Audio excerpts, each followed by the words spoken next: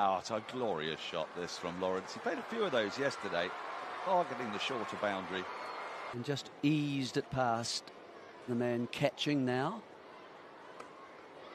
Oh, now then, it's the first use of the feet, and that has gone out. That's beautifully driven by Lawrence. That's a stonking shot through extra cover for 4. It wasn't the longest half volley. Finstand starts, driven by Lawrence, and that'll be 4 more. And you wager the children will be watching lots of runs this afternoon. I hope they like batting. Clipped through mid-wicket. Ever so briefly, the fielder there thought he may have been in with a chance for a catch, but the ball flashed past him and raced away to the boundary. Lawrence shuffles across to the offside and uses that vacant leg side area to score 4 more. He moves on to 94. And there's 100. Pushes it to cover, makes it home easily. And there's a second century of the season for Dan Lawrence. The helmet comes off, he acknowledges his teammates. Comes down the track. He wants one, and he makes it home. Just 200 for Dominic Sibley, his second double century in a Surrey shirt and 4th overall. And it's been a mammoth innings, 356 balls. Really know what the next objective is. Well, that's larruped up over long on, and it's gone all the way. Just made it over the rope, and just as Dominic Sibley did when he got to 100, he's accelerated. Oh, there's going to be 4 more. He's across his stumps, picks his spot, straight out of the middle of the bat. That's a fine shot, straight back past the bowler, as dismissive as you like. It was full, but he played that shot a couple of times yesterday. Oh, it's another glorious shot from Dan Lawrence. He does like it in that area, but the crispness and the timing and the placement. It's Cabell for rank in that sphere. Oh, it's a lovely inside out, over extra cover for 6. Towards the children away to our left. He's played that shot front line bowler, which... Oh, he's gone again. And it's going to be 6 more, and it's caught the crowd. Really good catch by a gentleman in a black T-shirt down below me, wearing a hat. There he is. Short, it was a brilliant bit of improvisation, this, from Dan Lawrence. It was fired in, and he just wanted to get it fine to the right of the short, fine leg, and he does it, almost chopping down on the ball. And that over, well, it finished with 16 off the last 3 balls. Oh, it's been clattered away. And it's 6 more to the short side, banged in short. That's been carved away. It's going to be 4 more, 2 short. And he does. Pushing it up to long on, he reaches 150 off just 126 deliveries. It has been absolutely dominant innings from Dan Lawrence. It's a beautiful shot from Dom Sibley. It looked like he was only going to get 1, but he will get 4. Mid-on fails to cut the ball off. Sibley straight as anything. It's just almost kissed the stumps on its way past. More runs for Dom Sibley. This time 4 of them. Just kind of opened up. But he's used his feet well again there, and he gets 4 more.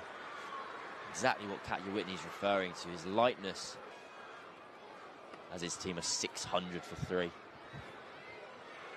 Well, that's the lunch break. A dominant morning session of play for Surrey. Dan Lawrence brought up his second century of the season. He surged onto 166. 1,000 runs of the season.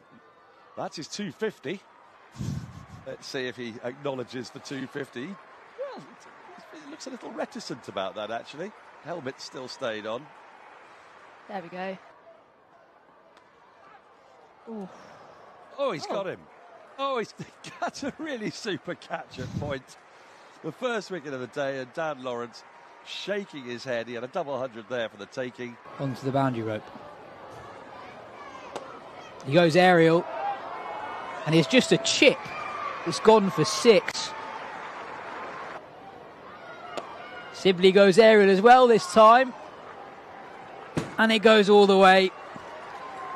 We saw Jacks go straight down the ground in the previous over. Sibley does it. And that's a single that will bring up both the half century for Will Jacks and the 700 for Surrey. A rare and enormous total. With more to add, you fancy? Here we go. Tickles it round the corner. They go for the single. And he's home. He's done it. He's made it.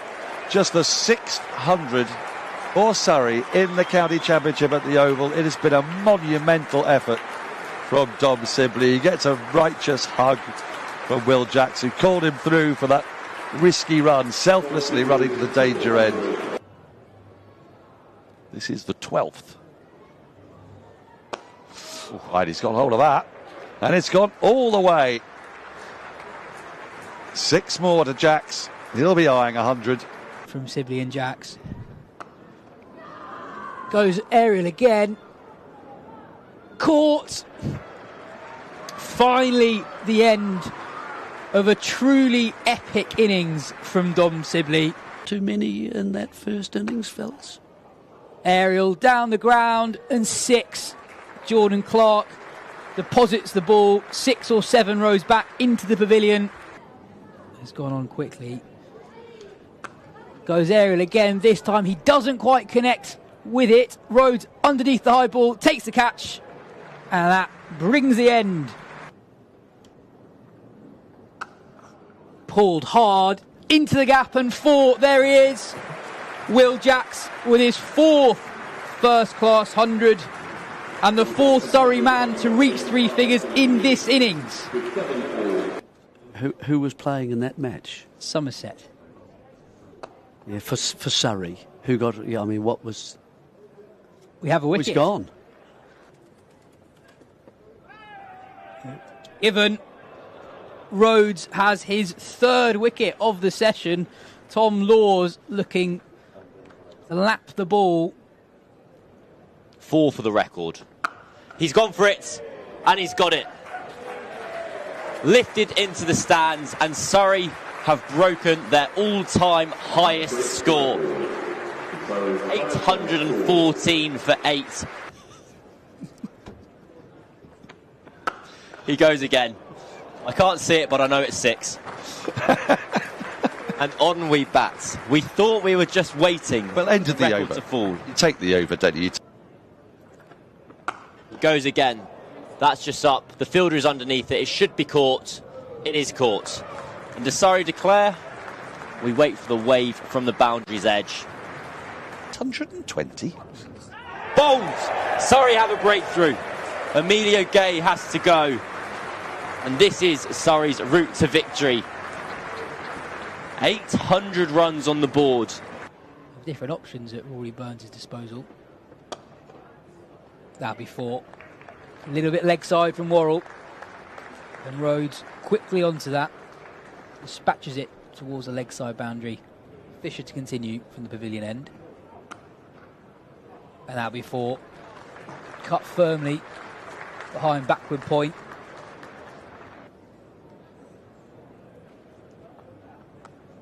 Oh, that's another edge.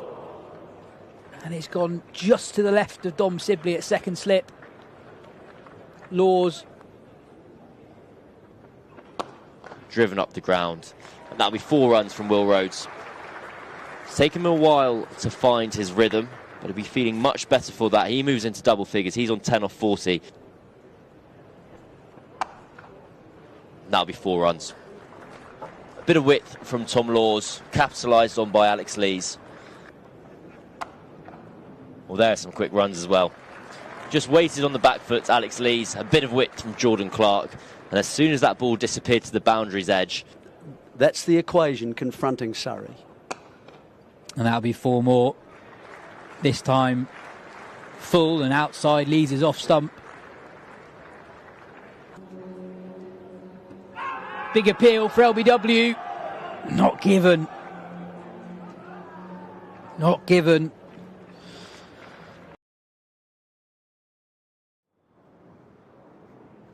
Hello and welcome to the Kia Oval for day 3 of this Rothesay County Championship fixture between Surrey and Durham. I'm Cameron Ponsonby. I'm joined in the commentary box by Phil Walker, and we'll be talking you through the opening exchanges of this third day. It's an unusual match, it's a special match, it's an historic match. Surrey made a club record 820 for 9 declared. I'll just repeat that for those who might have missed it first time. 820. Now, with no small thanks to Dom Sibley, who scored his first ever triple century, and then centuries apiece for Will Jacks, Sam Curran. And you know what? I'm going to have to check the scorecard because there's so many of them. I've forgotten. Dan Lawrence, he made the small matter of 178. The result of that is that Durham trail by 761 runs, and they'll resume this morning on 59 for 1. In effect, it's a 2-day, 2-innings match where Surrey are going to have to try and take the 19 remaining Durham wickets. The decision to bat on by Surrey is one of tactical debate, of nuance, of rights and wrongs. Phil Walker is with me here. Where did you fall on the whole matter? I wasn't here yesterday, so I was watching it from afar and listening to people such as yourself in the commentary box getting ever more giddy as these numbers started to fall like confetti around you. And the maestro statistician Andrew Sampson was kept busy across the course of the day. A word for George Trissell, the off-break bowler, who went for more than any other bowler in the championship history. 246, I think it was, that he leaked. 247, who's counting at that point. I felt for him, I felt for Durham. I was mildly surprised that they carried on all the way through past tea, up to 800, north of 800. I wondered if there was an element of making a statement. There's been so much talk and noise around the Kookaburra ball. There's quite a lot of scepticism around the Kookaburra ball.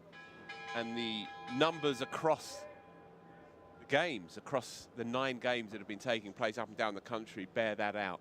It's not always felt like a fair fight for the last couple of days. And look, Surrey's tactics and strategies were simply, I would imagine, to keep Durham out there as long as possible. Squeeze every last drop of energy and will out of their opponents and then throw them in the dirt for 6 and a bit sessions. Surrey have, you would now assume, eliminated the option of a quick third innings breather, that they are going to get their heads down now. The weather is hot today, but less so tomorrow. And so it could be a case that they think, right, sweat it out today, see what we can get, see what we can scavenge from today on a pitch which is going to be drying and drying hard and crackling a little bit, but still going to be pretty robust. And then tomorrow, with conditions slightly more in their favour, see if they can force what would still be an extraordinary win. I think we can probably count Surrey defeat out now at this point. Durham would need about 1,200 to put them under pressure. So we can count that one out. Dom Sibley, 305. I was here on day 1. He was serene, and I was catching much of it on the streams yesterday, and he just carried on in the vein that he's shown, well, for 2 years, 2 and a bit years now since he came back here. But he's a more complete and expansive player now. He knows his game inside out than I've ever seen him before. And it was the monster score that he deserves and which you sense has been coming. Bats on his own terms, at his own pace, with a ramrod technique, and he never gets tired. It's a dream combination for any opening bat, and he's playing as well as ever. Well, you can see the Surrey team there going through their final preparations. Dan Worrell there using the ice bucket. It's a good effect. He's out on his back already. Yeah, it's going to be a long one. It's going to be a very, very hot day here in South London. We're going to have temperatures in the mid-30s. You do sort of wonder whether this is the hangover day for Surrey after their lust for runs of the past 2 sets of 24 hours. There are a smattering of fans in the ground. We saw a few of their laptops here earlier. The Wi-Fi at the Oval superb if you ever do fancy coming down to tap away in the stands. I'm genuinely surprised county clubs don't make more of how good their Wi-Fi is. Because if you come on down, you perch up with your laptop on your knee, and you can tell your boss you're doing whatever you want. I reckon there's a 3,000 worder in there for you, Cameron. The best Wi-Fi. I look forward to do an index. I'd hopefully try and make it sound a little bit more exciting than that. Yeah, we had, on day one, we had a cluster of people hiding in the shade of the SSE Energy Solutions stand, and a few as well out underneath us in the JM Fin, crowding around whatever bit of shade they could get hold of, and it'll be a similar story today. I think, by the way, before we get going, we should make a kind of embargo on talking about the weather too much. Okay. Okay, let's try and keep it to one. What if it gets really hot? It's already really hot. One every half hour. Okay. We'll keep a track record of that. So we've got, hang on, we're just before 11 o'clock now. So we've had the 10:30 till 11 mention. Yep. We're going to have one more between 11 and 11:30. So we, as a duo, are allowed one more nods to the cracking flags, blue skies, floppies atop almost every Surrey player's head. You mentioned it's been a bit of a lopsided fight with this kind of now infamous Kookaburra ball. Number of runs scored across the first innings. It's 4,508, and that is the most that has ever been scored across a round of county championship fixtures in the first innings in history. In history. Well, that's telling. The pros and cons of this particular debate, we're reaching a tipping point, one feels. So to the here and now, as I say, I wasn't here yesterday. I was catching it on the streams. What was your impression of what the pitch was offering for Surrey's bowlers in that last hour and a half? Took one, could have had a couple more. I think the could have had a couple more is the point. So there was a couple of deliveries where Dan Worrell got the ball just to move off the seam and beat the left-handed Rhodes, who's continuing here this morning. You can see on 16 off 75 deliveries. And it really felt that hour of play when Durham started batting was the point of jeopardy in the match, the first point of real jeopardy that we'd had across the 2 days, because yes, it can be a batting paradise, but if a new ball's in any type of high-quality bowler's hand, there's the opportunity for a quick flurry of wickets. Durham successfully navigated that period, but not merely because it was easy to bat, in part because Surrey put down two, I'd describe them as smart catches had they been held. You give your teammate a big pat on the back and say, really good catch there, had Clark or Sibley held on to their respective chances. But the fact they've gone down, the fact they know how difficult it will be to take 20 wickets across the next 2 days, were golden opportunities. Right, Dan Worrell is going to get us underway from the Vauxhall end. Rhodes is in behind, defends well. I wager it won't be the last time we see that combination today. Keep an eye as well on games around the country. As we say, wickets have been hard to come by, but there's been flurry in the game down at the Aegeus. It's not the Aegeus, it's Utility Bowl these days. Please, get your sponsors correct, please. Hampshire, Worcester, he's been struggling for runs all year. 679 for 7 declared, and then took 3 quick ones last night. Well, a play and a miss there from Rhodes. An early sign of aggression and early positive signs for Surrey. Yeah, it's a strange mindset, really, for these batters. They know that they have to combine across 2 innings to bat for 2 days to excavate a draw from this situation. But of course, they can't just sit on their bats. 96 overs a day. They have to still play their natural brand of cricket, and Durham's is to be front foot, propulsive, to get on with it.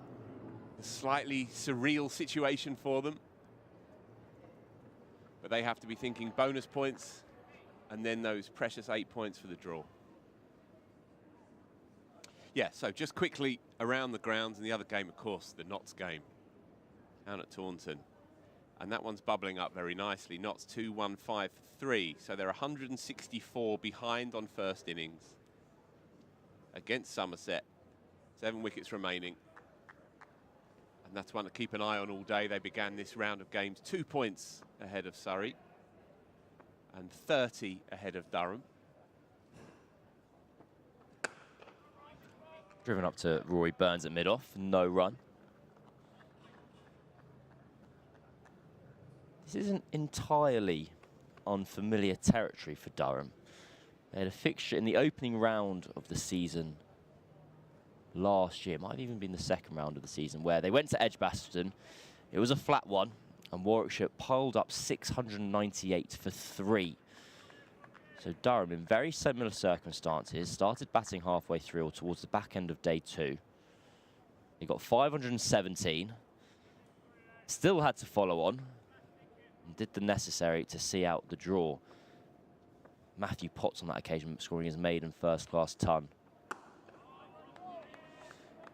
Another dot ball for Worrell. This time Rhodes defends up to mid-on. Obviously, Dan Lawrence, Will Jack's going to have to do a lot of work to off-break bowlers. Orthodox off-spinners, although they have very different ways of getting to the crease. But they will have a lot of heavy lifting to do over the next 2 days. Not necessarily to run through Durham, although that would be useful for Surrey, but to ensure that there's enough of a breather offered to the seamers. End of the first over of day 3, and it's a maiden from Dan Worrell. Will Rhodes watchful aside from an early waft where he played and missed. I do wonder whether Surrey could potentially, or will potentially, be tactical in their combination of the 2 off-spinners and Sam Curran.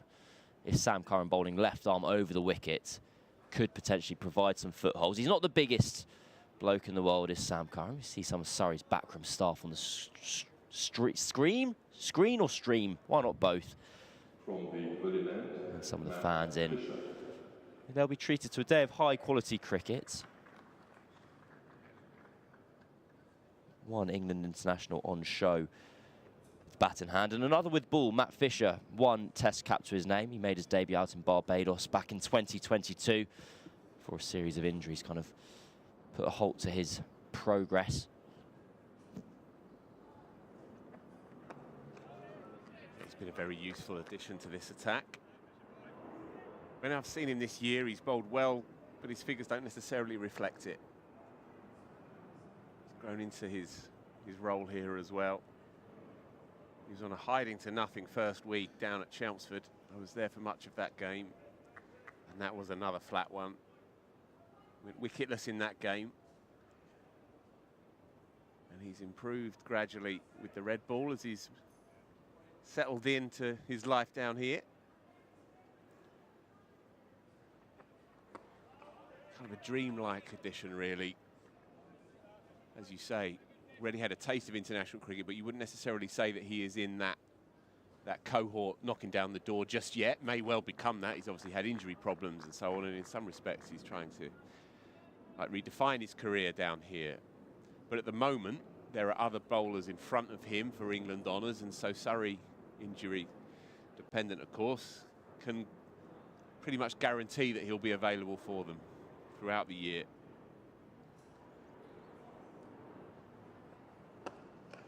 Lees defends again. Still get to see our first run of the morning. I do wonder if perhaps this is an overly generous assessment of perhaps Surrey's tactics yesterday. But while the extra runs, could very well argue, you don't need the extra 200. You don't need 600 to 800. But if they do have those 2 spinners, and they are expecting them to do a lot of the bowling throughout the course of the following 2 days, is the fact that they just have the time of Durham's bowlers running up and down that wicket, scuffing up the pitch a little bit more. Defended into the offside, and there is a cover point sweeper out there. Can't say it's, well, he might be as busy as he wants to be today, but saving the extra 3 runs, I don't think it's entirely necessary, as you pointed out to me before we came on air. So Durham are going to avoid the follow-on here. They need to get up to 670, which for all intents and purposes would take them to about tea time tomorrow. And that's if they score at a decent lick. There was definitely some logic to, as I say, keeping them in the dirt as long as possible. And last night, if they picked up those 2 half chances, 3 down for 60 coming into day 3, then Surrey would just say to you, well, there you go, there's the proof. One just hopes from Surrey's perspective that they don't find themselves in that final session tomorrow wishing that they'd had another session and that those extra runs, albeit they came at a very good lick, became redundant. But we shall see how this one rolls along. I really felt for Emilio Gay yesterday. 2 days in the dirt, dismissed early on. Tough gig. I really hope he found himself a nice bar or restaurant somewhere along the South Bank. He's got a day off today, he can put his feet up. End of the over, the score is 60 for 1. You say that, might be in by tea. It's a very good point. I felt for Ryan Patel. I mean, look, it's his own fault. He went after a wide one and nicked off, but when you bat first drop and you get, what, 20 odd, 15, 10 maybe? Not many. And then you see what happens around you. You can't help thinking that you're on the edge of a party, knocking on the window and no one's letting you in. It was a bad day for the Surrey Championship yesterday. Surrey made 820 for 8, and Wimbledon's Ryan Patel got 10, and Sutton's Josh Blake got 4. It's 8 minutes past 11 and you've already mentioned the Surrey Championship. It's only because I'm with you. I haven't done it all game. Sure.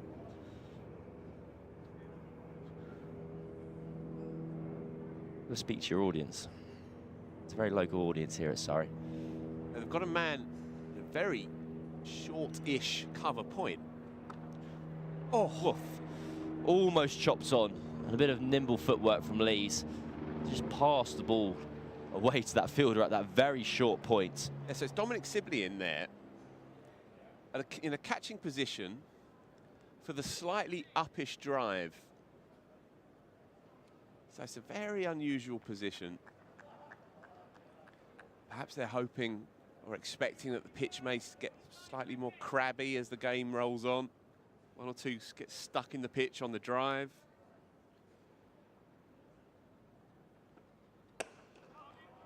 Fended up to the more regulation fielder at cover. We've got a box full of people, Cameron. We do indeed. It's very exciting and intimidating.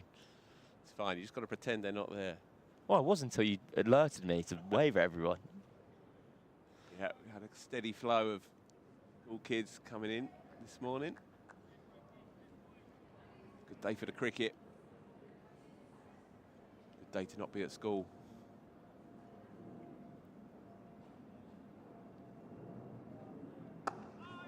Defended again by Alex Lees, and that fielder at a very short point in the game. Again, we did, of course, have Schools Day here yesterday at the Kia Oval, as well as a number of locations across the country. Had upwards of 5,000 kids in yesterday, and absolutely kind of changed the atmosphere of the day. It's a great initiative by a number of counties. I know they're doing it down in Somerset as well. And as a result of it, I believe, keep your ears tuned to this one, that there might be another attendance record being broken this week. 5,500, give or take, on day one, I saw, on a Sunday afternoon. It's excellent numbers. If you are of a Surrey persuasion, or indeed if you're just of a county cricket persuasion, it's worth reading Michael Atherton's piece in the Times. Over the weekend, I think it came out, when he chatted to a couple of people from this club about their strategy with regards to red ball cricket and how the club prioritises and values it and how they're making it work financially as well. There's plenty of takings from it. We hope that other clubs are listening, really. There's a lot of big clubs out there that could do with imitating some of the good things that are happening here. And I say that as a neutral. So if you do happen to get hold of Michael Atherton's piece, it's well worth reading. Dan Worrell, almost 8 overs in. It's been, as you can imagine, pretty much unattackable. Just 11 runs, make that another maiden. 11 runs from his 8 overs. Bang on the money. One of these bowlers you feel like he can mark out his run-up, put the disc down, feel it under his left foot, put a blindfold on and run up and land it right on a length.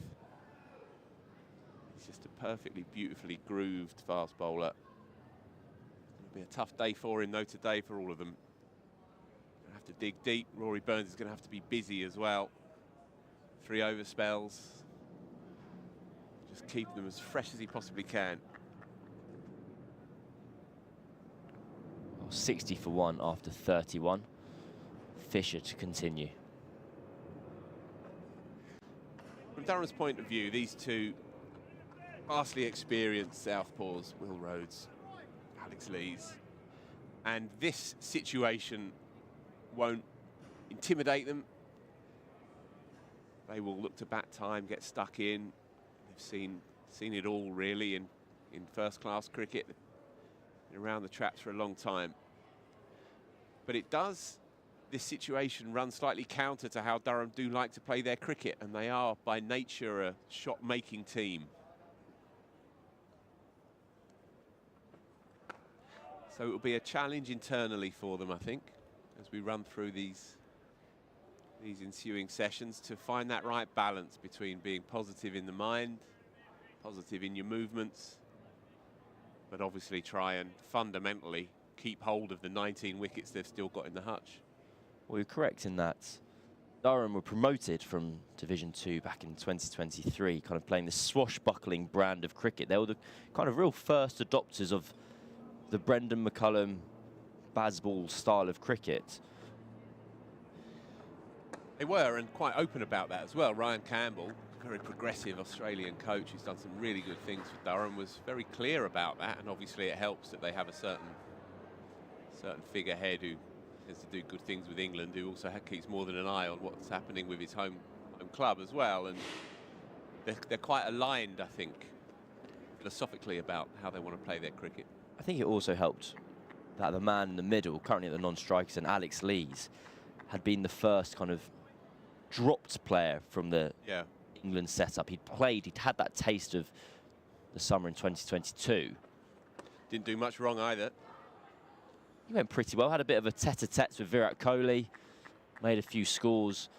And so when he went back to Durham, and he was in effect told, we want to see you scoring your runs in this manner, he led from the front and kind of was their defining figurehead at the top of the order.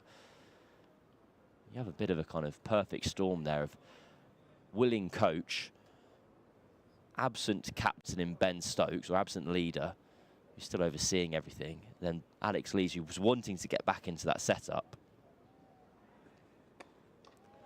Well, Fisher just finds the outside edge there.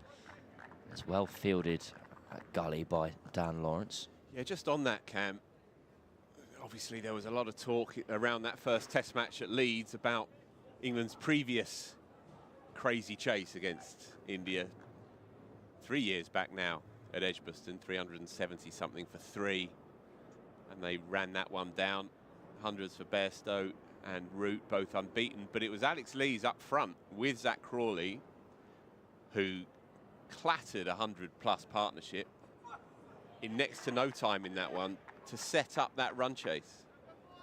He only played 3 more test matches after that. He made 56 and 65 balls in that run chase. Crawley made 46. They put on 107 in 21 overs to set that one up. So the memo had got through to Alex Lees. If you recall, in the South Africa test matches after that, at Lord's in particular, on quite a green one, got out in rather unfortunate fashion, running down the track and playing an injudicious shot. And 2 test matches later, he was done for. But I have no doubt that Stokes' creed and the approach would have suited him just fine if he'd been given a bit longer. Thing is, though, it's brutal at the top, and they shook hands with Alex Lees and introduced Ben Duckett. So, you know, there you go. That's the game. That is the game. But he didn't do much wrong, and he had his moments in that early iteration of the Stokes-McCullum great test match experiment. Well, Worrell has just got that ball to leap at Rhodes there. He strikes him on the thigh pad.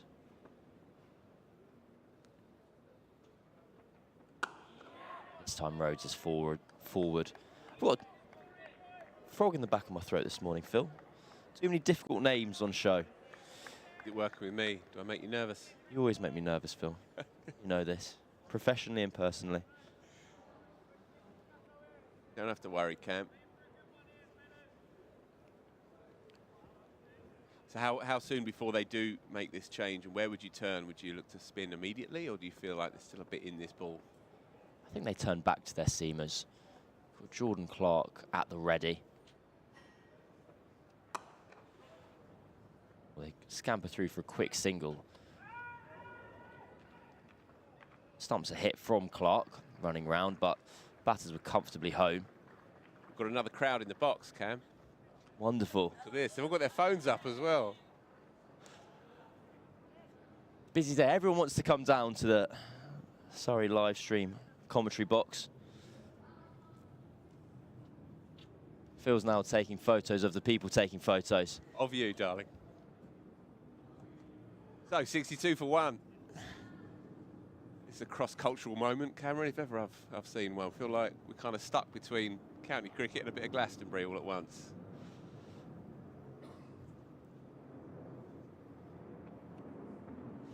This time, Lees just ducks underneath that delivery. We haven't seen Sam Curran yet with the ball.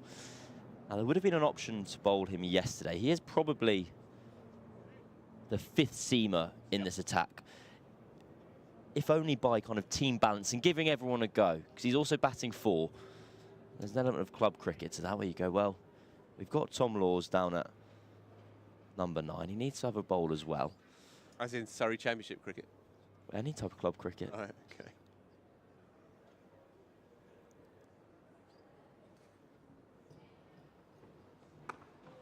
Lees defends again. I'll tell you what, I just want to check my stats, but I'm pretty sure we've only had 3 runs this morning. It's been a very sedate start to play. Rhodes is on 18 off 90. Lees now 34 off 98. Durham still trail by 758. That's a lot, isn't it? I would... When you've already batted for 32.5 overs and you're still 758 in arrears, that is a long haul. Lees defends again to bring to a close the 33rd over. The score is 62 for 1. I'm going to change my earlier answer of going on to seam and having a bowl with Jordan Clark and Sam Curran, Tom Laws. I think you've got 2 left-handers at the crease. You've got 2 very competent off-spinners in Dan Lawrence and Will Jacks. And you've got 750 runs to play with. So can you play on those egos? Can you toss a few up above the eye line? Kind of resist the temptation to put fielders back on the rope, as would be cricketing convention. And just see what joy you can find.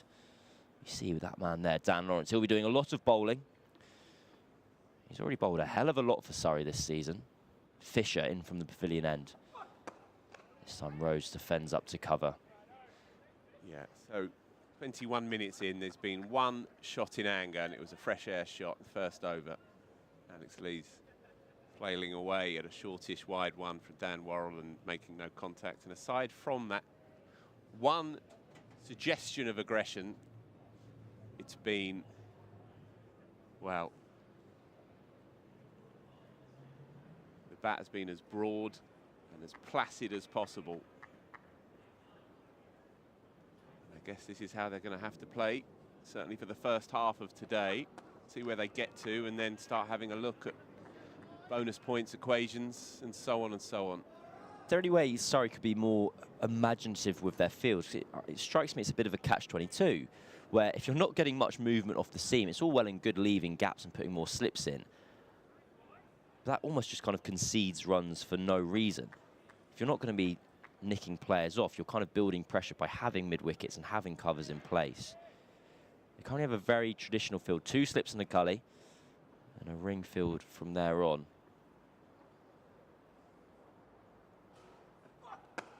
This time it's driven through that cover region.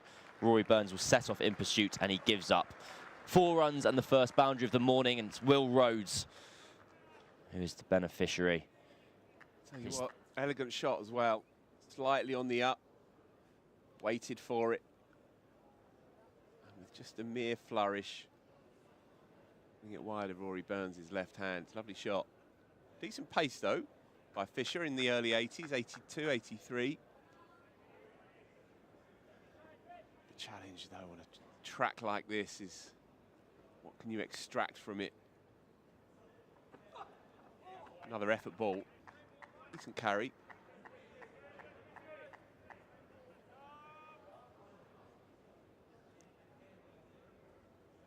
You see there, 90.2 overs remaining in the day. There's a lot of time here for both parties to have to deal with. Probably more so for Durham than Surrey. Surrey will be feeling that. 2 days, 19 wickets might be a stretch, but that's the life they chose. Whereas Durham will be, well, for Alex Lees and Will Rhodes, it's a net at the Oval.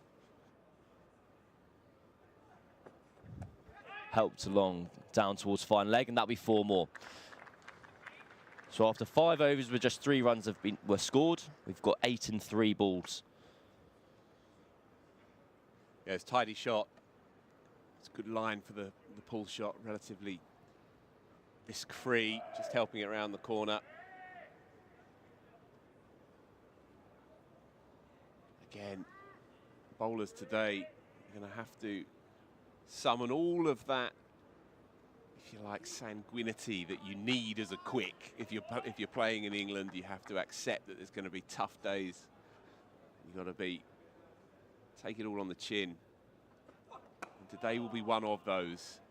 I'm going to run through this side, you wouldn't have thought. Dig deep into the, if you like, the gallows humour that all county cricketers need. Well, another over ticks by. Durham 70 for 1, and they trail now by 750. Nice round number, 3/4 of 1,000. They are just numbers you're not familiar with seeing on your screen. Yeah. I think we can just leave that deficit number alone, can't I was going to leave it alone, because we'd already referenced it. But I saw 750. It's such a neat and tidy round number. So Surrey's all-time highest? All-time highest. Beating, Go on. they're at, what, 811. That came against Somerset in 1899.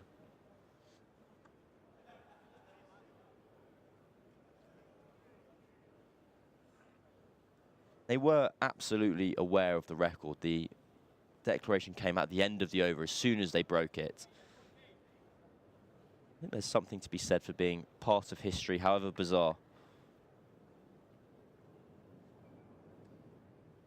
But now the fight is on for Surrey. Can they combine a club record score with a famous victory? Worrell is into Lees. Lees defends to mid-wicket. Sam Curran lobs the ball over to, I reckon that's Dan Lawrence there, who's doing the ball shining duties. Always one player in each team who's kind of almost employed as an extra role. I wonder if it goes in their contract. There was a good moment on the highlights I was watching this morning when Will Rhodes took that steepler. I think it might have been off his own bowling as well. 5th wicket fell at something like 747, and he instinctively, once he'd taken the catch, just started rubbing it on his trousers. It's going to make all the difference. And there we go again. Ball defended up to Ryan Patel at cover, who immediately lobs the ball over to Dan Lawrence. He's ball shiner number 1. Ryan Patel there on your screen, missed out in the first innings. And you'd be surprised if he gets another bat in this match.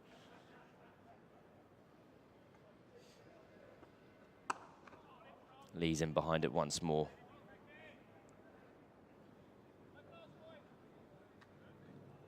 How does Surrey keep the energy levels high across the day to keep Red Bull going and motivated? Red Bull? Yeah, various isotonics. Oh, Red Bull. Oh, the energy drink. I thought you were just referring to the colour of the cricket ball. The Kookaburra ball. You never know.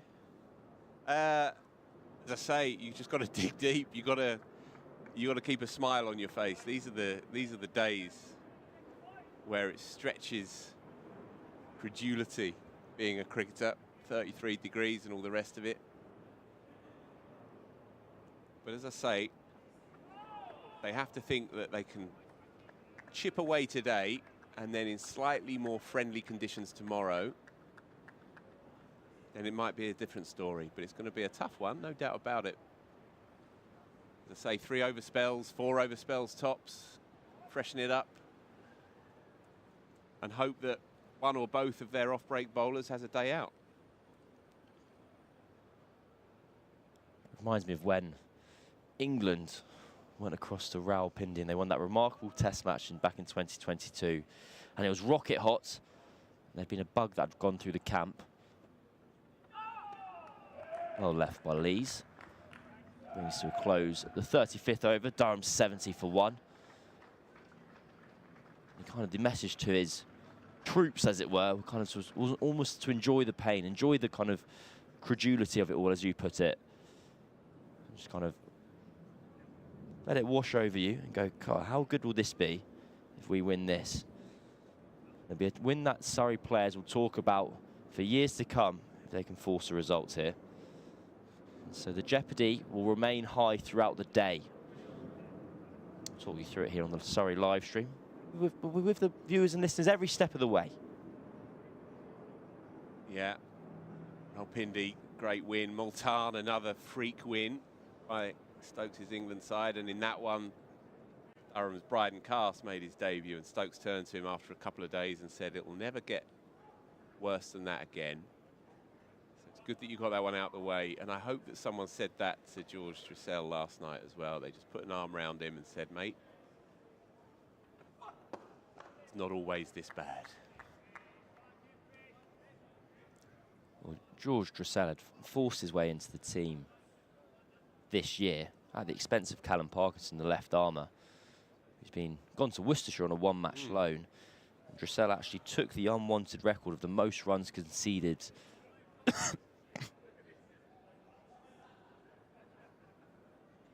You are struggling this morning, aren't you? Cameron's expired and we're barely half hour into the day, so it's going to be me on my own. Wicket's fallen in the Notts response to Somerset, and it's Ben Slater, 100 and a few overnight, not out. He's gone to Jack Leach for 124, and so Notts 4 down, still 143 behind. That could be a game keep an eye on over the next day and a half. Significant ramifications, of course, for the top. Notts going into this round of games with a slim 2-point lead of Surrey, who are hunting them down, you fancy. Jack Haynes, good young player, 49 not out in that one. And Ishan Kishan, a signing for Notts he is. Just joined him. So that one is bubbling along nicely. We mentioned as well the Worcestershire-Hampshire game, relevant at both ends of the table. Worcestershire picking up the rear as we were coming into this round of games, but they stumped up 679 for 7 with a couple of doubles in there. Jake Libby, serene, unbeaten on 228, and Adam Hose smashed an astonishing 266 on the first day with 7 sixes and 31 fours. Well, Hampshire are 4 down for 80. Got him. Surrey have their first breakthrough of the day. And it's 2 down, 18 to go for the home side. Well bowled by Matt Fisher. Will Rose just feeling outside his off stump, and his 99-ball stay comes to an end.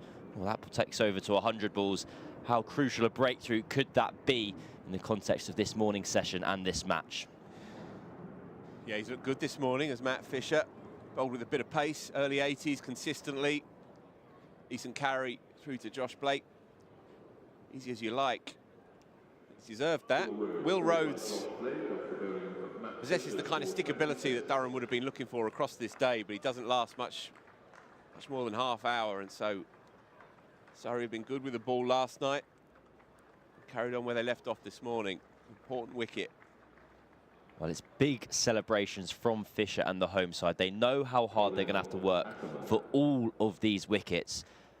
And Fisher's just got that ball to almost slip across the left-hander.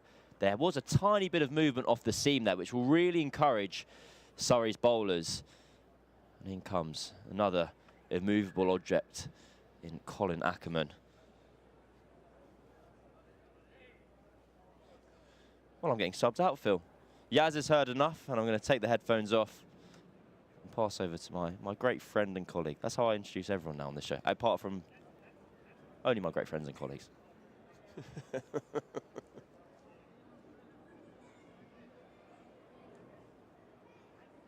I think you wanted to say me there, yes?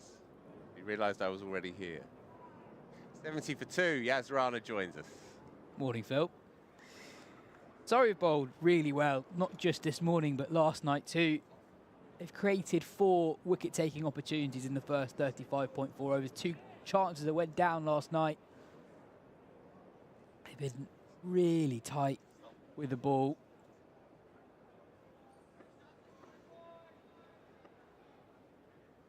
A good sign too that Matt Fisher drawing an edge that carries 35.4 overs into the innings. Colin Ackerman, the new man in the middle, 2 slips in a gully waiting behind him. He's looked really good this morning, not just because he's picked up his 2nd wicket, but he's looked fit and energetic, and he's bowled with a half a yard more than he's shown, I think, up until now in his Surrey career. He's clearly settling in nicely here now. And he's pushing that 83, 84 mark regularly. If you can extract wickets on tracks like this, in conditions like this, then they almost count double. Already played for England, of course. He's been bang on it right from the start. Very good. It's the end of an important over for Surrey. Durham 70 for 2. Yeah, with Fisher, he's been around for a very long time. Made his debut as a teenager for Yorkshire at the age of 15, a long time ago now. But he's really battled injuries, so he's never actually played a long run of games. And actually, this is one of the better runs of fitness he's had over the course of his career. He's never played 10 championship games in the summer. Is that right? This is number 7 for him. How old now? And he's 27. Well, we've seen it many, many times with young quicks who come through as prodigies and then have to grow into their body and get used to the rigours of it all, and then come stronger in the second half of their careers, in their late 20s onwards. Perhaps he is one of them.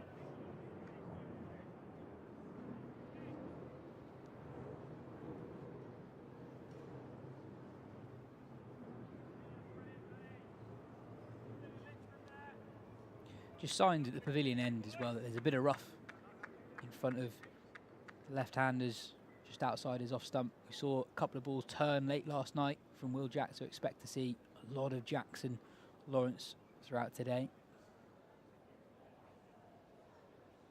Yep. Obviously, Alex Lee's left-hander, Jimmy Neesham left-hander as well. And Surrey also have the feet of Samuel Curran. So if they did want to try and create a bit of rough stuff outside the right-hander's off stump, then Sam Curran's southpaw angle could come in very useful across the course of the next 5.5 sessions. They may not need them.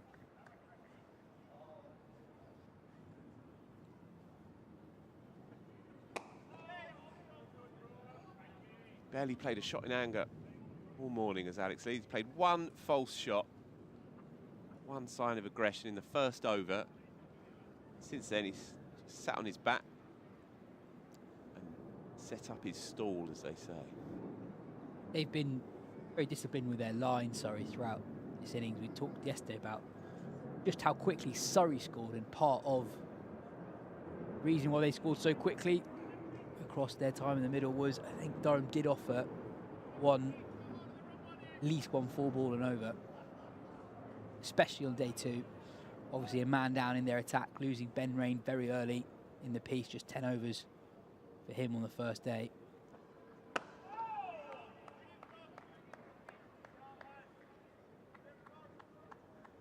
Surrey have given Durham very little to work with. Now, I don't want to be shot down by Durham fans here. Just dealing facts. Colin Ackerman batted twice here in this corresponding fixture last year and was unbeaten in both innings. Durham were beaten quite comfortably by 10 wickets, but he was not out 78 and not out 40 in both innings. He's forgotten what it's like to get out at the Oval. Thankfully, that's right off the middle. I can breathe again. He's got a brilliant first-class record, full stop. Colin Ackerman, 28 first-class hundreds, 11,875 runs at 41, 185 games behind him going into this one. Yep. Played 46 white ball games as well for South Africa. Of course, Netherlands as well, and been a fine servant for this club. Really smart signing. They've picked up very well around the counties, haven't they? Ollie Robinson due in next. Brilliant signing from Kent. Ackerman, of course, from Leicester. Or Leicestershire. Keep doing that. Driven down the ground, and that will be for Ackerman off the mark. It's a lovely shot, but the Surrey fielders have their hands on their head, because just before that ball, Rory Burns moved Ryan Patel to a silly mid-on, really close to the bat. And that ball, although it came out the middle of Ackerman's bat, wasn't too far away from Patel. It's a lovely shot. Shows how much faith he has in this surface with that fieldsman there, that he's still able to take him on and beat him. Very, very early days, but he looks in good shape. I think Durham, similar to Surrey in many ways, they have a lot of homegrown talent that underpins a lot of their success in recent years, but they have also recruited panelly. Ackerman played a lot of cricket in Division 2 for Leicestershire, did really well for them for a number of years. Very, very good signing. Mentioned Ollie Robinson too. Wasn't always guaranteed a spot in the Kent side, and within a year or so of joining Durham, he was in the frame for England call-ups. Of course, won an England call-up for that tour of New Zealand initially, at the back end of 2024.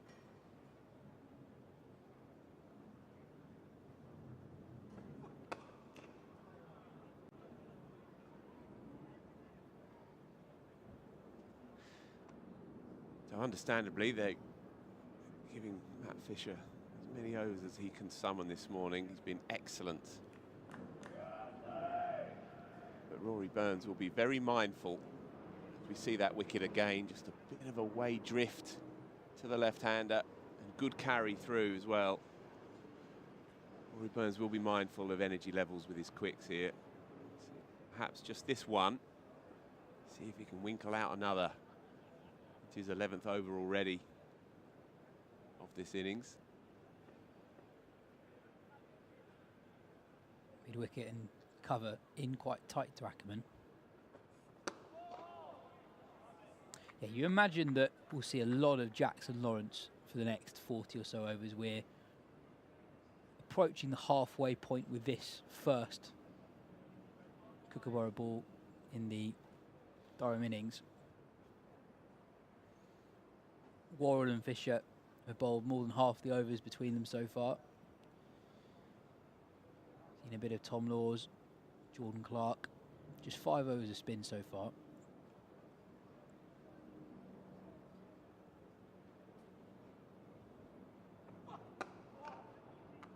I'm going to step away, yes. My stint is done for the morning. Jeremy Coney will be stepping in.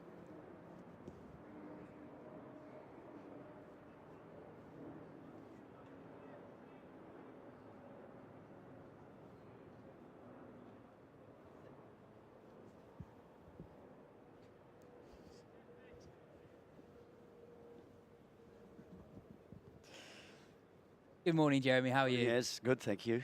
Very good. Well, well, what a day ahead of us.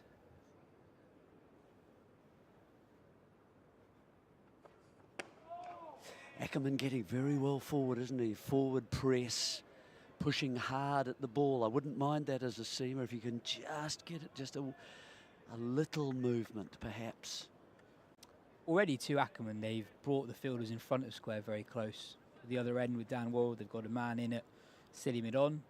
For Matt Fisher, cover and mid-wicket a little bit closer than they normally are. Is that something that they would have seen in Ackerman's technique? I think, well, for me, I mean, I'd be interested that at second slip. I'd be very, very keen if he's pushing hard like that in his defence. Driven firmly again to mid-on. And I'd be ready. Just a little bit of movement from Fisher, slightly away if there's anything at all. You know, Durham obviously have a big task ahead of them today. I don't know what you think about it. They're going to need some chiseled defence, and they're going to need stubbornness if they're going to get out of this. Could be scurrying between the wickets. Could be a change of ploy here. That man at short mid wicket's gone back to the fence. Yeah. Maybe time for some short stuff from Fisher. Yeah, well, I do think there are so many options that captains can use, and they allow their bowlers to at least bowl 2 lengths, don't they? That's not just all the time outside off, just at the right length, and then a little bit of extra width, and one coming back if they can, or running a bit wider. They're going to have to use all those subtle skills that a bowler possesses, I think, today. If you were Rory Burns, would you be tempted to do anything particularly funky? If you look at the scorecard right now, Durham trail by 744. Yeah. They're currently going at 2 runs and over, so they're about 350 overs away, 4 full days play away from overtaking, so sometime on Friday morning, maybe, Friday afternoon. Yes. In the second round, they play each other. Yes. So would you be tempted? The scoreboard is so unusual at the moment. We're looking at a 2-day hunt for 18 more wickets, which is not something that you ordinarily see in the Championship. So given the match scenario is very different to normal, would you be tempted to do something as a bowling unit in the field different to usual? Not at the start. I think you go through your routines that the bowlers are accustomed to, they're happy with. Driven nicely by Lees, but it'll only be 1. Setting fields that they feel comfortable with. You've got to. That's how they pay their bills, you know. Through line and length and through. I mean, Surrey is a seam dominant side. It always has been, and it's been successful in the past. And if they can. I mean, the thing that's against them obviously is the pitch and the ball, unfortunately today. But that's been against all the bowlers, hasn't it?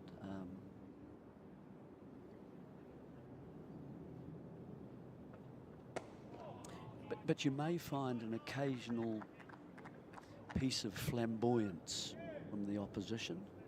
You know, they're just tempted to get some runs. They're not happy with just remaining static at one end all the time. A lot of players don't like doing that. And they just, in the end, they can't leave something where they'd like to play a nice cover drive or a square drive and so on. So you bring your slip and your cordon into play, a slightly slower paced delivery that you toss up there, and they go for the drive and it's caught cover. Oh, that's really carried through well to Josh Blake behind the stumps, back of a length. First sign of a delivery like that today. I'll encourage the Surrey seamers. And the interesting thing was that Ackerman still pressed hard forward, wasn't it? Where the length said, actually, I let that go or I go back. It's certainly a go back delivery, I think. Yeah, it is. And he's coming forward at it. Just drops the hands, but just a little late. It's a good length from Worrell. Break it up.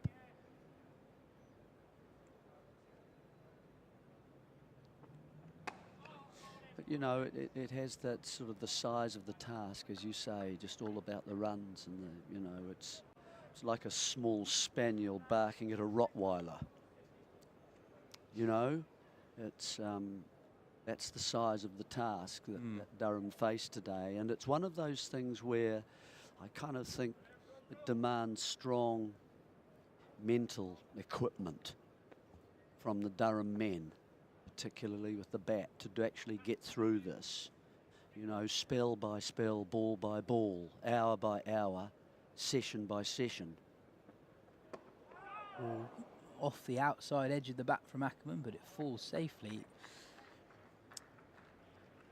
I know we've talked about the conditions and the ball in particular so much over the last few days, but I do think Surrey will be reasonably encouraged by what they've managed to create with the ball so far. 2 wickets, 2 drop catches. We've seen in this over alone a ball falling just short of point, a ball that goes through at shoulder height from Worrell as well. So have been relatively encouraging signs for Surrey.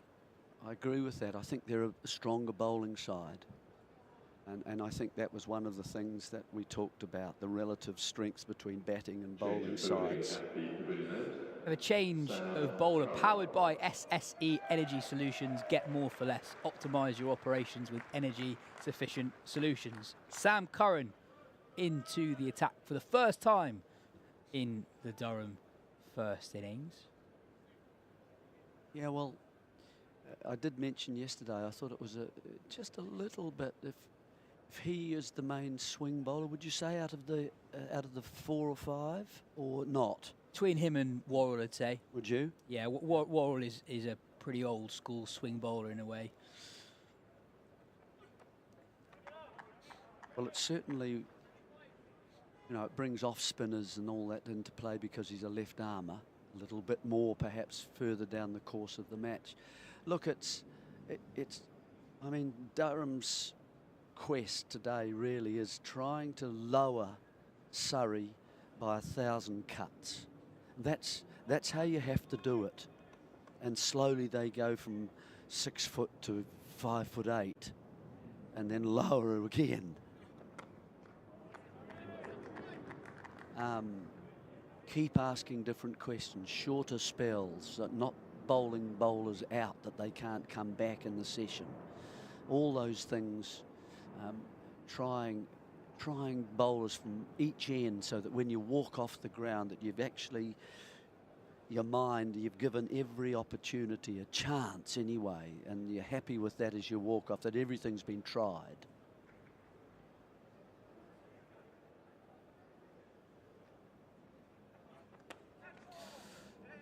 That'll run away to the boundary. Ackerman second, but not totally convincing. Hands away from the body. In the air for a brief moment of time. Yes, he's very keen, Ackerman, at the moment, to go quite hard at the ball, to get the bat on the ball, and that's quite wide from Curran, and that's encouraged because of the length. He's gone hard at that, but it's hit the outside edge of the bat, sort of outside middle, and run away. But it's a half chance. He's batting on basically off stump at this stage, the edge of the bat on off stump. Does he have a trigger? A slight trigger away to the offside as well, so the right eye is over. It seems to be quite a common technique nowadays, doesn't it? A lot of the batsmen doing that.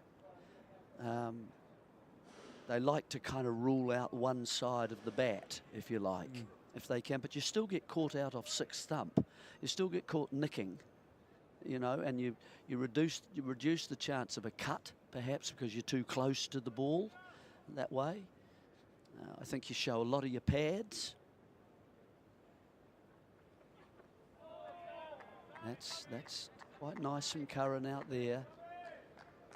It's a good carry. I think they'll be encouraged by this. I think in the games that have been drawn here before this, well, the games that have been drawn here at the Kia Oval earlier in the season, I think one of the notable things was how the pitch has had less life on it on days 3 and 4. But so far on day 3, the carry's been okay. It's always been a feature of Surrey pitches, I think, the good carry that they have. edge, but down into the ground, well fielded by Dan Lawrence at gully. It's a good first over from Sam Curran. Durham 82 for 2. And another thing as well, comparing the two bowling attacks, is just the number of options Surrey have. So we've seen Worrell and Fisher already today. 1 over from Sam Curran. We've still got Tom Laws, still got Jordan Clark, and then you have two spinners. And Ryan Patel. As a sort of a few overs, haven't you? So you've actually got 7 options. Exactly. So in terms of fatigue over 2 days, it's not going to affect them in the same way as it might a normal bowling attack. We have another change of bowler powered by SSE Energy Solutions. A game changer for businesses. Receive renewable electricity from their wind farms and hydro plants. Jordan Clark in for the first time today from the Vauxhall end.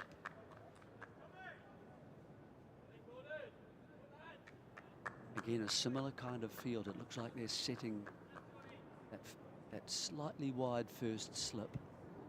Hope it doesn't go between there. You know, there's always that question of, do you cover a smaller area better? There are 3 fielders who are quite square on the offside. Backward point, the short point fielder Dom Sibley, and then a cover point. What do you think there? Yeah, and a gully. It looks like that sort of natural angle across the left-hander, Lees, I think he's a key figure today. A, the captain. B, an opener.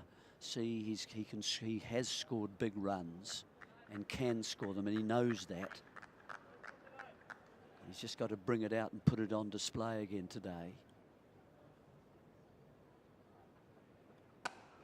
Short, and that'll be 4. Lees quickly onto that short ball from Jordan Clark. Yeah, that's handled pretty easily, isn't it? He saw the length very early and sort of slightly disdainfully just whacked it away. No, whack sounds like it was a loose stroke, but it wasn't. It was quite tight as well. Whenever we've seen bowlers fall a little bit short, it's sat up quite nicely, hasn't it? Been there to hit. Yeah, the pace is not. I mean, on the aside, Durham, is the pitch and the ball, as we've said. And that run away for 4 more. Again, slightly short of a length, but this time bit of width for Lees to work with. That's raced away the longer side of the ground for 4 more. Lees onto 45. Yeah, but it's in that area, isn't it? That's certainly the Surrey side are looking to attack. I mean, with those 1, 2, 3, 4 players. Oh, they've dropped him out now. I think I'm not sure about that. Not sure about that. I'd rather have him there or in the air. Stroke in the air. That's saving runs. Do we need to do that? Short again. This time Lees doesn't get hold of that pull shot. Picks up just 1. I think one of the benefits of having that massive total is that you can have catches in for perhaps longer than you normally might. And you give your bowlers the chance. Bowlers, they're interesting, an interesting animal. So they don't like lots of runs going against their name. I can understand that.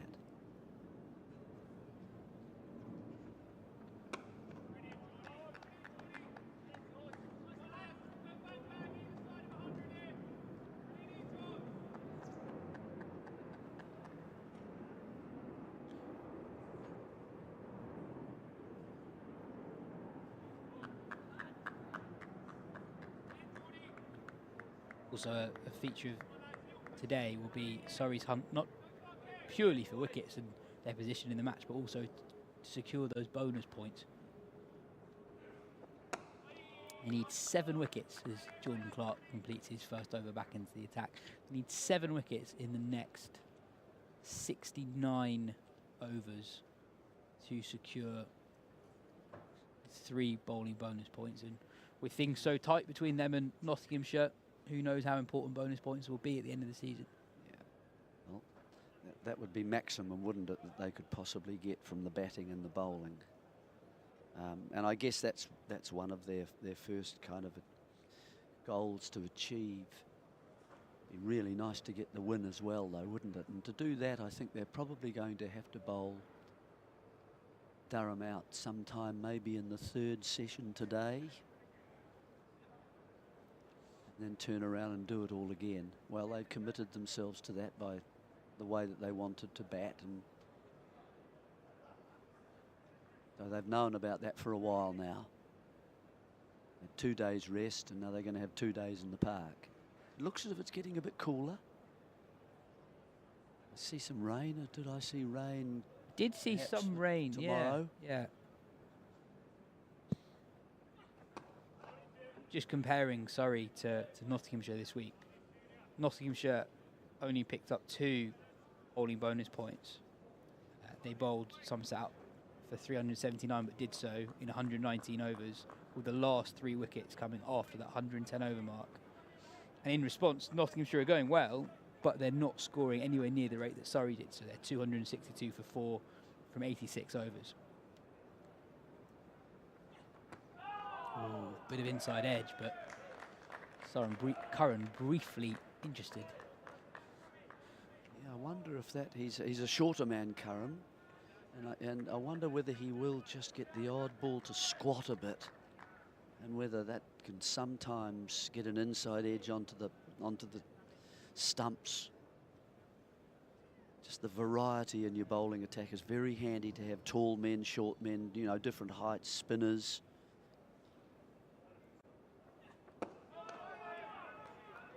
Yeah, Curran may be looking to bowl a little bit straighter at the moment.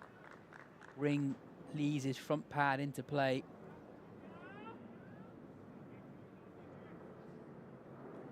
They're just finishing that point on bonus points. If you look at the table live right now, Surrey are actually top of the table because of the bonus points they picked up in this game. 5 to Nottinghamshire's 3 so far.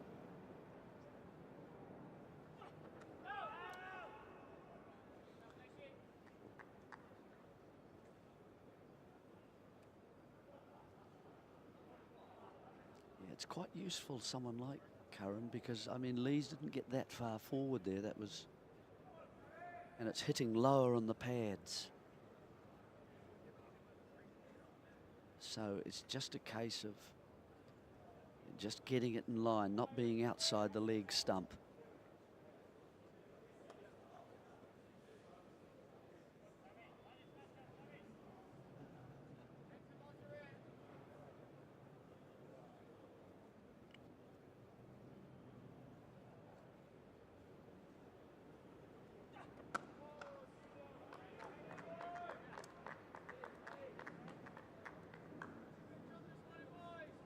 Semicircle of catches beside the keeper. One at first slip, one at sort of a, I don't know, would you call that a 4th slip, a very, very fine gully. And then a man just behind square, all catching though. That drive off the front foot or the cut, mainly the drive from the left-hand angle.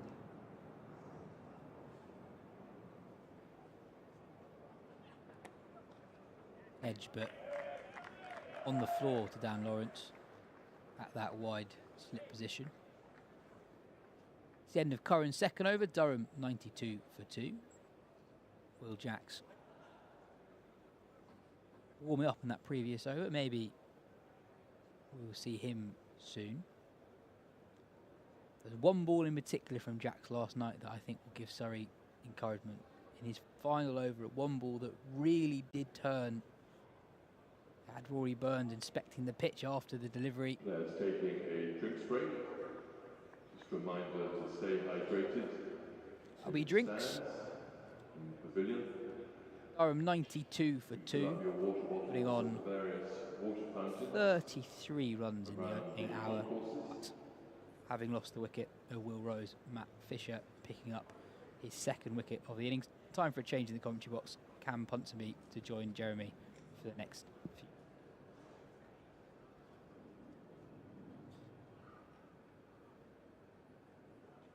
So 42 overs, 92. They started at 59, didn't they, this morning?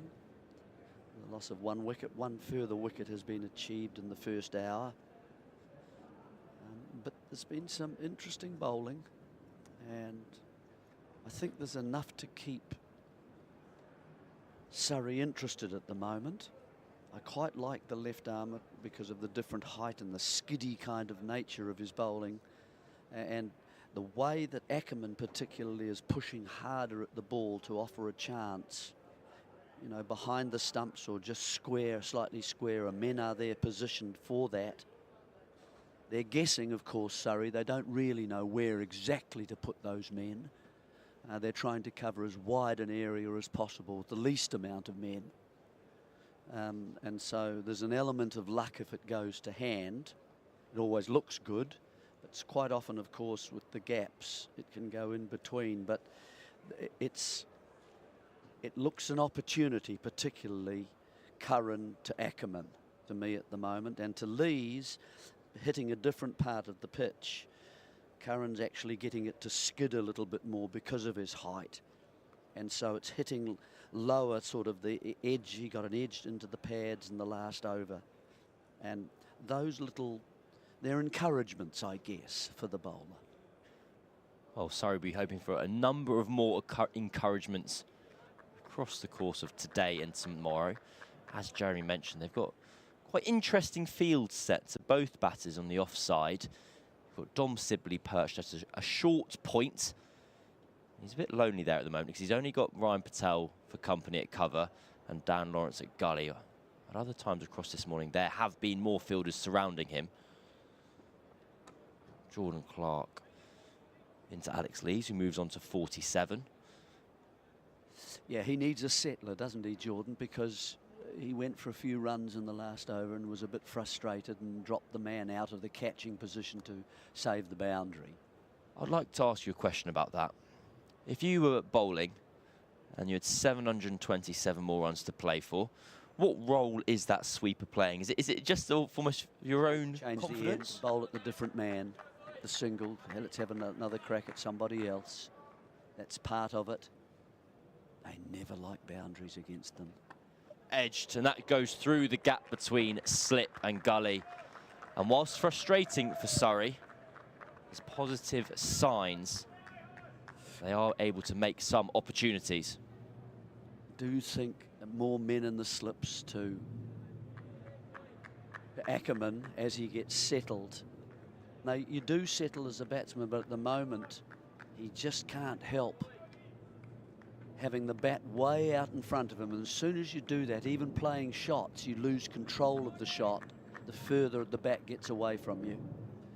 And I think men have got to be in there for that reason. There was a little bit of lift there. We've seen that's not just taken the edge of Ackerman's bat, but almost the shoulder of it as well.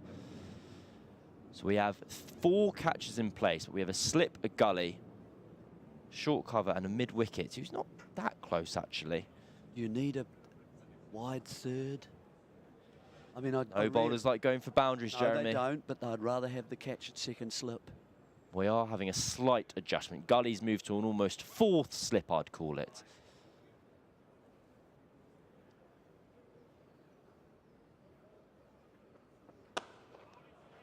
So I'm clipped through to mid-wicket, and it's half a stop by Ryan Patel. They're able to run the rebound.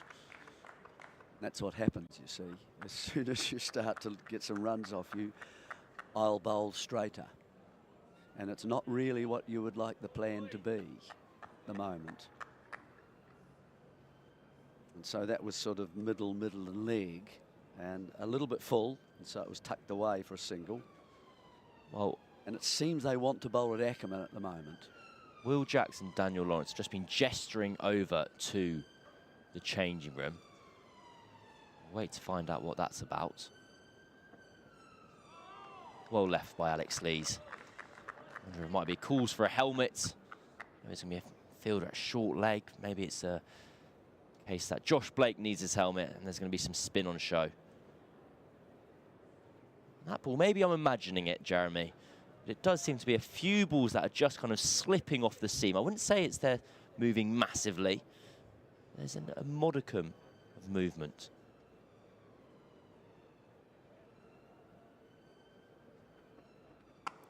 Cuts straight to that man at short point, Dom Sibley. Well, as I said, I just think generally the Surrey attack will hit the pitch a bit harder, and if there is anything out of a newer ball, It's 42 overs now. It's starting to probably get a little bit soft. They say with the extra lacquer on the ball that they're trying to remain, to prevent that softness happening too early in the overs. They're just a wee bit quicker.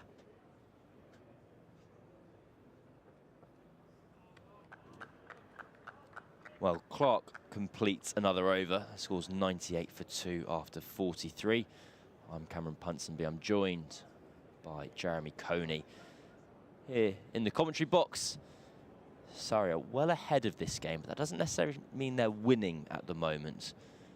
They've got a hunt for 18 more wickets across the course of today and tomorrow. They made a club record 820 for 9 yesterday, a quite remarkable set of circumstances.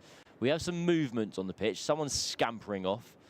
Substitute fielder has scampered their way on.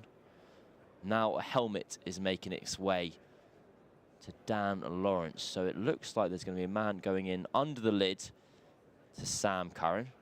Go on, place your bets, Jeremy. Where's this man going? Short legs, silly points? Sam Curran, I would say, looks as if he's going to stay offside, but he might be going closer, or are they just taking it to? Yeah, he's going in. He's going in. Yeah, yeah. He's got several edges, hasn't he? And they've gone quite short, and much shorter than he's actually taking the position. But I think that's a reasonable. I think he's about a third slip, but going quite closer than that. Curran just angling the ball across Ackerman. So Lawrence in at a kind of a super short slip.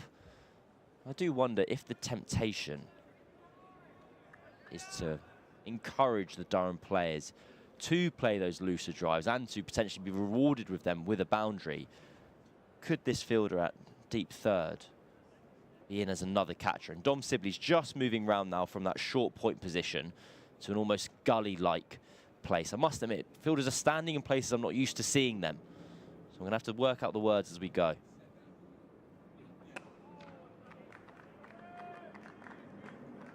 Yeah, they're kind of those positions that come from sort of slow pitches, aren't they? Where slips have to be closer than they are really comfortable to stand. They're not going to have much time, and it's going to be a reaction catch, so they've got to get low so that it's always much easier to come up for a catch than it is to go down. So you've got to be down there for a start. Left alone by Ackerman.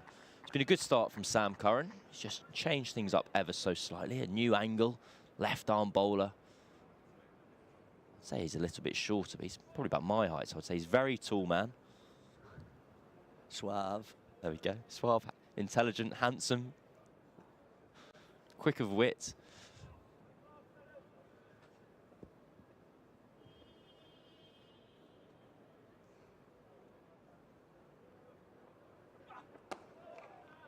Defended into the offside again by Ackerman. Very hard hands, though, still, Ackerman, so that's something that all the Surrey players will know. He's, in other words, not allowing the ball to come to him without looking to punch the ball. He might get away with it, but that nice angle from the left armour going across gives the bowler a chance with the slip field they're setting. Left alone again by Ackerman. Good discipline so far in places from the Dutch international. See a replay here. Curran's just sliding the ball across Ackerman, teasing him, encouraging him to play a loose shot.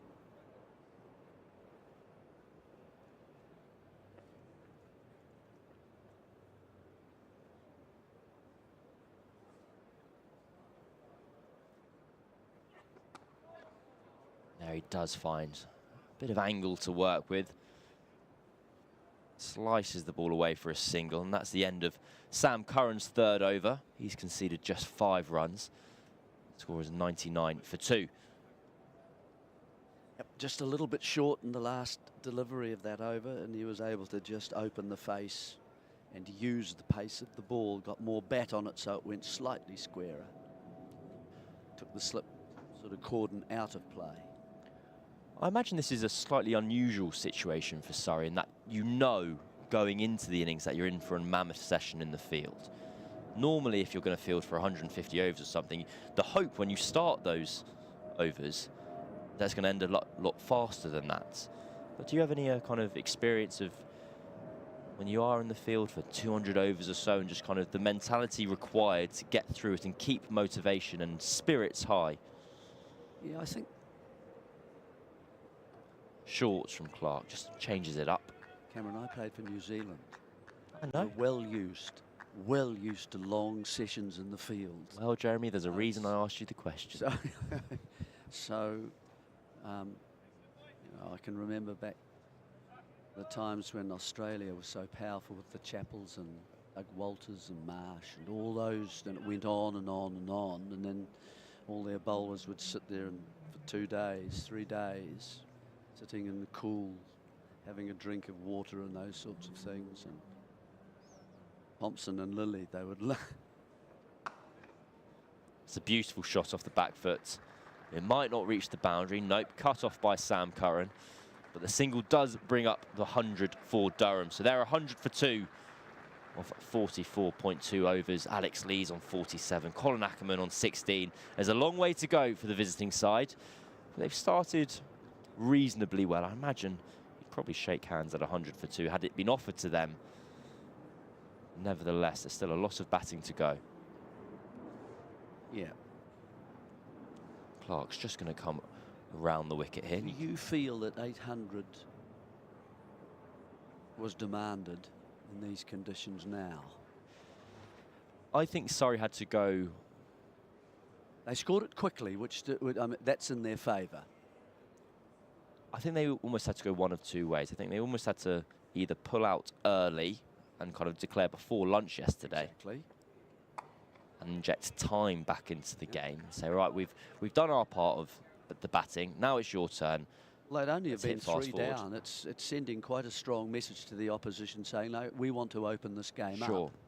And then the opposition either accept it, and that means they either get up to that total or they go past it a little.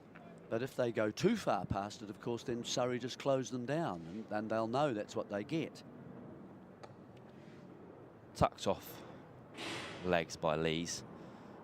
And on the flip side, because they scored at such a quick rate, the difference between declaring... It's a case of an extra session batted rather than an extra 200 runs, I think, is the kind of primary currency in that situation. I also like our colleague Phil Walker's kind of slightly mischievous prediction. No, I'm giving you a compliment, Phil, from the back of the pack. See, I'm always getting heckled by Phil. Yeah, don't worry. Where Surrey have been very public in their dislike of this Kookaburra ball. And so it marks a bit of a statement. Oh, I see. Yeah. To say, kind of, look at what's happening here. Look what it is possible to do. If you do wish to keep on batting, it is possible to do that. And we don't want people scoring 820 for 9 every week. What about yourself? When would you have called time on the innings? Well, I made it quite clear. I didn't like the idea of going on this far. I mean, that's one option. Of course you do. You get there, and the bonus about that, as I say, they got there quickly. And so they weren't taking too much time out of the game. But I would have played along and tried to go the other way, pull out at, say, once I got my batting points, and perhaps go on to 530, that sort of thing, and then open the game up. It's just those were the two options.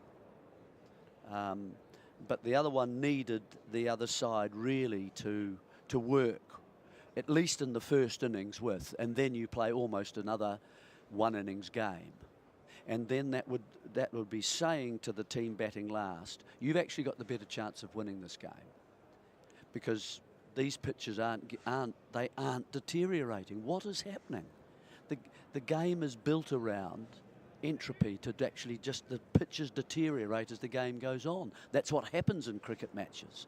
It's not happening at the moment. They're getting easier and easier. Curran continues 3 catches in place behind the wicket. No, you raise a good point, and it's something that's teams, well, England are doing it currently, where you choose to bat last because both pitches have not been disintegrating as much. There's been some venues where batting has become easier.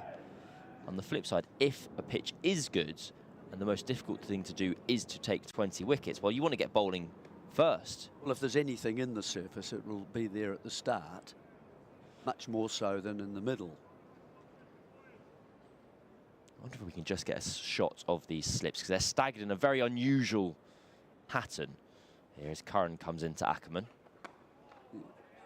Yeah, quite difficult to field where Sibley is fielding at the moment, with a man in your left kind of eye is ahead of you. And him moving at any stage towards a half chance tends to put you off a little bit.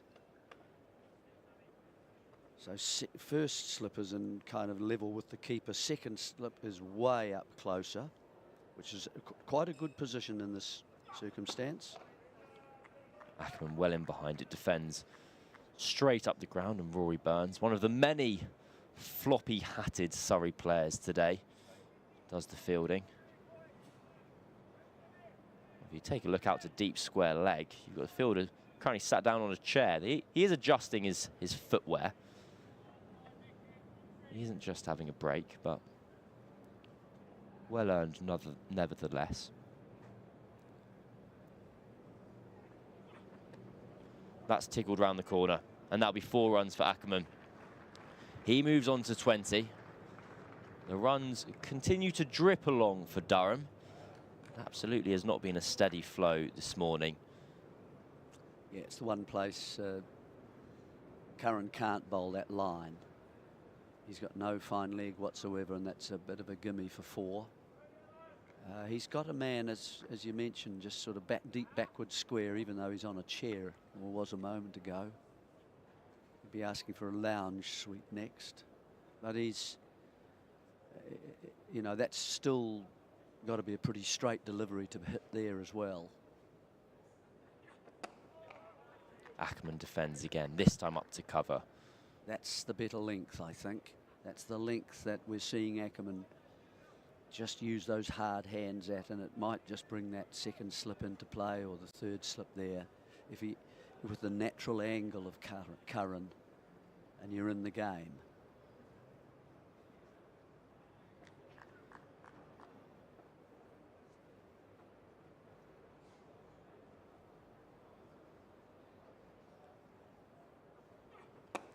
Driven back up to Curran, who fields off his own bowling, and his latest over is complete. The score's 106 for 2 after 46 overs. And we're going to have a change in the commentary box. Jeremy Coney is going to make way. Former Surrey and England batter Ali Brown is going to join me in the commentary box. Ali, you've batted many a time out at the Oval. How much would you be enjoying this scenario? What would be your motivation at the moment? Is batting time for the sake of time something that you found pleasurable, or was it more you wanting a more situation where the runs were required? Well, you'd want some wickets like this. I mean, I certainly had quite a few wickets like this, to be honest with you. I mean, but Durham are in a position where, you know, they're not just batting time. They've got to keep scoring. They've got to play well. They've got, you know, another 700 to play with, and for me, the change in this game is I'm interested to see when the spinners come on, especially when they're bowling on the opposite end to Sam Curran. Tom Laws coming to the attack. Lees tickles that round the corner. In fact, he'll get 4 for it, and that will take him to a half century as well. His 4th score of 50 plus this season. He's batted very well for his team so far, averaging north of 40. And, well, if Durham are going to save this game, it'll be the first of many milestones for them. I should add as well, change of bowler for Surrey. Tom Laws has come into the attack. All changes of bowling are powered by SSE Energy Solutions. We're up for the test. Let's reach net zero together.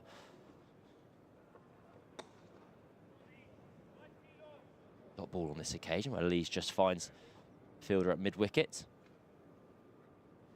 He's really got to take the Dom Sibley role, hasn't he? I mean, I thought Dom played very well throughout his 2 days of batting, and I think Alex Lees has got to take a similar role and think, right, I don't want to take too many risks, but I want to keep scoring. There's lots of opportunities to score. The wicket is good. The ball is, well, we've talked about the ball. Yeah, I mean, he'll know that he's got 2 days of potential batting for a very large score.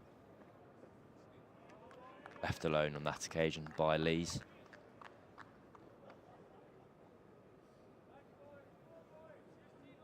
I always found it interesting. I was reading a few chapters of Jared Kimber's latest book, which is called The Art of Batting, and he has a chapter on batters' motivation, where different batters kind of drew joy from different scenarios. So someone like Brian Lara, when there was the potential for a record-breaking triple century or quadruple century, that really kind of got his beans going. He loved batting long, whereas there's someone like the South African Barry Richards, who liked it when it was tough. And if it was 60 runs that was required to change the game or win a game, he'd get 60, and he wasn't fussed about pushing on to 110, 120. And that's why I wonder about this situation here, where what motivates these Durham batters? Are they the type of personalities that enjoy effectively having a net at the Oval and batting for long periods of time? I mean, Alex Lees is also captain, so he'll want to lead the team and show by example, and he'll be thinking, I want to bat positively, but I don't want to be playing loose. If you look at the field is well set. It's probably set for a lot of balls that will be in a good area, and then the occasional ball that they might push wide. And it might look like loose bowling, but I think it's a plan. Looking at the field, it's the sort of thing that you kind of get dragged into a ball that you might well drive. You've got Dom Sibley as a catching cover point, and then behind you've got plenty of fielders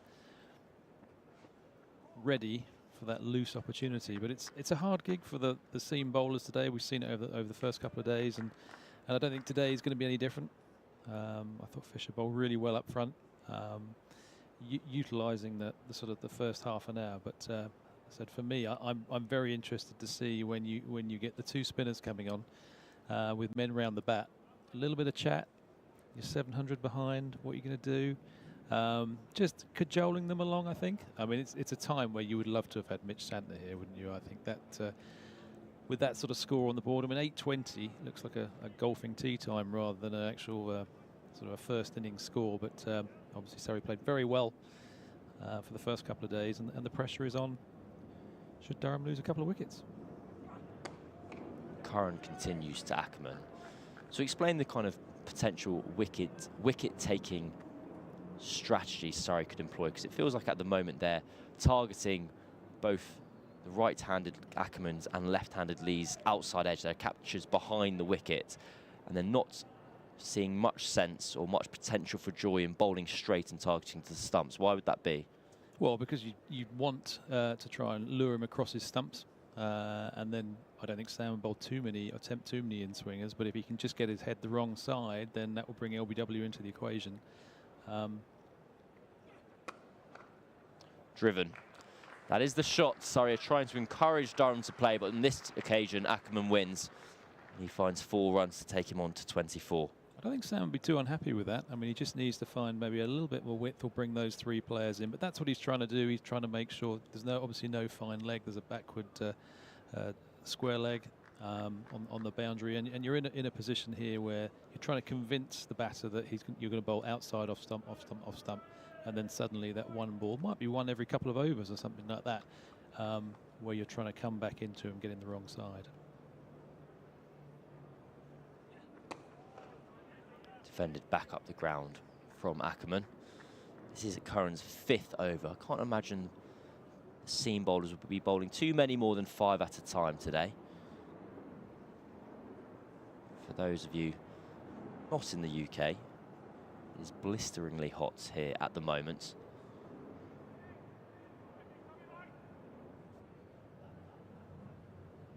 Yeah, it's very warm outside. I mean, I was walking outside the ground earlier, and you don't notice it. Gone. Surrey make another breakthrough, and exactly as Ali Brown and Surrey had planned. pushing it across the right-handed Ackerman, targeting the outside edge.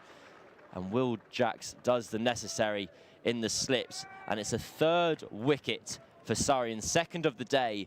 And their quest for 20 wickets continues.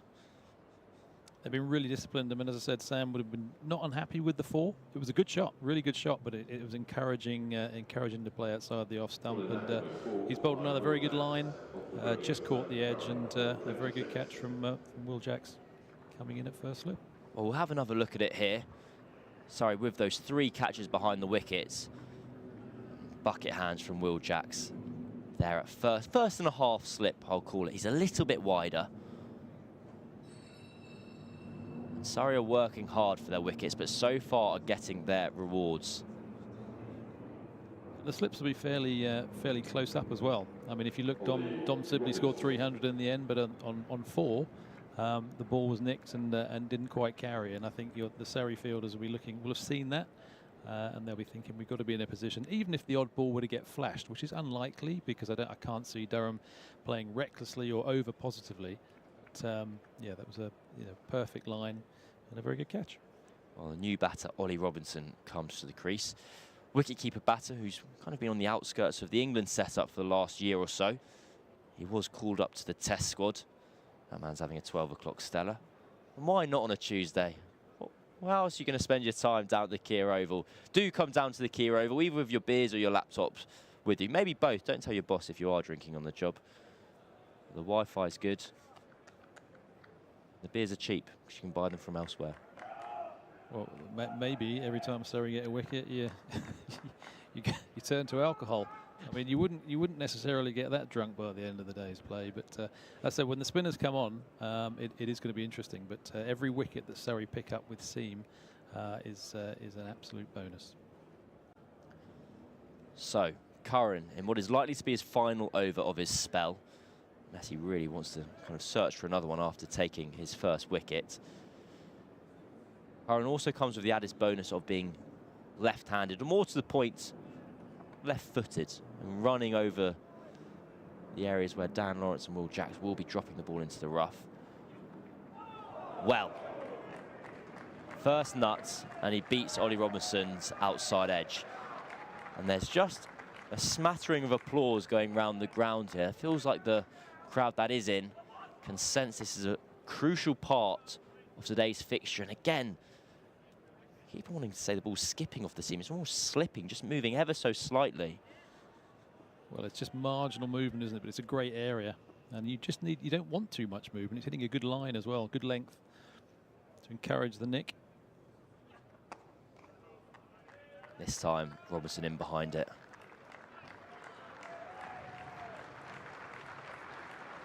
Let's see if we're going to have another look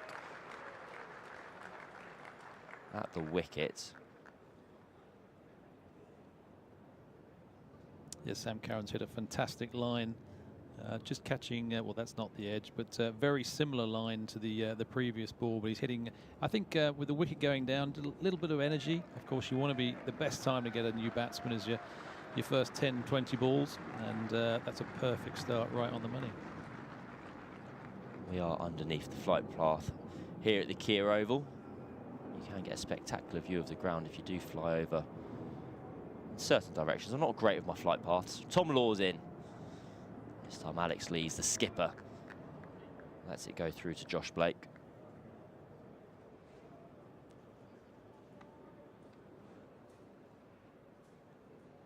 So, 29 minutes until the lunch break. A new batter at the crease.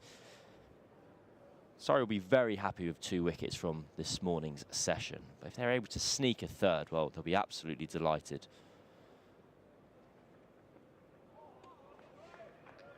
They bowled very well. They're sticking to plans. They'll be very happy. Durham haven't really shot off. Of course, they're going to pick up their odd boundaries because Surrey are going to bowl aggressively and in good areas, but they haven't chased the wickets too much, which is a really good thing. They've hit good areas, good lines. Things aren't going to happen necessarily in a rush. You might get a new batter. You might get 2, that go fairly close, only because a new batter is struggling to get in. But I think they've been very disciplined this morning.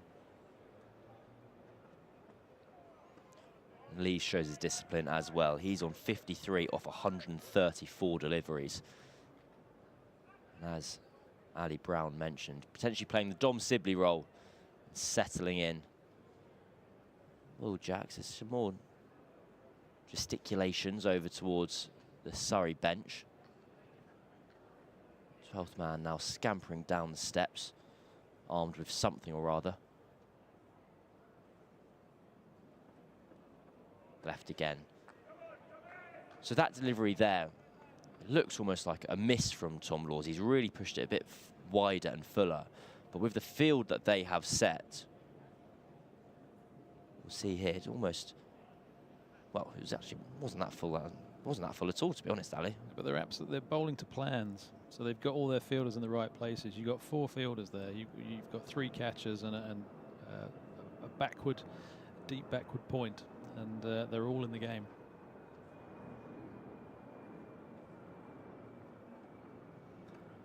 I think what's impressive is it's sometimes when nothing's happening, it's very easy to just try and hit the middle of the wicket and try and get things happening that way. And I think that's where I think Surrey have said, right, we're going to hit good areas, we're going to occasionally go a little bit wider, but we're going to try and make you play.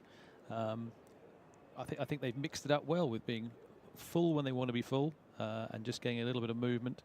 And as they've been rewarded with those 2 wickets this morning. It's a game of cat and mouse at the moment between Laws and Lees. Who's going to get bored first? This time Laws just gets a little bit straighter, forcing Lees to play. The score's 114 for 3, and we're going to have a change in the commentary box. Ali Brown is going to stay, but I'm going to make way for Yas Rana. Yeah, I don't get the feeling that Alex Lees is going to get bored anytime soon. I think he's playing a pivotal role here for Durham. He knows that he's got to be there. If there were 2 ends to be opened up, a new batter to come in, and 2 men on naught, then Surrey really would have their tails up. But Surrey in a good position here, yes. Still leading by 706. And I think over the last 49 overs into this Durham inning, there have been signs of encouragement for Surrey. The carry's been okay. The odd sign of inconsistent bounce, and from the few overs of spin that we did see last night, turn from Will Jacks in particular. Yeah, I think you can count on one hand the loose balls that they've bowled probably in the entire innings. They really have stuck to their plans, and as I said, if they keep doing that, they are going to get their reward.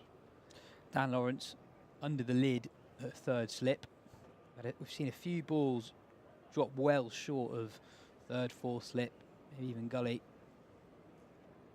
He's a couple of yards closer than Jackson Sibley at 1st and 2nd. Beats the outside edge again. Robinson hanging his bat outside the off stump. A couple of times now that Curran's beaten the new man Robinson. Yeah, he's looked really good. And the thing about Dan Lawrence there with the helmet, I mean, he's looking. Also, Dom Sibley, Will Jacks could be in that position where they get that famous Irish cricketer ricochet, where you find that Dan gets a hand on it, and suddenly it might get caught in the keeper, but he's in the game. That took me 1 second longer to get than I would have liked. I was going through my head. I think I know my Irish cricket. But it is important. I mean, there were times when I was feeling it slipped to Martin Bicknell, and luckily the PCA do new dentures.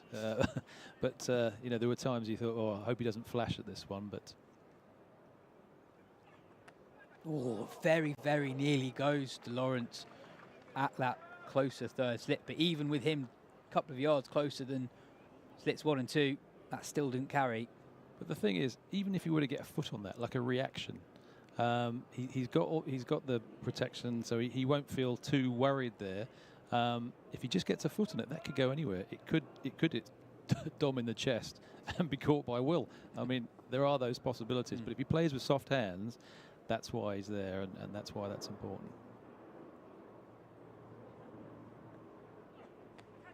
Again, very nearly goes to Dan Lawrence. Got a hand on it, but they didn't carry again. So the reaction time there is so short. We saw Steve Smith pick up a nasty injury in the World Test Championship final, fielding in a similar position on a slow wicket at Lords. He's looked very good there. I mean, he's looked good all game. He's good to look with a bat, but that is not an easy position. You have to be brave, and you have to just know that you're going to react. And you know, I think he's been very impressive because it's not an easy position to field. Different field to the left-handed leads. 3 slips, but all the gap between them. And the thing is, in the field, if someone said to you it's 32 degrees today, it's roasting. You're going to be in the field, you've got to wear a helmet for parts of it. You'd be like, really?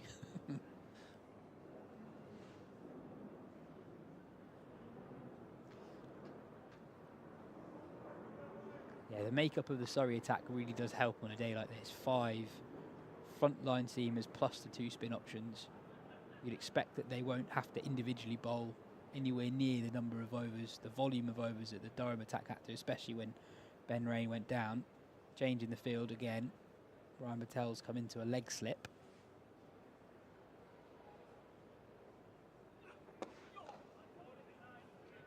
Yeah, Curran looked to bowl quite straight to Alex Lees.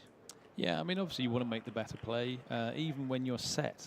You know, there could be, because you have your trigger. I know Alex Lees doesn't really trigger so much as others. He's more sort of on the front foot and looking to move forward. But you know, when you do move, you don't always get your trigger perfectly. Most of the time you do, but it might be one thing that just takes it off. So that's why it's good that Surrey are sort of targeting the stumps. And I felt that Surrey have hit a better length than Durham. I felt that Durham on day one, they were just chasing it a bit too much, went too full.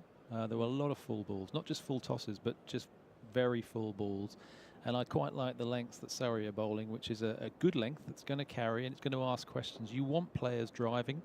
You want to try and find those edges, and I think they've done it very well so far.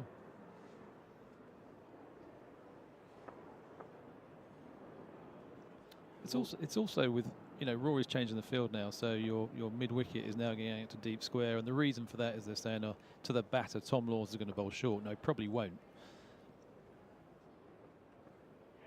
He does. But they're actually, you know, so the man's gone out because that's what you're saying to the batter, that you're saying, right, this is what's going to happen. So you want to be in his head that actually this is what's coming. And first ball, he's let him know what's coming. But then, you know, it's changed back again. But probably because he's played that quite easily and he thinks he's not going to be caught up in having a pull or a hook. So, which is a good thing from a batting perspective. You don't want to get involved in that sort of battle. Fuller from Laws and flipped behind square on the leg side by Robinson. Comes back for 2. Burns has been so proactive today, constantly tinkering. Well, he's a very experienced captain, isn't he? He's a really good captain. I love his field positions, and I also, you know, love when Sam was captaining in the T20, the various positions that he might change. Always thinking not like there's a default field that'll do. It's like, right, how can I change things? Because the batter will know, you know, where the field has gone, and will be trying to think why that decision has been made.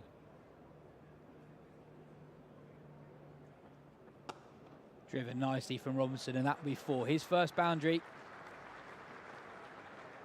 Slightly full from Laws. A compact shot from Robinson. But again, I wouldn't be too disappointed by that. There's obviously lots of runs to play with, and you just need, you know, you give away 3 of those to pick up a chance of an edge in the slips or behind. With the runs that Surrey have, you give away 20 of those. Yeah.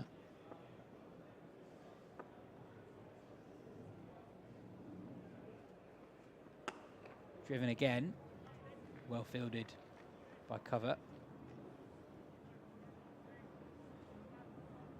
Yeah, another change in the field. Ryan Patel, who started the over out. Then in, he's out again. Now this is where the batter will be thinking, okay, so last time he did actually bowl it short, but I would be expecting him not to. Just trying to get, I just like the constant, you know, changes in field.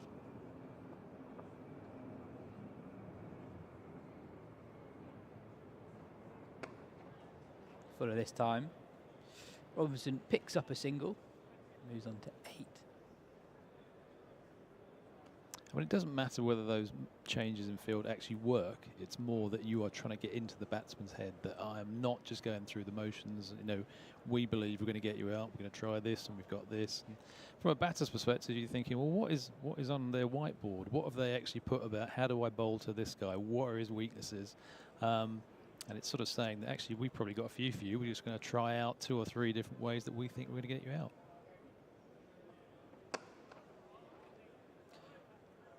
It's the end of the over. Durham now 122 for 3. Can you think back to any games from your time here at Surrey where conditions were flat, it was difficult to take wickets, but Surrey had loads of runs on the board, where maybe Adam Hollyoak got particularly creative with success in the field?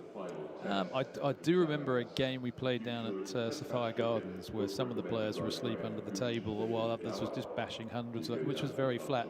And I think there was a little bit of...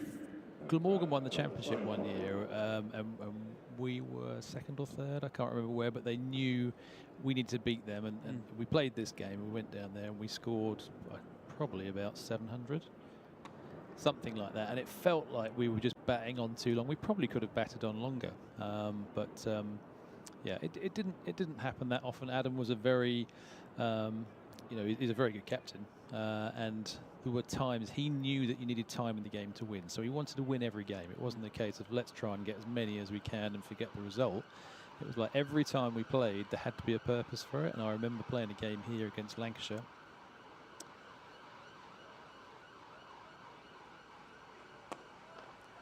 And the word was, right, we're going to go out in the, we need to get another, I think it was as many runs as we can in half an hour. And his chat was basically, if anyone plays selfishly, you're going to deal with an MMA fighter and someone who's not very happy. So, it was very freeing as a batter. And because Lancashire were bowling into the rough, they knew what we wanted to do, but we wanted the extra runs, but we wanted the time in the game to bowl them out. And Edge on the floor again, very well held by Dan Lawrence diving to his left. He's definitely in the game at that short 3rd slip. Curran bowling a really tidy spell here. Yeah, bowling very well. But in that game, so we had Chris Schofield was bowling round the wicket into the rough, which he could have padded it away, but it was like, no, we're not going to do that. So we pressed. To be fair, I think for me personally, I think I hit some of my biggest sixes in those half hour, because I thought if I get out, Adam's going to be fine. He's going to be, that was unselfish cricket. But if you got it, which we did a few, it went. Edge, and just to Dom Sibley's left at 2nd slip. He might have got a finger on it. The ball's run away for 4, but Curran's created another wicket-taking opportunity there. It looked sort of around about the half volley, didn't it? It looked very close whether it carried or not. Would have been a very good catch if he'd taken it. I don't think you can really put that down as it's a half chance. And as I said, that's why Dan Lawrence is as close as he is. You probably say if Dom was a little bit closer, and that's why sometimes you have to get a fraction closer. They won't be flashing at the ball.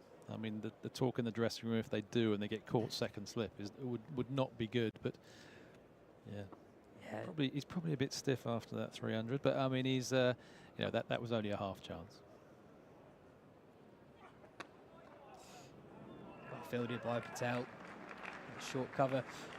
Robinson's only been at the crease for 16 balls, but I think it's been 5 or 6 of them he's been poking at balls outside the off stump, to Curran in particular. I have noticed this year the energy that Surrey have in the field. It's not just that they've got a decent batting side or a decent bowling side or the best keeper in the world. If you watch how they throw themselves around, I know they're doing well in all comps, but players like Jason Roy throwing himself in the T20 for to save 3 runs is really impressive with what they're doing in the field.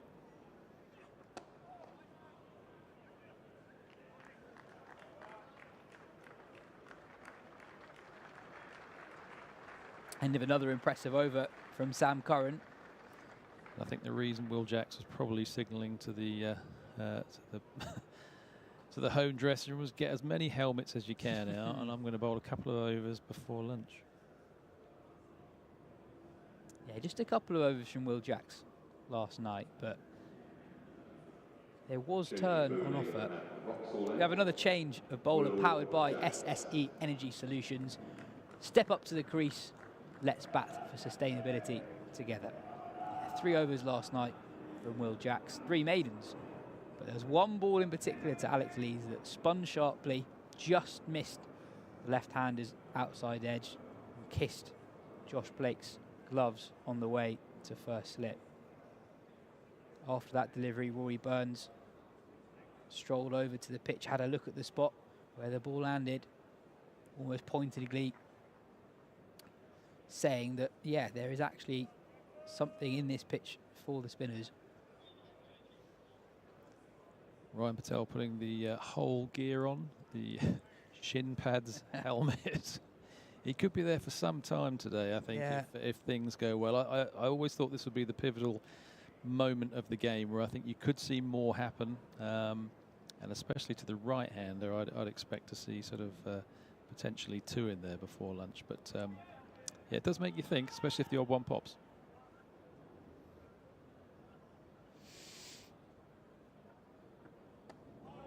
Good start from Jacks.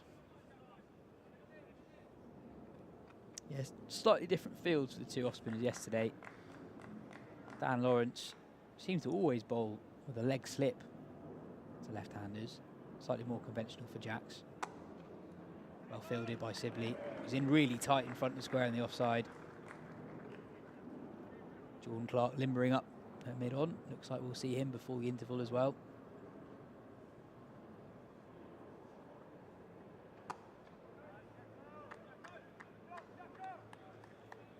Jacks' bowling's really come on over the last few years. Surrey's #1 spinner in 2022 when they won the title. First of the three-peat. And his bowling is earning him opportunities, not only in the IPL with Mumbai Indians, who had a good campaign, but also for England in his new role as a #7 all-rounder. Well, he really looked to turn it for a start. He's got a good change of pace. 6 wickets in a test match helps your confidence when you go to Pakistan. And yeah, I mean, 100 at the start of the game. You kind of, it's not just a second string to him. He's a proper off spinner, and yeah, I think the more the game this goes on, the longer the spells he's likely to undertake. Tidy start for Jacks today. Just 1 run from that over.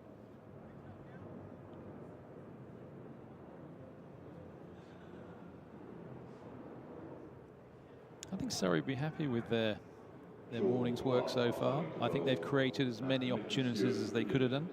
I think they've hit the right areas enough times. It's just the ball and a culmination of the heat and the pitch, which is obviously a very good one, is probably why they haven't got those wickets. But they've created half chances, and things are certainly happening, which is very difficult when it is this heat. It's very easy to, well, it's easier when you're going for a 4th title on the trot. But I think they've played it well so far and got the most out of the morning that they could have done.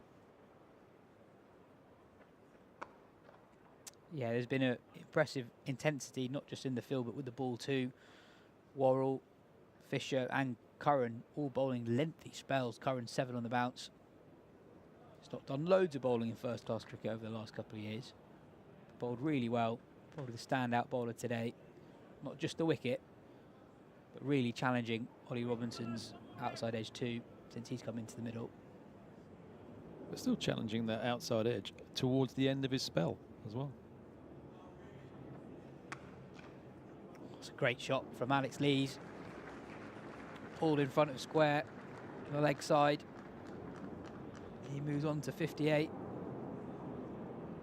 He's looked good in the Alex Lees. He looks sort of very assured. A little more so than Robinson at the moment, but you'd say that's because he's spent a lot more time at the crease. And he's showing everyone how they can actually save this game. And it's 8 big points if they can get the draw, which you'd argue they can do. But if they lose 2 or 3 quick wickets, then it becomes a far more pressurised situation. Yeah, in the last half an hour or so, he's been very quick on anything, just a little bit short.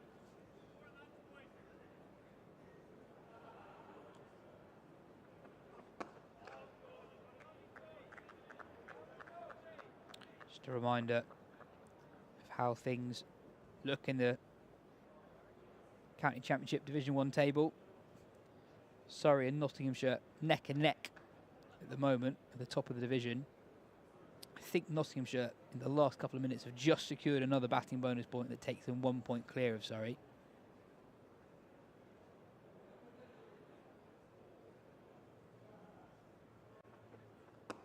And bonus points actually are going to be key, aren't they? Because we've got 7 games after this one.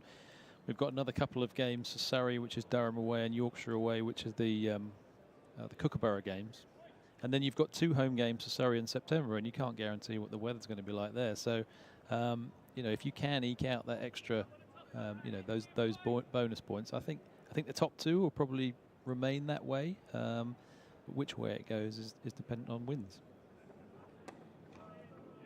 Yeah, Durham at the moment mid-table in 6th place, just 1 point ahead of Hampshire. We're having a difficult game at the moment against Worcestershire. Worcestershire, a bit like Surrey, piled on loads of runs, 679 for 7 declared. Hampshire 136 for 5 in the response. But 8th place Essex are playing Yorkshire this week, so if Yorkshire can somehow force a result there, that could make things very interesting in that battle to stay afloat. I think it's just top and bottom of the table, isn't it? I mean, you'll have sides that won't necessarily want to roll the dice, but then come the last 3 or 4 games, you might go, I'll tell you what, let's just, you know, have a conversation with the opposition. Do you want to chase this in a game where whoever Surrey are playing might go, we're happy with the 8 points, thanks. We're not going to open up a game. And if one team does and it goes their way, and I think that's wrong, really, in terms of why should a ball bring everything together, maybe too many draws. Whereas you'd hope over the matches that you'd expect that the best side should win.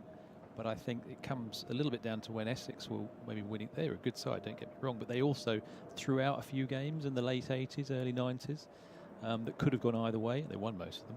But, that could happen again in September. Bit of air from Jackson. It's driven slightly uppishly, and there's also a slight misfield at backward point.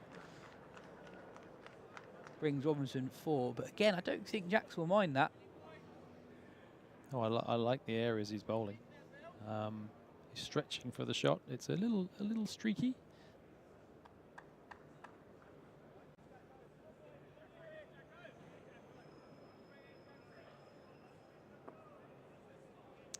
I think he'll do a lot of bowling today.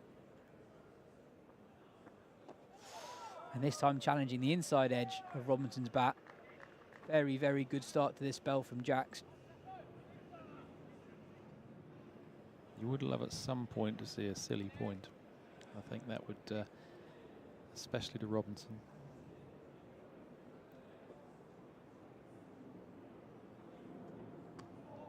Fired in a little bit flatter. The thing is, when you've got one either side, you kind of, when you're batting and you've got just a short square leg, you know, then you can be in a position where you can push to the offside. But if you've got someone on the offside as well, you're just, especially if a ball pops, you are thinking, oh, but what if it does? Whereas when that man isn't there, you can actually probably play that a bit more. Now, if you're opening it up, that can also encourage the inside edge. It's a short leg, but I think they're so far ahead, you know, they have that option later on. Peel, not given, but Jacks posing difficult problems for Ollie Robinson. Got one off the inside edge of his bat earlier in the over. This one beats the outside edge. Robinson playing slightly away from his body.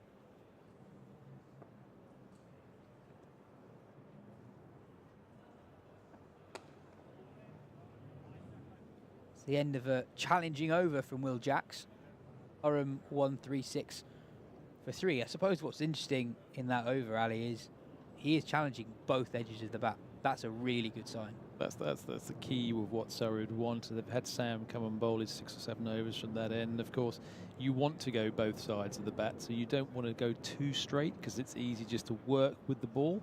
Okay, so you want to be in that position where you are pushing a little bit, and you know, if one turns or one goes straight on, that's the position that you want to be on. But I don't think Surrey would be unhappy that that Robinson is facing the facing this over before lunch, because you feel that Alex Lee's looked quite well set. I quite like to have a pop at him immediately after lunch, because he's looked very good this session, hasn't he? I think he's looked very solid.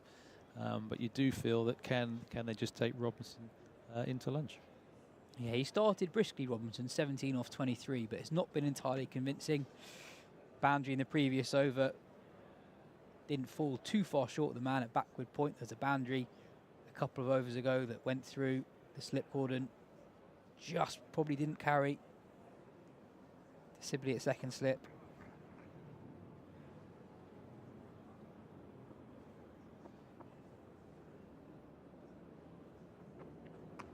Oh, he nearly chops on. You just feel the way that Dan Lawrence has fielded in the last half an hour.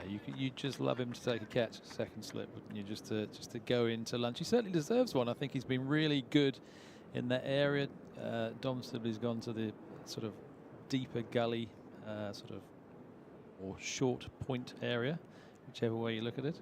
Some of the pickups that for the balls that didn't quite carry to Lawrence were amazing. Very good. They came to him so quickly, getting down low quickly.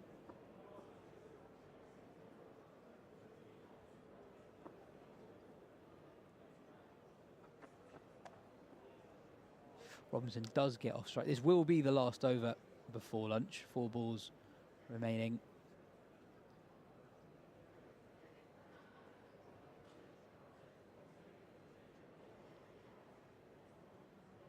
What a breakthrough this would be. Lees has looked really solid this morning, going into his innings. And there for 152 deliveries already. 2 men out on the leg side.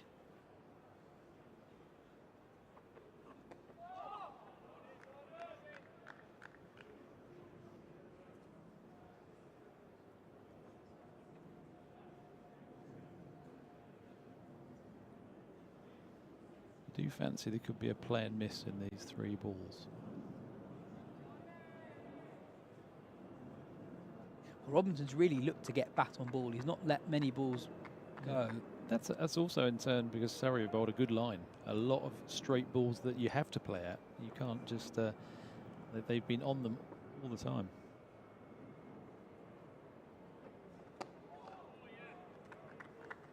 Another example of just that. Stump to stump from Jordan Clark. Yeah, of the Surrey seam attack, he's probably the one that attacks the stumps the most.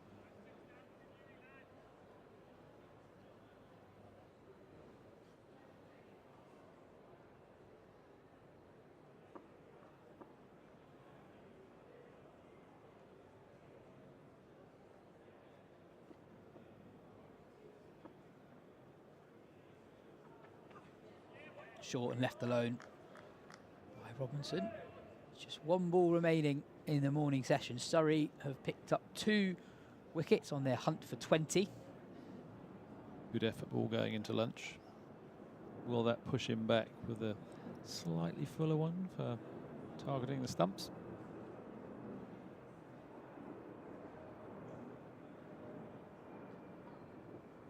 How they'd love to prize out a 3rd Durham wicket this session. It is straighter, but it's well defended by Ollie Robinson. So Robinson and Leeds get through to the lunch break. 2 wickets for Surrey in the morning session. Durham adding 70 or so runs, 80 or so runs in the first session, scoring at a slightly brisker rate than yesterday. But Surrey have bowled really well. Lengthy spells up top from Fisher and Worrell. Really probing stuff. They were backed up really well by Sam Curran in particular, who bowled a relentless 7-over spell. Picked up an important wicket, but also kept challenging the outside edge of Ollie Robinson towards the back end of that spell before Jordan Clark and Will Jacks came on towards the end of the session and looked threatening too. Ali, how do you see how the first 2 hours of the day have gone? Yeah, I think it's gone very well for Surrey. You could look at that and say, well, there's only a couple of wickets gone down, but I think they've created a lot. I think you certainly think things are happening for Surrey, which I think is very impressive. It's not going to be an easy ride. You know, they've got a, but I think their energy in the field was really good. I think they were upbeat. I think the difference with Surrey is that you don't just have your two seamers up front, followed by a couple of lesser seamers behind. I feel they really come at you with like 4 or 5 strong seam options. And I think that's what helps in this as a heat as well, that they can actually come in shorter sessions. I know Sam bowled 7 overs, but I think you can come in with like a 5-over burst, or even as we go into the afternoon, maybe something smaller. Spinners to do probably a majority of the work, and yeah, I think it's a strong. There's no let up, and I think that's what's really important. Absolutely. Alex Lees has looked really solid. 59 not out for 153, his 4th 50-plus score of the summer so far. You feel like he's got a lot of work to do in the afternoon session. That's it from me and Ali. But coming up next, through the lunch break, don't go anywhere, because Phil Walker is hosting a panel discussion with those involved in the Surrey Disability Programme. We've got commentary boxes full at the moment, so stay with us for the lunch break. We'll be back with our match action in about 35 or so minutes. In the meantime, over to Phil. Yeah, thank you, Yaz. So, this is going to require a little bit of live TV improvisation. We have 6 guests this lunchtime. Immensely honoured to have representatives from across the board at Surrey who are doing great work in the area of disability development. We will have to, if you like, have a carousel of people coming through. We are trying to get our camera set up, but I'm just going to chat through it. And initially, we're going to have a chat with Caroline Robinson and Alan Jason. And then later on this lunchtime, we're going to have a chat to John and Andrew, who are Super Ones participants. In fact, John is a previous Super Ones participant and former England player. And then to finish off, we're going to have a little chat as well about visually impaired cricket with Shakir and Steph Parks, who is the mother of a budding young player, Imogen, who's also a Super Ones player. Initially then, Caroline, thanks ever so much for joining us. Your role, Disability Development Officer for the Surrey Foundation. So what does that mean? What does that amount to? Well, it basically means looking after disability cricket for Surrey. So that can be anything from Super Ones, which is our grassroots entry programme, all the way up to D40 and the VI representative team. So, yeah, literally anything to do with disability cricket, come and talk to me. So it's quite a full-on job then? Yeah, it is, but it's probably one of the most rewarding things you could ever do. The community, the players, the coaches, it's the most remarkable thing to be part of. So, yeah, very lucky. And Alan, you're a disability coach of long standing, is that true? Hold on one second, just let me get your microphone a bit closer. There we go. Live TV, folks, this is how it is. This is how it is. So how long have you been involved in the disability space, and how long have you been coaching?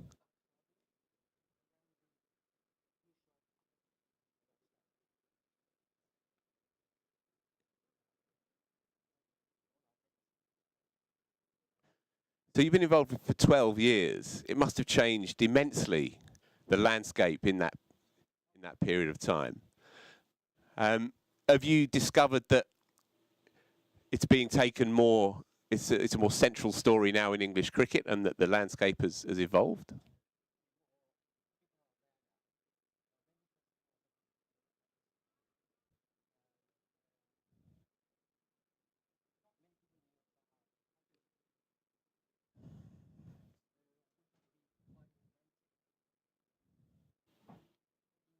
Structure of it, not playing standard games, but spending more time on drills. And the important thing was not to coach cricket, but to teach cricket, but coach the player. And I think from there onwards, I think it started to develop. So a case of cricket being an end in itself, that cricket is teaching not just how to hold a bat and deliver a cricket ball down the pitch, but to learn residual skills, life skills as well on top of that. I'll come back to Caroline in that respect. Is that how you see it, and is that what the game can offer? People at all levels, of course, you know. No, that's exactly it. I mean, it's, cricket is a fabulous sport because it's such an adaptable sport. So it's a really adaptable sport. We have table cricket, we have wheelchair cricket, we have softball cricket, we have VI cricket, just to name 4 variations. And then within the game itself, there are, you can change everything. You can change the bowler's length, you can change absolutely everything. But cricket is almost, it's just a vehicle, really. The community that comes out of it, the friendships that are made, the confidence, what it brings to people's lives. Genuinely, I've been doing this job now for a year, and seeing how these young people have how they've developed, how they have made these incredible friendships across counties as well. So it's not even just within Surrey. When they go and play against Sussex, they're all now having a really good laugh with the Sussex players. So honestly, I think the support that it gives the players, but also the families. It's a very safe space for our players and their families who are, who have so much in common. What about relationships with clubs in Surrey as well? So much of recreational cricket has to be driven by the energies of clubs and the selflessness of clubs as well. Yeah. Do you find increasingly that you can work with clubs and that they are switched on to what you're trying to achieve? Yeah, so we have champion clubs within Surrey who support disability cricket. So you can find a club to go to if you have a disability and take part. We are also looking, so we run our Super Ones hubs. We try to run them out inside clubs, because that then gives the participants the opportunity to be part of a club going forward. The funding from the Lord's Taverners, which is amazing, finishes when you're 25. So for those participants who are aged 25 and over, effectively they're not really entitled to come to a Super One session. But by having it as part of a club, it means that they have a home and they have an opportunity to kind of carry on playing cricket, which is just brilliant. And it's so important for them. It really, really is. Alan, describe what an average session looks like. Start off with a warm-up, and usually something like catching or basic fielding, backing up, things like that. We'll move into specific drills, teaching them how to bowl, how to hit the ball, and then we'll go into a game, and we have a variety of games depending on the ability. So we look at the ability of the players. Okay, so we look at the ability before disability, right? And there could be games like pass the ball cricket or pass the bat cricket, partnership cricket, pairs cricket. So it's and the thing which I like to introduce is that if a batsman gets out, that he's not punished, right? As such. But the bowling side earn runs, So that we get the fielders actually started to count their runs while they're playing, So it's a new way of doing things. Have you found as well that not only is it a joy to be playing, but that some of the participants have wanted to develop their coaching skills as well? And do you offer that as an option? Definitely, yeah. And also I've been involved in youth leaders in cricket, and just last month we had a diet of 3 courses where we've had participants from Super Ones on the course, and in fact Imogen was one of them, So yeah, so we are trying to get them through this various stages to eventually be a coach or an assistant coach. We actually had Super Ones. We had 2 Super Ones participants. Rosina, who's fabulous, and she did her foundation coach course last year, which was funded by Surrey Cricket Foundation, and she's now got her first paid coaching job, which is it's fabulous. So she's a Super Ones participant who's come all the way through. So yeah, it's a fabulous idea that you offer a full service, if you like, that all of the available options within cricket are now available to people wherever they've come from and whatever they've had to face down. You also run a employability scheme, Caroline, is that right? We do. Tell me about that. So we every year we host 8 to 10 of our Super Ones participants They come to the Oval, they spend a day here, and they spend a day kind of working on their CV skills, interview skills, do some mock interviews, and then they follow it up with a work experience day where they get to be stewards, or they decide what they want to do. And it's great, actually. In fact, Andrew, who obviously is going to be following us, was one of the participants this year in Employability Day. He is very keen to be a tour guide. And actually, when we did the tour, he knew more than the tour guide. So he was very, very good. But it was lovely because the young people didn't realise, I think, how many skills they naturally had. So in that respect, them understanding that, it's not that you have to have an A level. There are so many other things that you can have, that you can put on a CV, or that you can be part of. It's very good. I'm sure Andrew will tell you more about it. Yeah, well, we'll bring Andrew and John in just a moment. I just want to ask you, Caroline, before we make way, why cricket for you personally? What is your personal relationship with the game? I grew up with it. It's the same as many people. My dad played cricket. When I was younger, there weren't very many girls' teams, so I used to just play with my dad and my brother. Then set up my cricket club at university. And then when I had to give up work when my eldest, was little because he was poorly. So then I decided to do my coaching badges. And there you go. It's in the blood. It is. It's definitely in the blood. But I have to say that being the disability officer is truly the best. I am very, very lucky to be surrounded by brilliant guys like this, and Alan as a mentor. So yeah. Fabulous. Okay, right. We're going to have to think on our feet here. Right, John and Andrew to step in. So if you could just pass the headsets to John Gale and Andrew Moala Cooper. Andrew is a Super Ones and S9 participant, and John is a community coach, ex-Super Ones player, D40 player, and a former England international. I want to come to you, Andrew, first. Thanks ever so much for coming through. You want to be a tour guide? Yeah. Tell me why. I just really like the history of Surrey and this place. I think the Oval was the most historic ground in England, I'll say, well as the country. The first FA Cup final was held here, Ashes matches, England-Scotland rugby games. So I think to have a cricket ground this historic in one of the most historic cities in the world is pretty amazing. I think there's a job for you, mate. I can guarantee there's a job for you. And so your involvement in Super Ones cricket, and I'll come to you, John, on this. Explain to the layman what Super Ones is.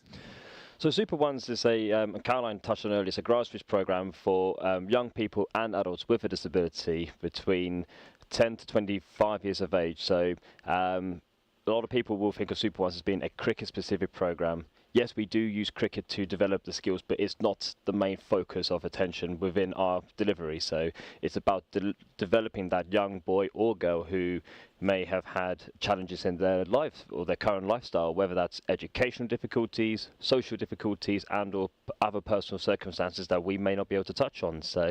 And it's just finding a way to be able to get the best out of these people, but equally giving them that great quality of life, which every single person deserves.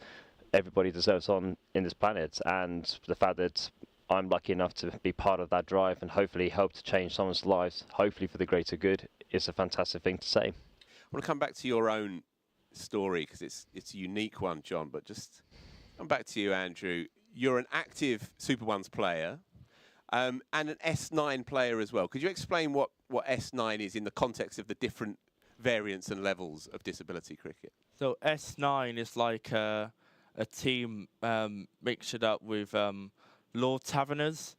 So it's like a charity team that play teams like Sussex, and they have a foundational team, and Kent. And so the 9 represents the 9 different regions? I see. Yeah, so...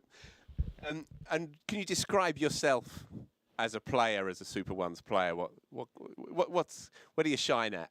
I think I probably shine with batting and bowling. But the full works. But sometimes I can get a bit misplaced with my batting and bowling. We can all do that, mate. It's a familiar tale. I think to have that, like with Surrey, that can help me, and as well as playing for like my local club, Chessington. So to have that 2 clubs that I can also excel at is really, really, really good. What's your best day out with the bat? What's the one that sticks in the mind? I think some of the 4s I scored with Surrey against Sussex on the first game. Did you win? We lost on the last game, but hopefully we can get a few wins under our belt for the season, and hopefully Surrey can win some trophies. How many games do you get to play then per year, both for Chessington as well as for Surrey? The Chessington season ends August, but the Surrey one, I don't know about the Surrey one, but I think it's similar to the Surrey and Chessington. But I usually play football, so it's a good thing to do in winter come summertime to be able to play 2 different sports that can help me get fit and just get me out of the house and leave people. It's a really good time for the England men's mixed disability team at the moment. They're currently 3-1 up in their 7-match series against India. They won a couple of days back at Lord's, and then won again at Worcester. I think they play again this afternoon, actually, ahead of the England women's game this evening. Coming back to you, John, you've experienced what it is to play international cricket. What's the landscape like now, do you feel, at that level? How much more is it recognised as part of the culture now of English cricket, do you think? Compared to when I first started a little over 15 years ago, absolutely. There are still things that needs to be done to make it a bigger, have a bigger impact in terms of the landscape of English cricket, but it's small steps, and we've seen it in not just disability cricket. So if I perhaps compare women's cricket, for example, about 10 years ago, they were just about becoming professional. Now we have the 100 and the new women's tier system. So we are in that similar kind of journey, if you like. So you highlighted earlier with the England Mixed Disability Series, who they've won their series against India, which is fantastic for them. And hopefully with the publicity they've had, they've been able to actually help drive the public awareness, which in turn helps the grassroots game, where people who thought cricket wasn't a sport for them, whether that's because of the complexity of their needs or whatever, and that hopefully, as of when I hang my boots up for good for England, which hopefully I've got a few more years in me still, but it's a very exciting time, and hopefully it can only continue to get bigger, and more cricketing governing bodies around the world will also embrace specific impairment groups and or mixed disability cricket, and make hopefully some World Cups for the long run and sustainability of the game. Can you see a world then in which the disability teams of counties become properly absorbed into the county structure, in the way that we're seeing professional women's teams now who become a part of the fabric of a club, and obviously their domestic structure has kicked in this year? Can you see a world in which that could extend to disability teams as well? I guess we're along that road anyway, as you see. Yeah, we're absolutely. I mean, that's a great example you highlighted with Andrew. So we're definitely on a journey.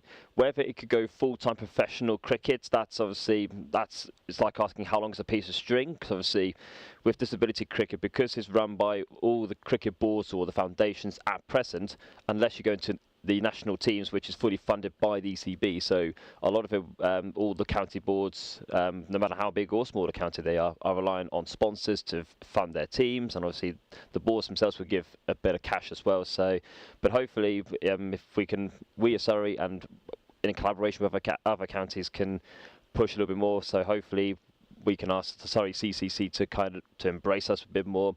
It doesn't have to be a massive salary to obviously play cricket, because there just isn't enough people in the minute playing cricket, and that is obviously a sad reality, but that's why we're on that journey to hopefully change it.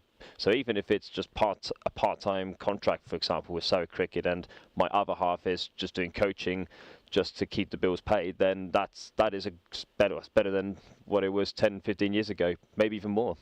Well, we'll bring Caroline back in a bit just to talk about the specific hubs around Surrey where you can get involved.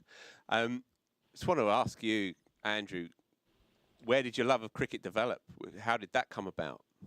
I think my love of cricket has always been Surrey. I think when I was young. So how old were you when you first came through the doors here?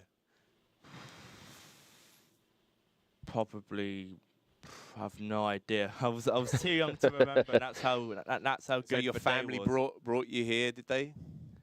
I think I just wanted to take myself here. Yeah, right. I think my local club's been Surrey, and I also live in Surrey, so I've always been a Surrey fan. And one time I went to the finals day, and there was a Middlesex Surrey mascot, and the guy said, "Oh, which one do you want to mascot? Do you want to take a picture with?" And he said, "Oh, I want to take a picture of the Surrey one." And there's a picture of me with the Middlesex mascot looking really sad. The correct choice, Andrew.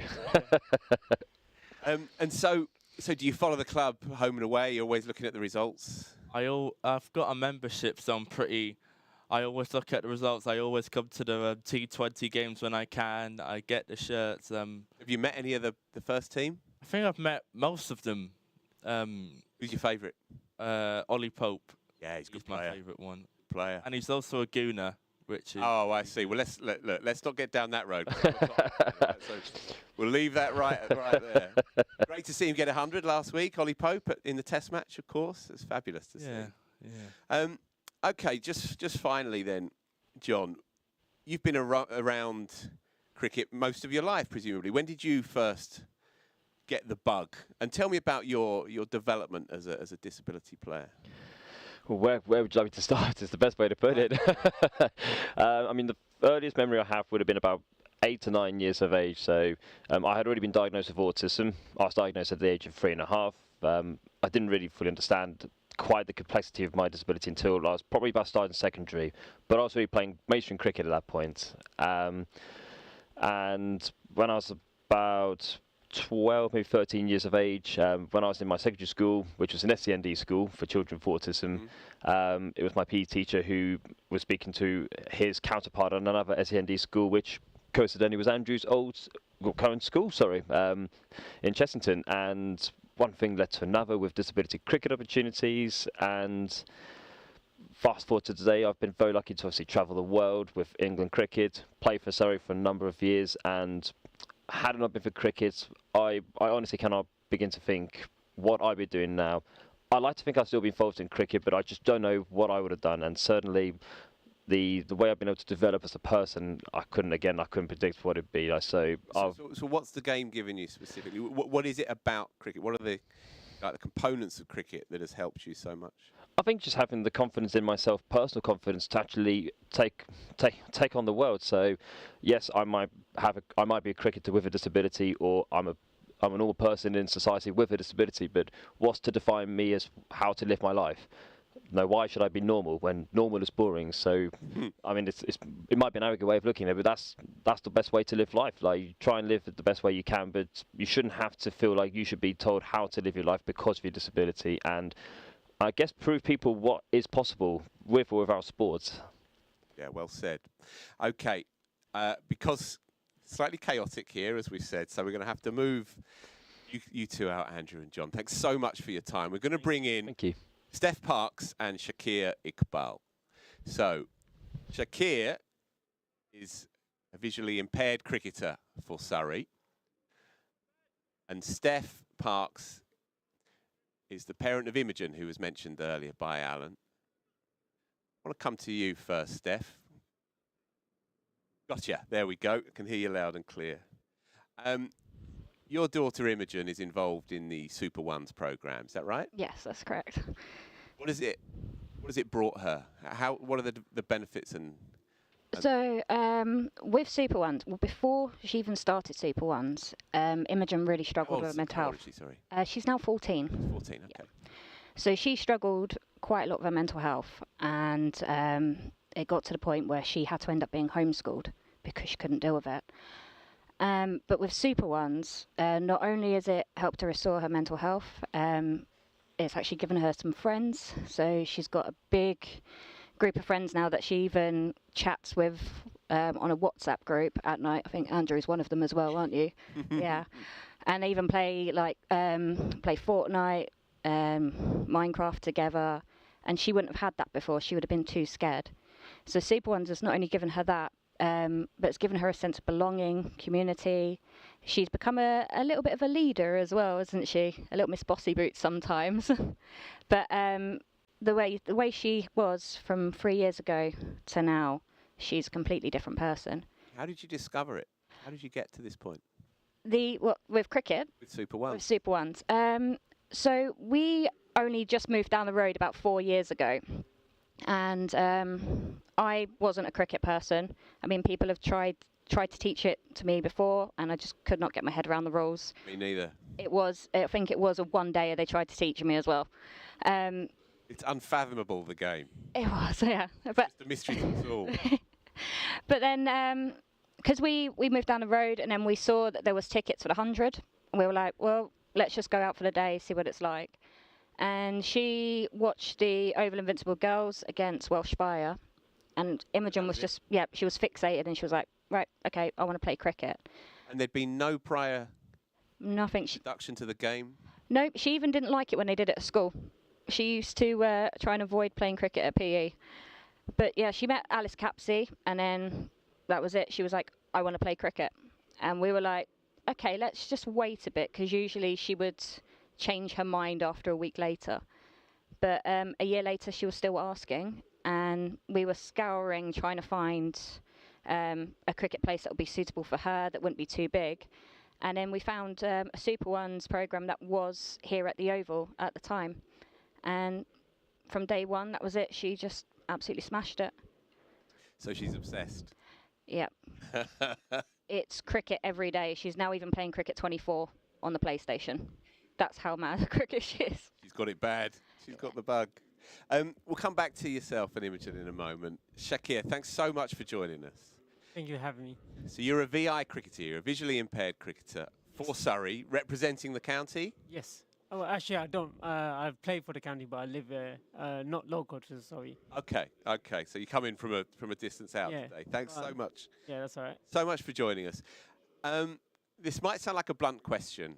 Describe how you play visually impaired cricket. Describe how you play blind cricket. So blind cricket is an amazing sport. It has changed my life. So we play with the domestic ball, which is a size 3 like a football, but it's got bells inside it. And we got different categories. So if you're blind, we call them B1s or totals.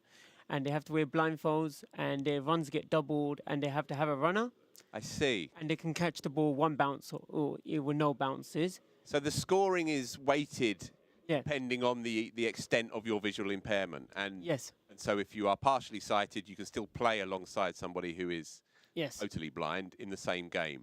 Yes. And the scoring reflects that. Yes. Fascinating. Okay. What makes a good player? What makes a standout player? Well, it depends how good you are. Like when I play with Surrey, we got great talent. Yeah. We just the way our team, we trust each other. We get along with each other, and we got different positions for each players, and we got like a great captain, and we got a great vice captain, and we help each other out.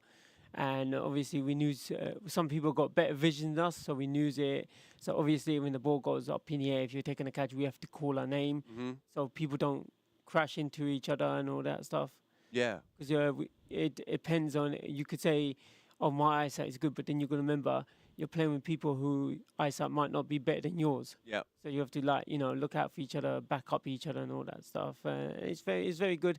And before we start, we always say, we say ready, and then the batsman says yes, and then we say play.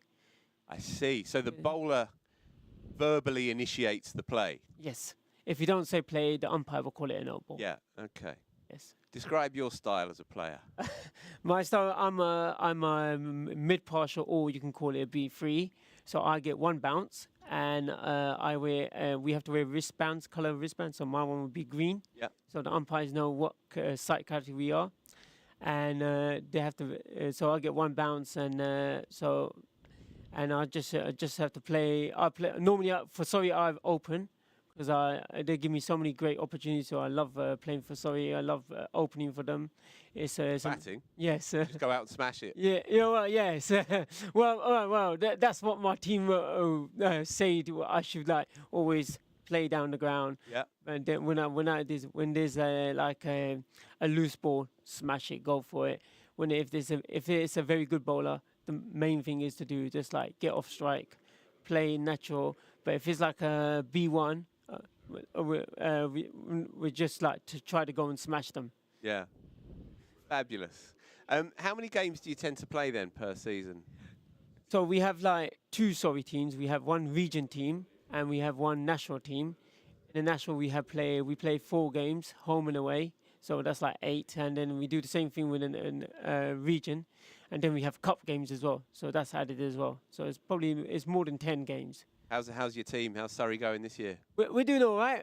We at one point we're doing pretty all right. We got a game on Sunday against Yorkshire.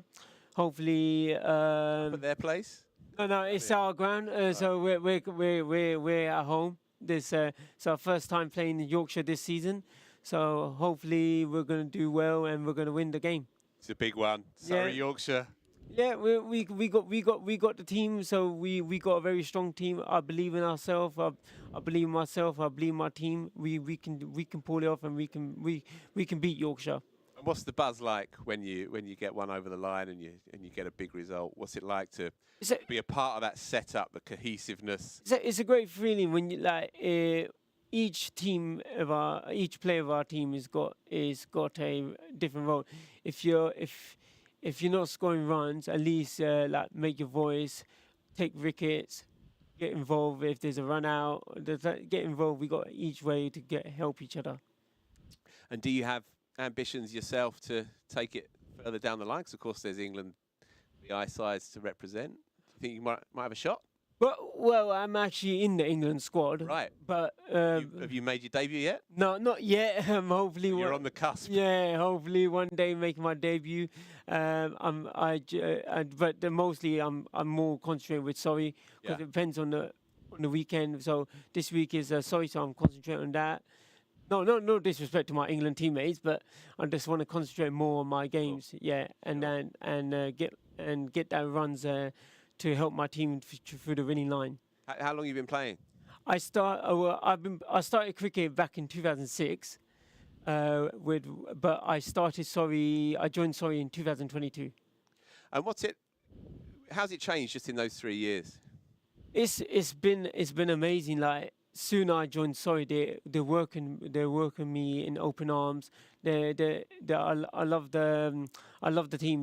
They're a great side. We have banter. We get along with each other.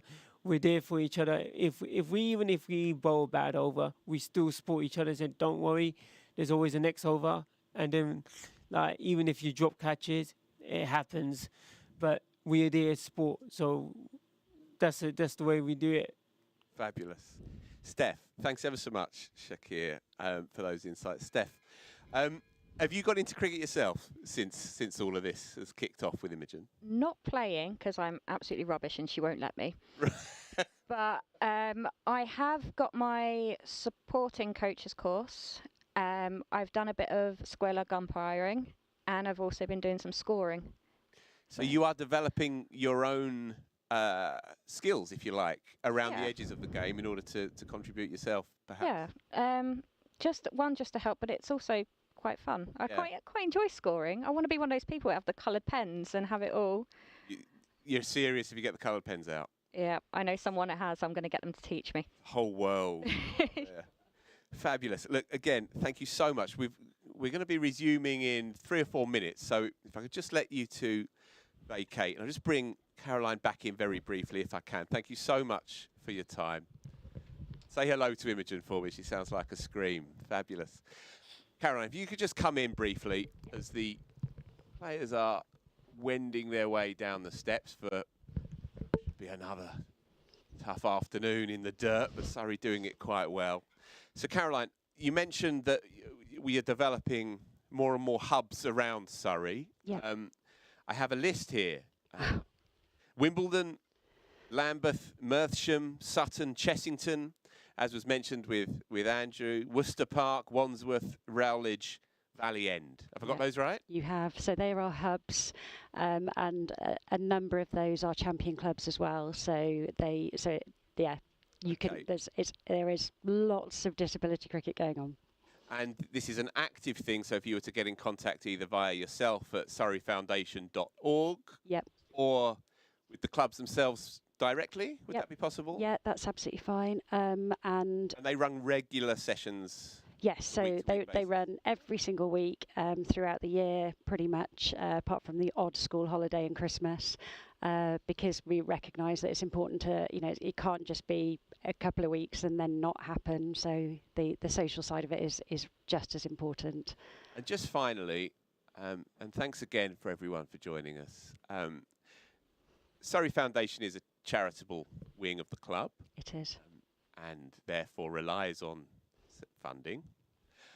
What are the challenges that the foundation faces, and indeed how important is it that the good work that the foundation does is continued to be reflected in the funding that needs to keep flowing through in, albeit admittedly quite tricky times economically? I mean, obviously funding, it's vital to any of the foundations working alongside any of the the counties. We are always looking for more funding. The opportunities that are already here for our players with disabilities are huge, but we've not touched the surface. So that funding, any kind of extra funding would mean, well, ridiculous amounts, because we could do so much more. And it's brilliant that we get to do all the things that we do. But yeah, we're only touching the sides, really. It's but it's joyful to see it. So yeah, any money would be great. Well, the fight is on. Thank you so much again, Caroline, for joining us, and Alan as well, and Steph here, Andrew and John. It's been great to hear from you. Keep fighting the good fight, Caroline. The umpires are strolling out now, so we will let you go. Thank you so much. Cheers, everybody. So a couple of minutes till the resumption this afternoon. Surrey players are already on the outfield, ready to get themselves warmed up. So just to reiterate, that fabulous chat with Caroline Robinson. She's the Disability Development Officer for the Surrey Cricket Foundation.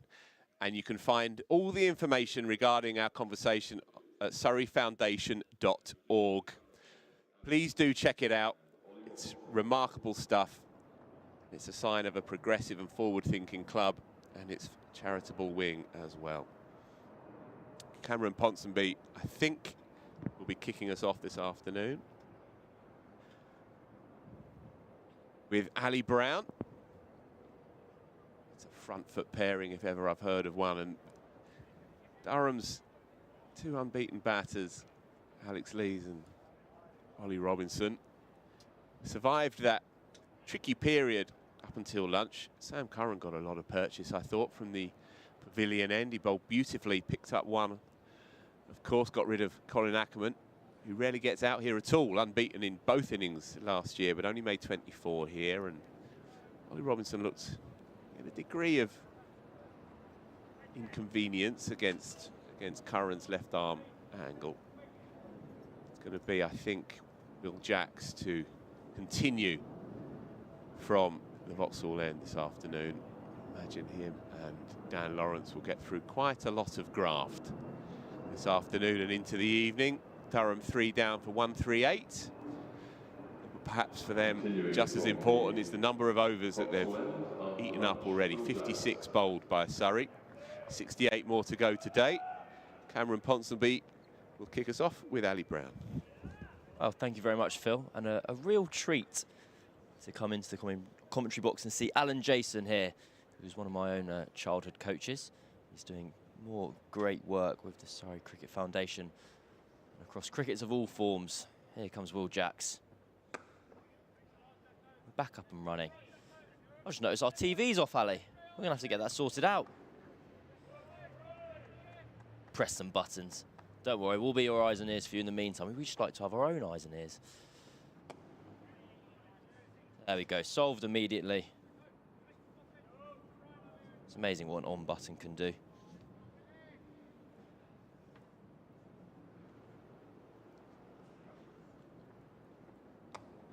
Back and across from Lees, and he pushes that ball into the offside.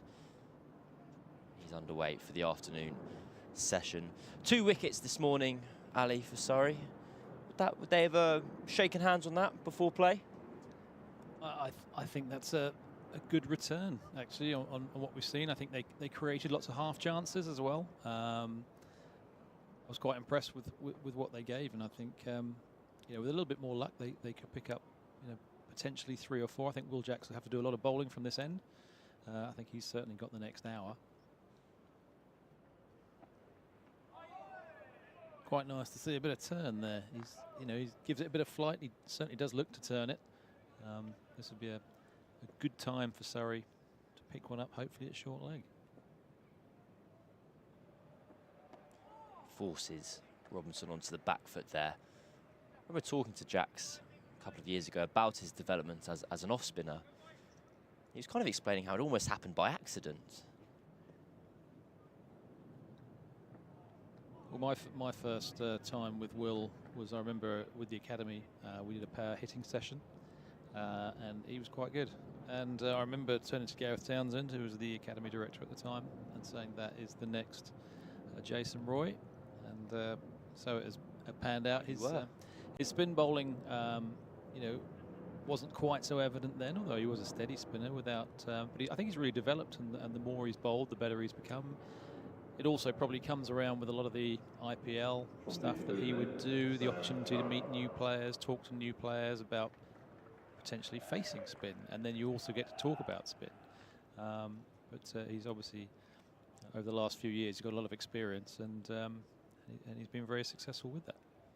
You referred to kind of bowling on the practice wickets out here at the Oval. He said they'd be pretty green, and he'd have a ball in hand, and he'd be standing at one end, and Hashim Amla would be standing at the other. And he said, you've kind of got to learn pretty quickly. What a big, slower ball to start Sam Curran's spell. It's maybe a sign of things to come. 46.5 miles an hour on the speed gun there.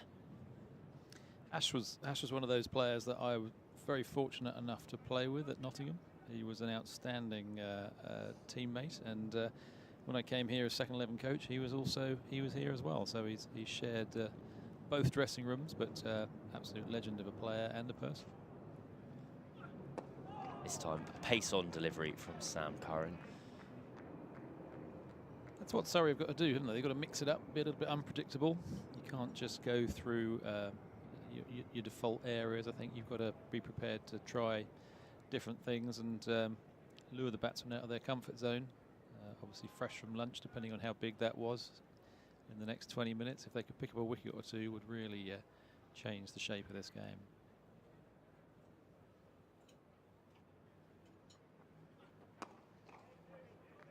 He's back into his work now, Sam Curran. I wonder if we'll see a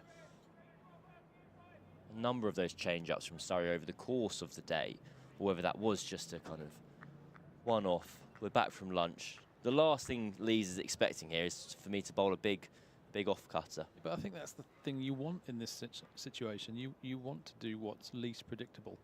We know that all the Surrey players have the back of the hand slower ball in their armoury. That's 4. Lent on by Alex Lees, and his innings continues. He's on 64 off 160 deliveries here, and well, I think he's chanceless. I'll have to go back over where Surrey's opportunities did come from. They put down 3 catches across the course of this innings. We'll have a little look at the replay, and an economy of movements just pushes that ball up towards the boundary. Good stride, solid punch. No ball bowled by Sam Curran. So he'll have to have another go at that one. So I'm just trying to think which Surrey seamer doesn't have the back of the hand slow ball, because we've got Jade Dernbach as bowling coach, and he was a very good instigator of it, along with Tom Curran in the dressing room. We saw in the Essex game, I think when that game was, they were sort of trying to get through the last of the Essex batters. I think they all came out with one.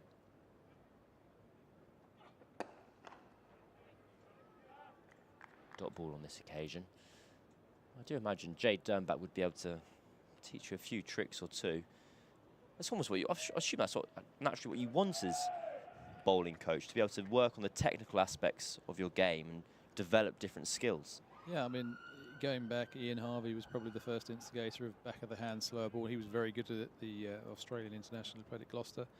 And then it became more and more prevalent. Tom had one, Jade had one. I mean, eventually, I think for someone like Jade, because he played international cricket and did very well there, I think batters started to set themselves for the slower ball. He was that good at bowling that they'd set themselves for the slower ball and then try and react to the sort of quicker one. I think we've got a few more helmets being put to use here. Ryan Patel sticking a helmet on, so we're going to have man under the lid at short leg.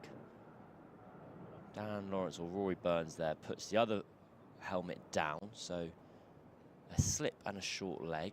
Catching mid-wicket are the attacking fielders here for Jacks. He also has protection on the leg side, 2 fielders on the boundary.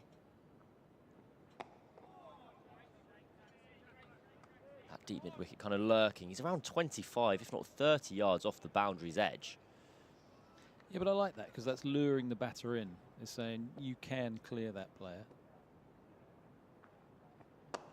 And Ollie Robinson does clear that player. Well, it's a different one. It's the fielder straight rather than to the leg side. And it's 1 bounce and 4 runs, and a rare display of aggression here from Durham.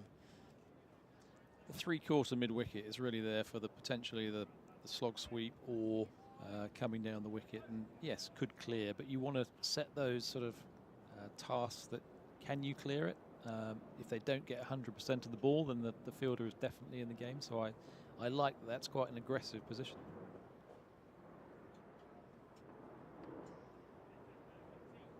Robinson lets that one go through to Josh Blake.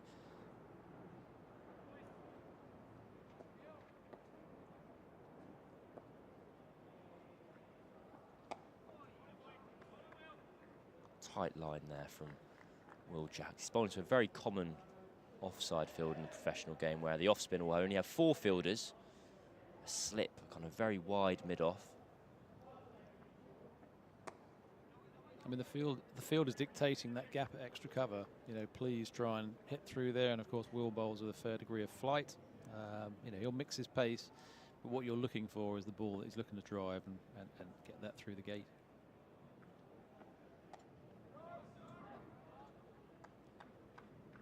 Four balls gone, 4 runs off the over so far. Well, I beg your pardon, all 6 bowled. That's the end of the over. The scorecard will catch up eventually. I thought it was an extraordinarily slow 4 balls, and then lo and behold, it was 6. So the score is 149 for 3. Ollie Robinson's on 22. Alex Lees on 64. Surrey still 17 wickets away from victory. Our colleague Phil Walker pointed out that if Durham are to avoid the follow-on, and they are to reach 670, it'll probably happen about tea time tomorrow, and that's if they get a move on.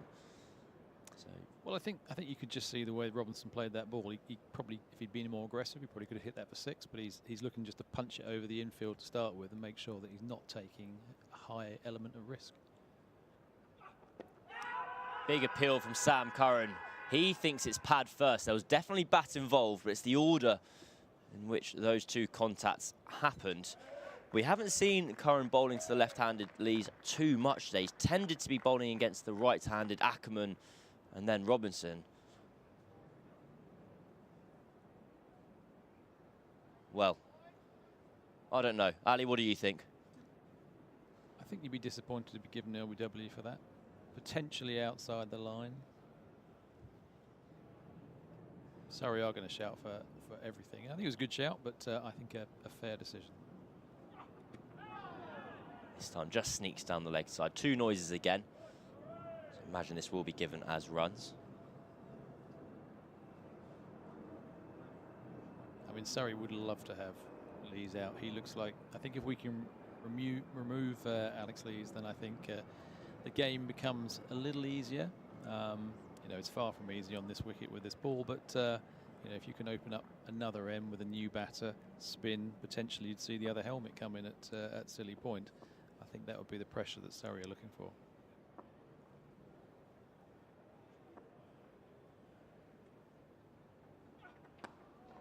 Robinson defends up to Clark, who's at kind of a wide mid-on. Stump high. Those 3 catches are still in place behind the wicket. I believe it's now Ryan Patel who's taken over the Dom Sibley position of a very short point.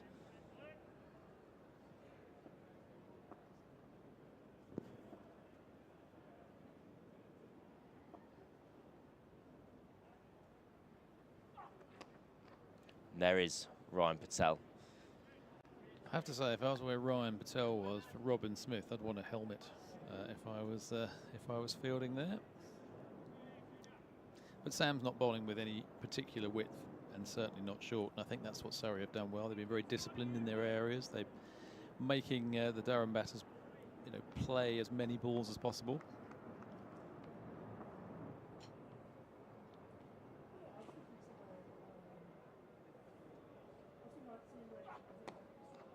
In the game again. That fielder, whether it's been Patel or Sibley, has been very busy throughout today. And is there an element of his positioning there that he's just in the peripheral vision of the batter? The batter will know absolutely that there's a fielder lurking. Or is that an added bonus? What, for Ryan? For Ryan. I wouldn't be worried about Ryan being there. I think if you give me any width, I'm going to try and hit this as hard as I can. Good luck if you catch it.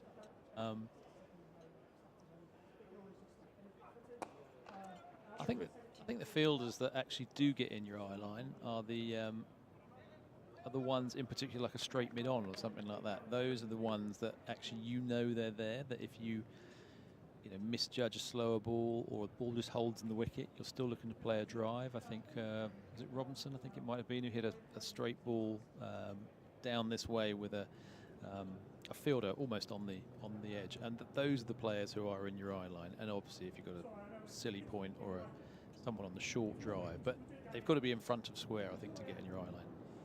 Well, Will Jacks is going to continue. I'm Cameron Ponsonby. I'm joined by Ali Brown here on the Surrey live stream. Got 20 overs to go until the second new ball becomes available. Scores 151 for 3. It's well played by Robinson, who just drops the ball into that vacant cover area. Scampers through for 1. Yesterday I was talking to our colleague, former New Zealand all-rounder Jeremy Coney, and his ploy was, tactical suggestion was maybe that Surrey don't take the new ball, and they opt for this ball to get older and older and more ragged and more likely to maybe just scoot low on the odd occasion. Is that a plan you're particularly aligned with, or would you be reaching the 80th over and asking the umps for the new one? It depends where the ball is. I mean, there were times when we had Sack Lane and Sauls that actually the ball was so grippy that you want to go to the new ball, but at the same time, the new ball won't grip as well for the likes, in particular, of Saki. So I think there were many times where we would stay with it. So it depends what this ball is. You're going to see spin play quite a prevalent role, I think, in the coming overs. So we'll see how much turn there is. And I think you'd want to probably, if you're going to pick up wickets and clusters, that's going to happen with spin. So that's what I'd probably be thinking. And if they start to get a bit of grip, bit of dirt on the ball, then you will have that. You'll have that decision to make. Well, a tidy over so far from Jacks. Just 1 run conceded. An unusual pressure for Will Jacks, this kind of the expectation to bowl your side to victory rather than bat them there. That's short and wide. Bit of a ranked long hop from Will Jacks, but he's got protection out on the offside, so it's just 1 run scored. You say it's a ranked long hop, but it's actually the sort of ball that can easily get a wicket. So you see, saying for that. Well, there's there's so many balls that you'll bowl and they'll be in the right area, but as soon as you see one that's a bit loose, you might go after it, and that's the sort of thing. You're not expecting a ball to be that wide that you could easily nick behind. Scores 153 for 3. Phil Walker's lurking. He's ready. Hang on, I've got another 15 minutes here. He's all over the shop today, is Phil. Don't mind him. We'll look after him. It's fine. Sam Curran is going to continue from the pavilion end. He's got an interesting field to the left-hand at least. 2 catches behind the wicket. That short cover point in position as well. Short on this occasion. Yeah, there are 2 men out on the hook. So Sam does have a sort of a slippery bumper. So I think he'll use that a little bit in the coming overs. Probably mixed up with slower balls and then decent length, I would imagine. This feels like an element of a one-day game. This very lengthy two-day 20 wicket quest of Surrey's. Well bowled again. And just gets caught between Lee's bat and pad. But in the element that you're predicting, Surrey seems at least will be turning to variations, trying to be unpredictable. Well, just the fact he's got 2 men out, he's just basically saying, I've got that in my armoury. And you know that's in Alex Lees' head that he thinks, well, it could be that. So he's a fraction later getting into the ball on the front foot.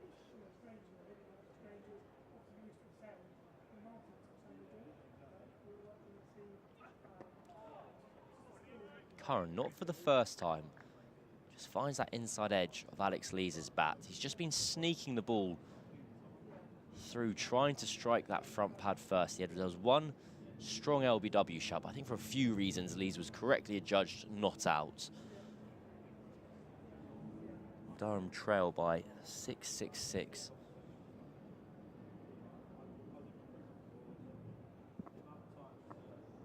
Right-handed Robinson now on strike.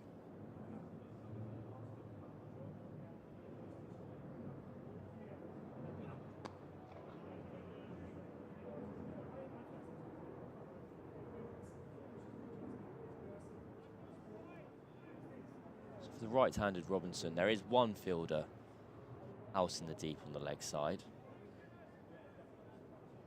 Would that fielder still be there as a suggestion that the short ball is an option, or would you need 2 fielders in the deep? No, I don't think the short ball's an option at all here. With that, I would say, because anything you could play it behind square, and that's likely to go for 4 or 6. Well, that's a full toss.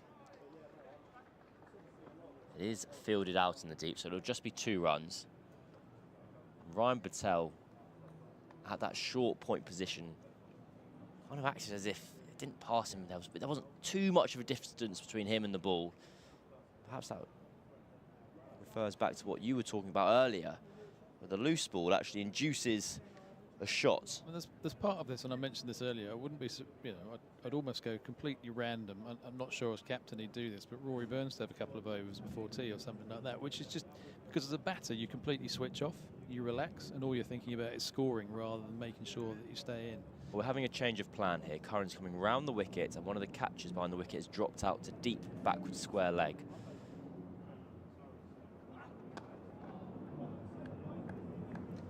This will also, coming around the wicket, will create potentially a little bit more rough. Not a great deal, because the wicket looks an absolute belter, doesn't it? But it will create a little bit more, which you'd hope that Will Jacks can get when bowling to Alex Lees. So scores 156 for 3, 62 overs gone. Cracking flags here at the Kia Oval. I'm not going to mention the weather too much, but it is a scorcher here in South London. Also, Sam Curran coming round the wicket will add to that little bit of rough outside the left-handers off stump, which might be a bit more useful for Will Jacks when he's bowling to Alex Lees, as he is now. Come on down to the Kia Oval and get involved with That lad there, top off, beer in hands. He's up the top of the SSE Energy Solutions stand, having the time of his life. That's short from Jacks, but gets away with a dot ball. 2 catches in place, a kind of slip and a gully for Lees. That's very full. Dug out by Alex Lees, so another dot ball to scorebook.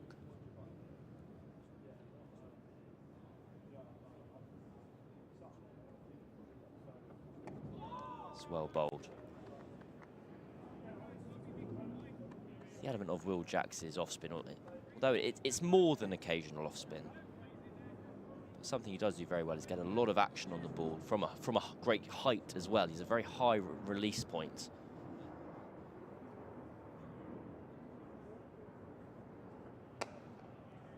I think it's been shown to be quite a difficult wicket to bowl spin on, but I think no one's judging necessarily the figures. It's more the fact that you've got to land the ball in the right place as often as possible. The margin for error is going to be less, but I think we saw when Drizzle bowled for Durham that there was a fair amount of full tosses or short balls outside the off stump that were easy to pick away, which we're not seeing with Will Jacks. Just went a little bit quicker for that final delivery. A maiden over for Will Jacks. Scores 156 for 3.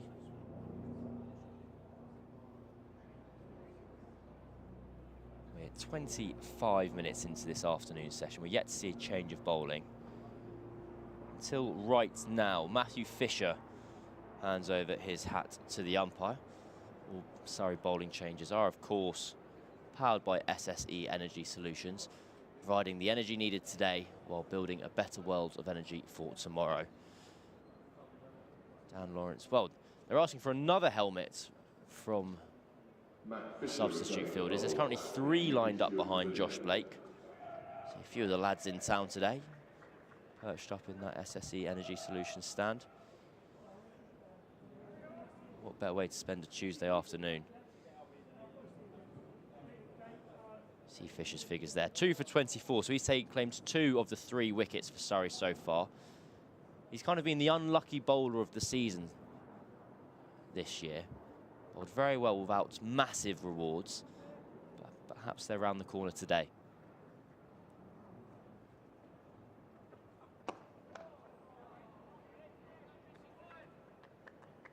How will the plans change with Fisher entering the attack, replacing Curran, or will it be much of a muchness? Well, apart from the left-right hand combo, I thought he bowled very well actually in the session this morning. I thought he was really on the money. Yeah, I mean Sam will throw in the odd short ball. The field would dictate they're going to keep banging and hitting a good length. They're making the batsman play, which is a really good thing. Clip towards Patel at mid-wicket, who fields well.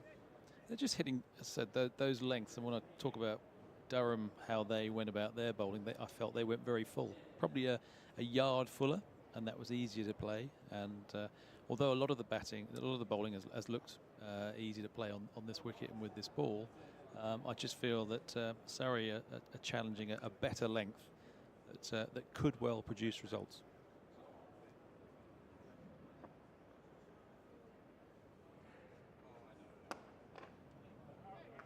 Driven towards cover, that's another dot ball.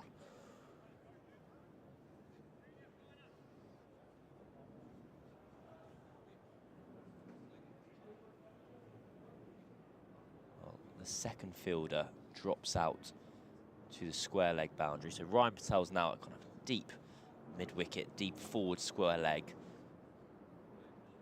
The option of a short ball now available.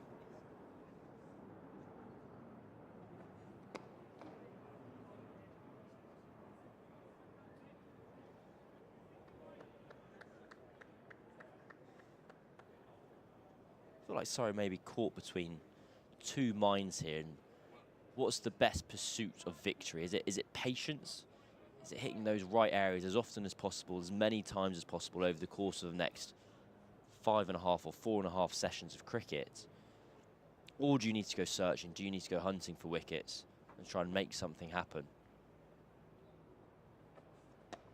I feel you've got to be patient on this wicket. I think Durham did hunt too much, and you look at the Surrey batsmen, and they, you know, if you look at some of the early dismissals, they were probably dismissals that got themselves out. So I felt that Durham thought that with the ball they wanted wickets early. In doing that, they probably made it a lot easier for the batters. I mean, Rory Byrne scored a very good 50. He was very disappointed to get out, punching the bat as he left, and. Yeah, I think Surrey have hit the better lines and lengths. This time he does go short. Josh Blake thinks about an appeal. But Ollie Robinson went after it, and that'll be encouraging for Surrey. Short ball did prompt the shot. End of the over here. We'll have a quick replay. Robinson looking to help it on its way.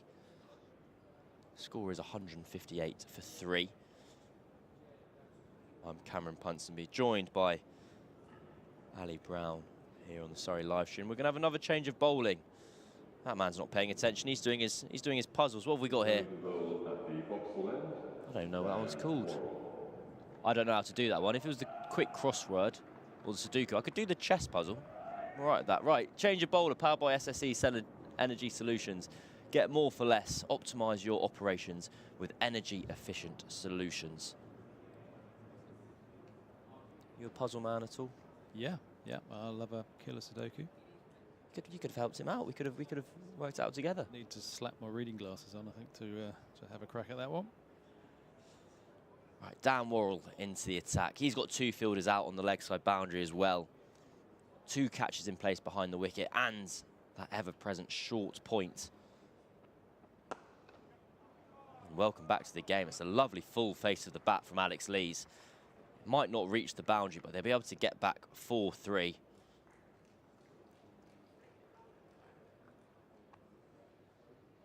I think it just shows how good the wicket is. It's just, you know, when Alex Lees just leans on the ball, just a good punch. So, that triple brings Ollie Robinson back on strike. We'll see if there's any significant change to the field.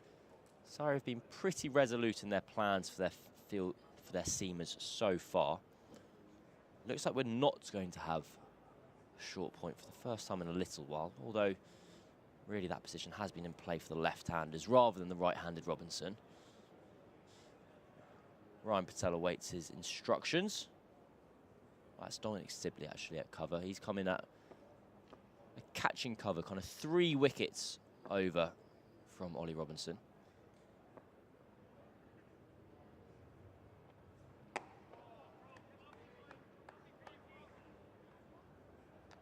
Surrey just tinkering ever so slightly. Could that Dom Sibley position be set for the Dan Worrell slower ball? Well, Dan Worrell, of course, has a almost historically good kind of googly that he bowls as his change-up. I remember watching a clip of him talking about it where he got a wicket with it last year. Tom Banton?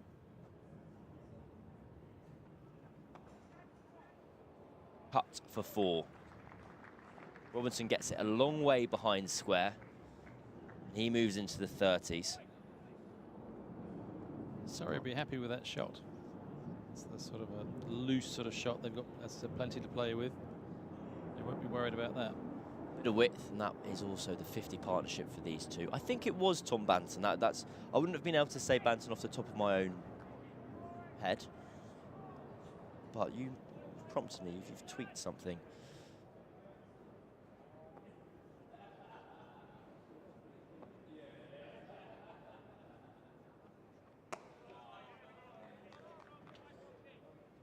I think the story goes, I remember seeing, I think this was Surrey's social media team doing some fine work. That Worrell had said to kind of Burns ahead of time, this is the one. I'm going to send down the googly. It looks like a very good delivery. It's a 70-mile-an-hour leg break, or off break even. Well, they've all seemed to have them in the right area. I mean, against Essex, they were disappearing into the stands, but that's because the wicket was good and state of the game, but they're certainly in a good position and can bring one out. That's short, and Robinson goes after again. Gets a lot of it, pulled well in front of square. He was onto it early. 11 runs off this over. So Durham's pursuit of 1,000 is back on.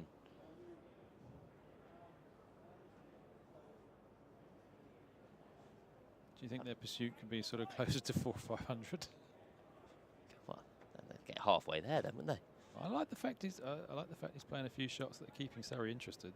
Well, from one display of aggression, Ryan Patel is now dropping out to that leg side boundary.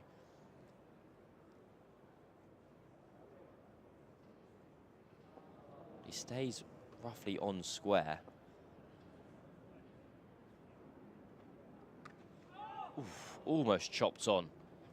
Just a bit of activity, a bit of positivity from Robinson. It's led to him almost falling. I just wonder whether that inside edge will see him return to his shell a little bit. There's going to be a change in the commentary box. It's 170 for 3. You're going to have more from Ali Brown, while I'm going to make way for Phil Walker. I'm not sure he is going to rein it in. I think he's enjoying playing a few shots. But as I said, the shots are giving Surrey some hope and the potential of opening up a new end.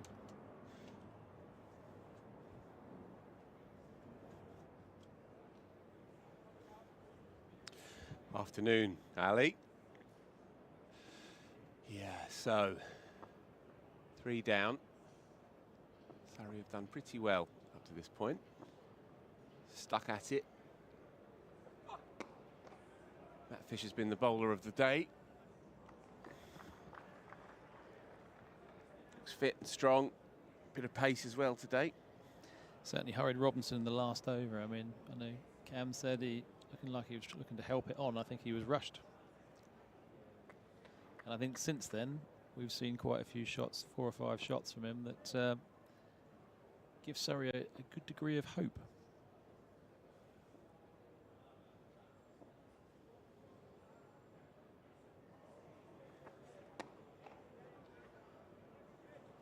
Yeah, the field betrays the benign nature of the pitch. Keeper and just the one slip are relatively close. The ball now 65 and a bit overs old. Dan Lawrence in very close at a 3rd slip. Not under the helmet this time, but has been wearing that earlier in the piece, and a very, very tight backward point, stroke gully as well. Jack's in there. So it's a tight field, kind of a Sunday afternoon field that you'd get out there in the Rex and the Village Greens. There are 2 men out, both on the leg side boundary, and one more on the offside boundary, which is an interesting position. You wouldn't have thought that's a wicket-taking position out there at deep cover, but certainly the 2 on the onside are in the game, so Ollie Robinson's shown an appetite to play the hook a couple of times, against Dan Warren in particular. So wouldn't be surprised to see the odd experimental bumper. There you go. Too high. So Ollie Robinson is comfortably inside that, letting it go by, but worth a go. Show really good energy today, as Matt Fisher. I think that's probably Robinson's best form of defence. I think to let those go. I think he's just looked a little bit. His game's got. It's scored runs, but it's got a fraction looser in the last 4 or 5 overs, and I think Fisher's got a little bit of pace there. He's hit the wicket hard. Another short one, offside line though. Robinson picks up an easy single. Do you ever have any occasions when you had to rein in your natural instincts in first-class cricket and bat time and try and find that balance between your natural game and the requirements of the team? There must have been a few.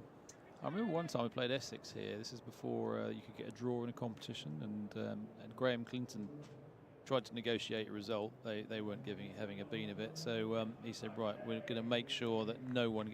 Instruction to the team was, we're not going for it. Can't get out playing an aggressive shot. And I batted an hour for 4. And must have been agony. Was agony, and I couldn't shake myself out of it either. Had Mark Ilott sort of saying to me, what are you doing? So, the words come from Graham Clinton that we're going to play for a draw. There weren't even 4 points for a draw. There were no points for a draw. I got out about a quarter of an hour after that for not very many, and we actually lost that game. You lost. So, I mean, this is why Durham still need to hold their positive intent without getting too loose and reckless. And I think Alex Lees has played very well, hasn't he, throughout the game. And I think Robinson's playing a nice foil, but there are times where you just feel he's searching for to be a little bit over positive in the situation. The runs will come, but you feel that something could be coming. I think Dan Worrell, although he went for a few runs on the first over, there was certainly plenty happening, and the batter wasn't in complete control of all of those shots. Yeah, Ollie Robinson is a attacking player by nature, doesn't like to leave too many deliveries, and so all of Dan Worrell's class is always in the game. Scores at a healthy rate, does Ollie Robinson. Made a lot of runs in Division 2 that year that Durham dominated to get promoted back in 2023 and made them basically a runner ball. Had a good year last year as well with the bat. There was talk before Jamie Smith got the nod that Ollie Robinson was in the conversation for England's next keeper bat. You have to be one hell of a player to get past Jamie Smith. But he's certainly been a part of England's thinking. Cuffed away, top of the bounce for a single. So Robinson moving into his innings tidily here. He looked a little bit skittish, I thought, initially. A couple fell just shy of the cordon, pushing outside the eye line before lunch. He's looked pretty solid, though, I would say, since lunch. And Alex Lees, well, he's just a storied county opener. He's been doing it for years and years.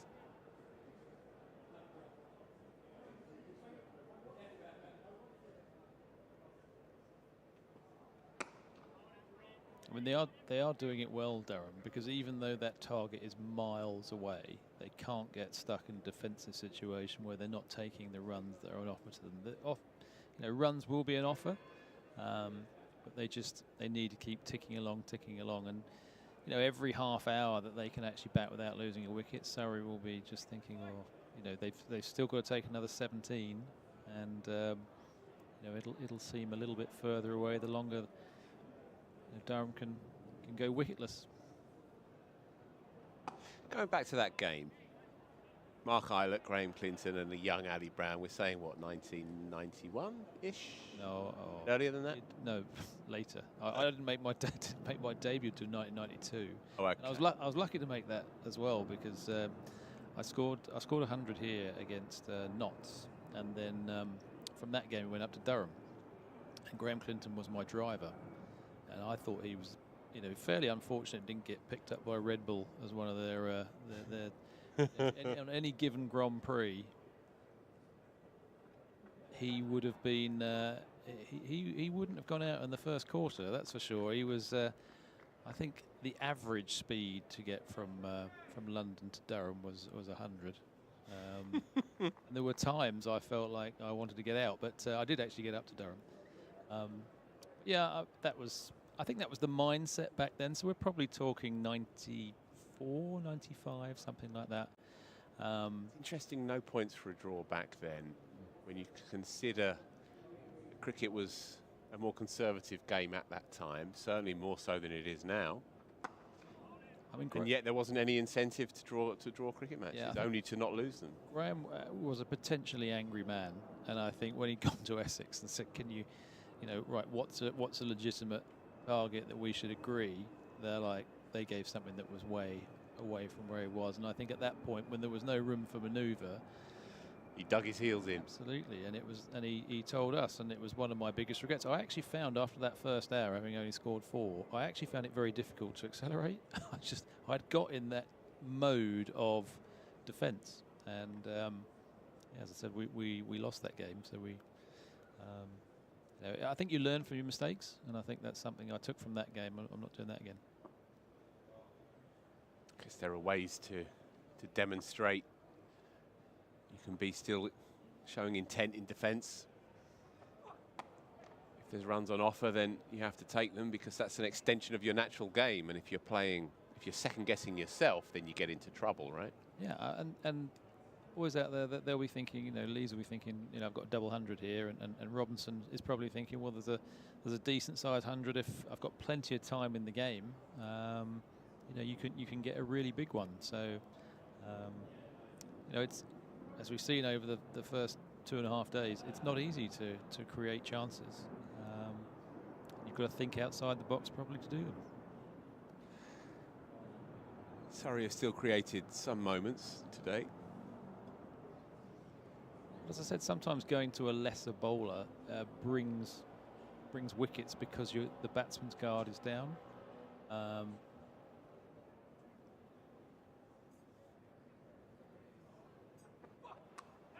Off the hip, and that will run away for 4. Beautiful shot. Very strong there. There aren't too many obvious weaknesses in Alex Lee's game. He's been a top-class county opener now for in excess of a decade. 32 years old now, of course. Made great headway at Yorkshire. And has really grown into his role as the leader and the figurehead. Top of the order here at Durham.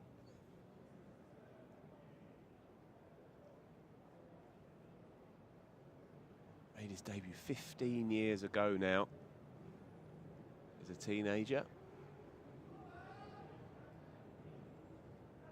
Over 11,500 first-class runs as well, with 30 hundreds.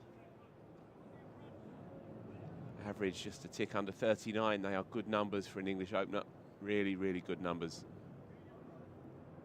Had a taste of Test cricket, had his moments, just those 10 tests.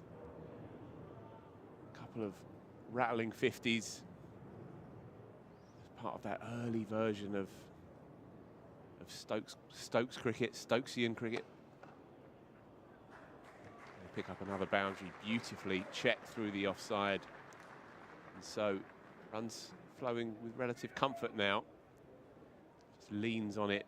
Demonstration again of how placid this track is now, baking under the hot sun.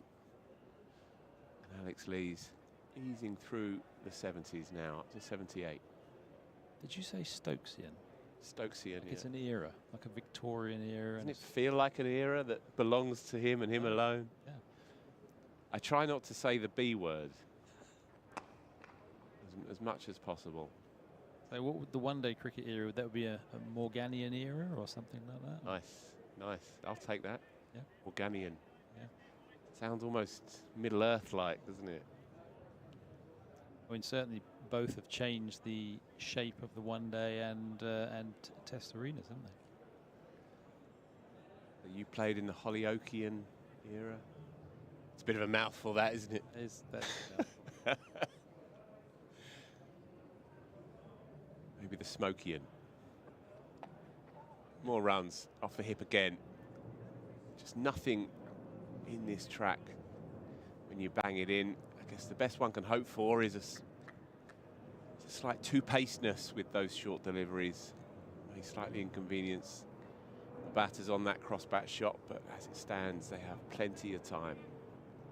As a London side, maybe we can call it the Big Smokian. Nice. With Adam, he certainly had some outstanding ideas, and at times he would think completely outside the box at times like this, but he'd always believe we'd win. Complete control of that pull shot from the final delivery of Matt Fisher's 14th, and so Ollie Robinson will resume on strike. These two doing it pretty well now. Runs as near to immaterial as you can get barely halfway through a cricket match. Nonetheless, these two are developing a nice, tidy partnership here. There's a huge milestone, Phil, that you missed a few minutes ago. Durham are now within 500 of avoiding the follow-up. How that part of that comment, I'm not sure.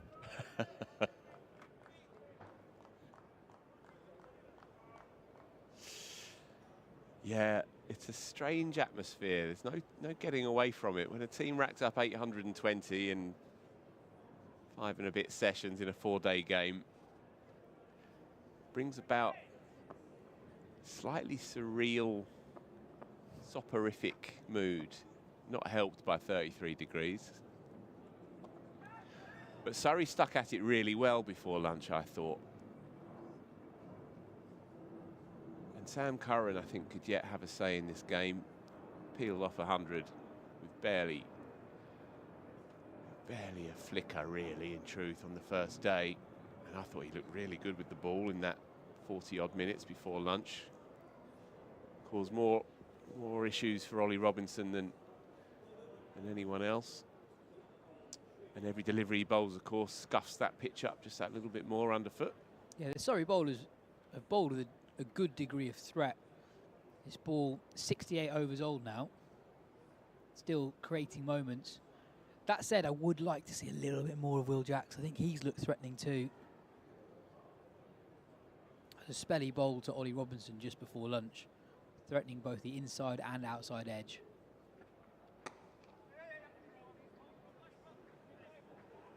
For someone like Alex Lees, if you're just looking at it purely as a batter, forget the additional stuff around being the skipper and where Durham are as a team in this league.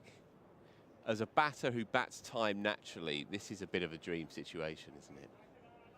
Where you can simply just play the ball that's coming down at you on a relatively benign track. You don't have to exist outside of your bubble for the next day and a half if it goes his way. He's seen another very good English county opener rack up a monster yesterday, 305, Dom Sibley. And he will already be thinking, if I can get up to 3 figures, 20 away, 190 deliveries he's now negotiated. If he can get up to 100, then these monuments, these Manhattans start opening up for him. He won't be thinking of it in the frontal lobe, but it'll be in the back of his mind. It'd have to be. Well, he's part of a generation of top-order players, alongside Burns, Sibley, Keaton Jennings and several others, Sam Robson, who I think will see months like this where the weather's good, they're using the Kookaburra, and they'll think, we're due this. Yeah, absolutely. There were some really difficult years for top-order batters. If you go back around either side of COVID, where if you looked at the averages, not many guys were averaging north of 40. Top edge drops short, and in fact quite comfortably. There was a moment of excitement around the traps, but in the end got very little on it, and it was comfortably short with Ryan Patel. So they've earned the right, I think, that generation of player to cash in now. It's very different. If you look at the averages of young players coming through now, there are a handful of guys who, in the early days of their career, average more than 40, which was, if you go back to 2021, for example, very, very few players not in the England team average more than 40.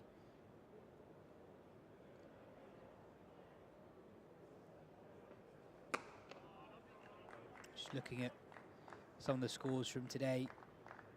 Go to Cardiff, for instance. Ben Kellaway scored another 100. He's a young player, just 21 years old.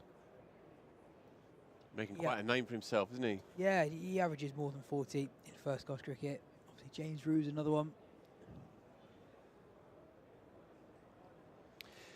Yeah, heavy-duty runs everywhere.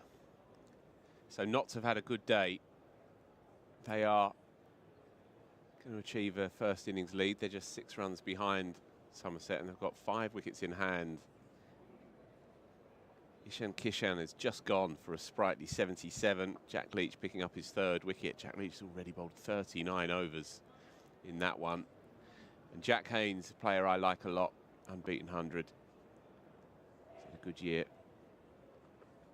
So, Notts will be pushing on in that one.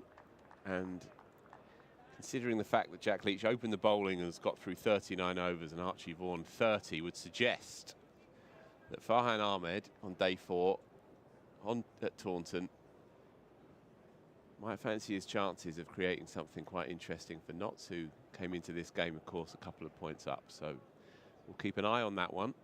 Also interesting look at the bonus points. Yes. Nottinghamshire dropped 1 bowling point, and they've dropped 2 batting bonus points too. Lovely shot for none. Sprawling stop. Tom Laws. And here at the Kia Oval, Surrey have 40 overs to take 6 wickets to get all 3 bowling bonus points. And I think as we currently stand, Notts are just 1 point ahead of Surrey, factoring in the bonus points already secured in this round. So, especially with 2 more Kookaburra rounds where it looks extremely difficult to force result, bonus points come into it more than ever.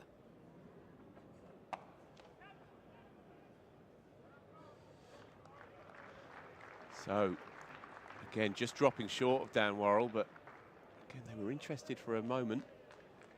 Ollie Robinson is a compulsive puller and hooker. And so it's worth exploring that tactic from Surrey's point of view. The way the championship is viewed by a lot of cricket fans, not necessarily people watching us on the streams right now, is they are drawn in by stories related to players who might break into the England team. And I just wonder at the moment, it's very hard to read that much into runs that are scored because so many runs are being scored.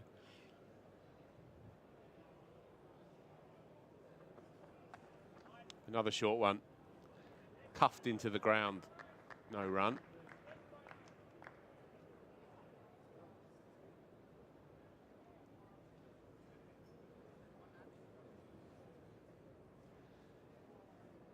Yeah, it's a real arm wrestle across the country here, all 9 games. Hard to call. It's not impossible that we could end up with maybe just 1 or 2 results. Leicestershire are struggling in the 2nd division. Obviously, had a great year of Leicester, Red Bull in particular, but they are struggling following on against Middlesex, or in fact, not following on, but facing down. Deficit of 322, and they're already into their 2nd innings, 1 down.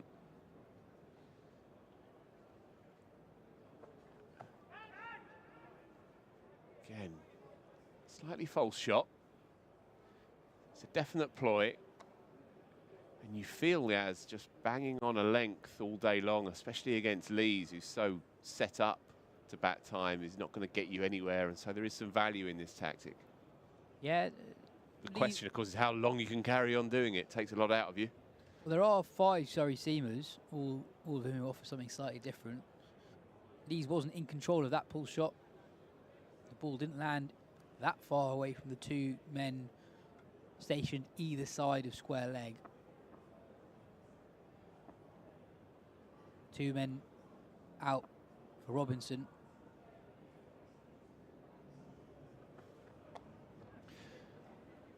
Nicely played off the hip. Just using the pace. That's probably a better option for him. Just get in behind it and play it with a straighter bat all along the floor. Another one ticks by then. 70 gone now. So 10 overs from the new one becoming available. Running through this scorecard.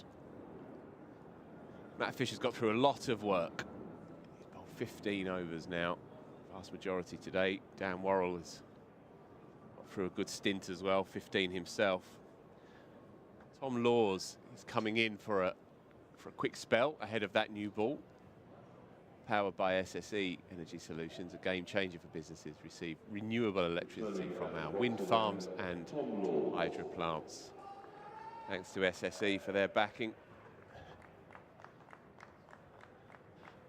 So it's going to be Tom Laws. He's only bowled 8 overs in this innings, so he'll be relatively fresh. And the other one is Jordan Clark, who's only bowled 11. And I wonder, you assume that Rory Burns will go straight to that new ball. You assume there would be no reason not to. No, I agree. Maybe if the spinners were being used more than they currently are, but we've only seen 11 overs of spins so far in the Durham innings.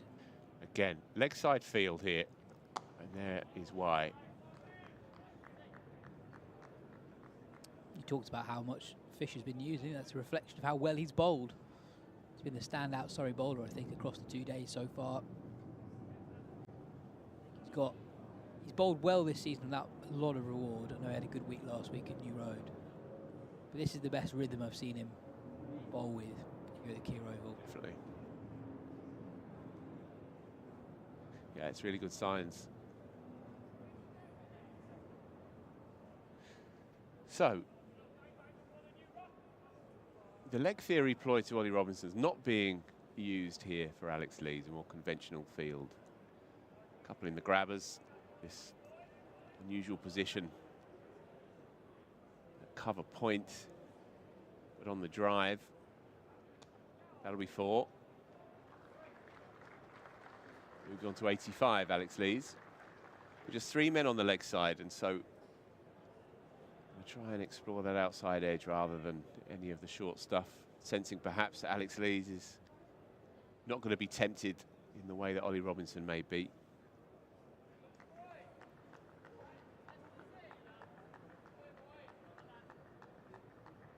So on the bonus point, sorry, I've already picked up 1 bowling bonus point.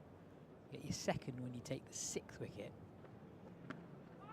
This is all before the 110 over mark as well. So 3 wickets in 40 overs to pick up the second one, 6 in 40 to pick up the third.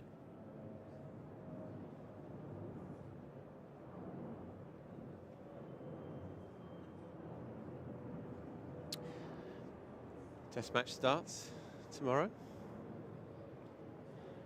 England will be buoyant. When are they not? Ollie Pope in particular.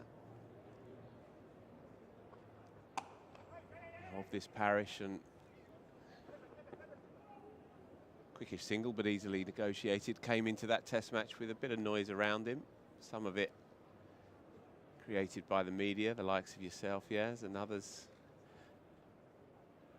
Still, he felt like there was something around him. Acknowledged by Ben Stokes, who sought to try and flatten it down. He went out and he batted beautifully for 106. In some respects, that really got England into that game. Edgbaston will pose a drier, perhaps a more spin-friendly kind of surface, do you think? Well, I think the spinners more generally will come into it across the series more than we saw in the first test. I couldn't believe that Kuldeep Yadav wasn't in the India team. You weren't alone. Ryan Tenduskarta, the India assistant coach, has said that India will play 2 spinners. Has he? Oh, just on the half volley. This is the tactic, and it's a good one. It is Rory Burns there. Hands, by the way, to pick that up on the half volley. Almost paid off. It's going to be drinks. And Surrey will feel like they were almost there, kicking the door open with Ollie Robinson on 46 and showing a tendency to go after that short ball that may not be necessarily the percentage play. Anyway, lives to fight on, just 3 down still. They've only picked up 2 wickets today, but they have been impressive. Yeah. Very, very impressive. They have not been flat. Conditions might be flat, but they themselves have not been flat. They've come very close to picking up on the wicket on several occasions. Robinson in particular has had more than his fair share of heart-in-mouth moments. But on to Test match. Tenduskarta said they will play 2 spinners, but he wouldn't say who. He said Washington Sundar is. He said Washington Sundar is bowling and batting well in the nets, and we know that this India regime favours batting depth almost above everything else. 2024 Tour of We can understand that that may be something they need to address after losing, well, both lower orders, both occasions the lower order being blown away at Leeds, and that's really where they lost the game. But also, they went in with a bowler. They picked a bowler in Charles Thakur more for his batting than his bowling, and that didn't work out. And there were batters who were culpable in both of those collapses as much as the tail were. So, yeah, I think if Cooley comes in, that changes things a lot. I think he's got a brilliant head-to-head record with England on some pretty flat pitches in India. He's got a 5 foot in Australia, averages 22 in Test cricket. The only reason why he's only played 13 or so Test matches is because India have had three amazing spinners in home conditions, all of whom can score Test hundreds. So it's been difficult for him to find a spot in the India 11. But he is genuinely world class. So I think with a lot of predictions around the series, India could field a completely different attack at Edgbaston. So it makes it hard to call, I think, because the mood around Bumrah is that he won't play. It's hard to read. There's mixed messaging from captain and coach. Captain Gill said we'll play it by ear, on a test by test basis. Coach Gambier has been a bit firmer in saying that Bumrah will only play he'll only play 2 of the remaining 4 Test matches. And these next 2 are back-to-back Edgbaston and Lords, and there's some suggestion that Bumrah is desperate to play at Lords, so might miss out at Edgbaston. I still find it flabbergasting if they get to the 5th Test here at the Kia, and they're still in the series, and their champion is fit. I'd be amazed if he's rested, but we shall see.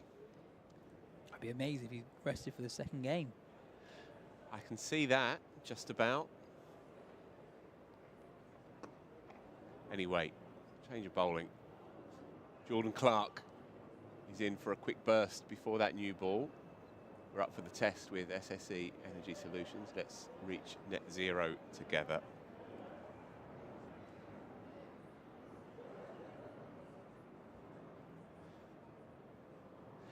It's been a hard track to take 20 wickets, Edgbaston, isn't it, this year? As Surrey themselves can testify. 5-day game is a different proposition, and the way that England play is, of course, a different proposition as well. I think throughout the Stokes era, as striking as their batting has been their ability to take 20 wickets on pretty much every surface they've come up against, and often doing so with relatively inexperienced attacks. The way Josh Tongue bowled at the tail was really important for Headingley. Cast bowled with good pace too, and Stokes is bowling at speeds. On the hook and down and controlled. Alex Lees is open to the shot. Doesn't want to gets too stuck in his bunker. Still looking to score, up to 87 now. Stokes bowling with real intensity, bowling quicker than he has done for a while. And across the 2 innings is England's standout seamer. Yeah, what an enormous boon for the England side that is. And in fact, acknowledged, didn't he, that his action is back to where he wants it to be as well. Pain-free. The hamstrings cleared up. The knee surgery is a triumph. He's now getting through his action beautifully. As Yaz says, probably the bowler of the match, really. Certainly for England.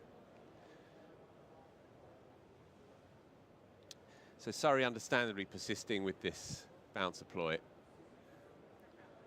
Have to try and create something half chance, well, not a chance, but a moment in the previous over just before drinks on the half volley to Rory Burns at shortish mid-wicket from Tom Laws.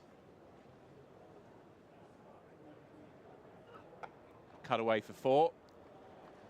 Easy as you like. But Jordan Clark is the kind of bowler that Surrey tend to turn to in these moments. He has that knack of creating something from nothing when the game seems to be drifting through the tired afternoon. He can come in and just change the dynamic of a cricket match. He's been doing it for years here in South London. Champion, really.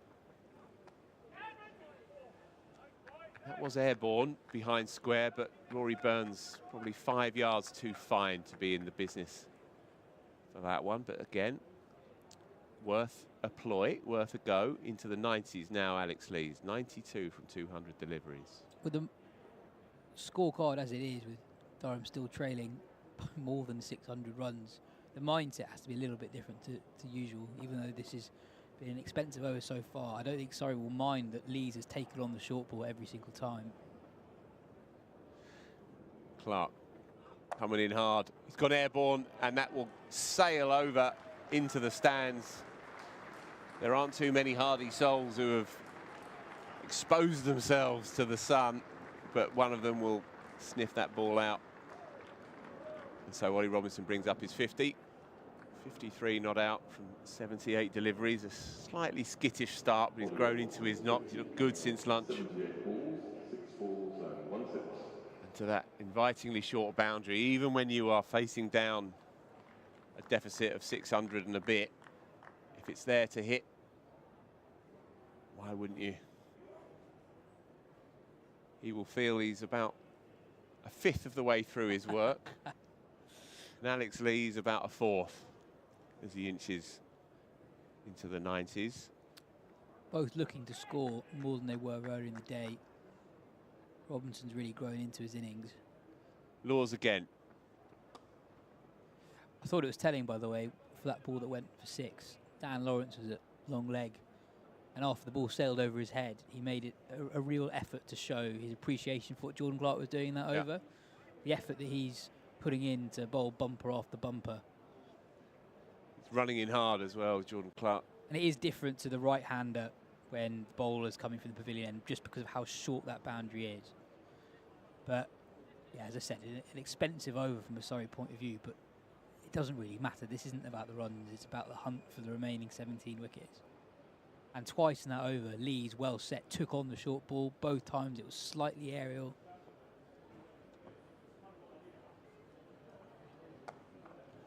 Again, Robinson taking on the short ball does well to get over it. I think it's important as well now for Surrey, if they're going to persist with the short ball ploy, to ensure they're bowling at the right batter at each end. Because of the left-hand, right-hand combination, there will always be a short boundary for one of them when Surrey goes short. This over, it's Lees who's got the short leg side boundary. In at the body though. Lees right in behind it, rock solid. An impressive knock. Must be draining leader side through the last 2 days, and then to come out and face the first delivery and to still be there 4 hours later. It's impressive.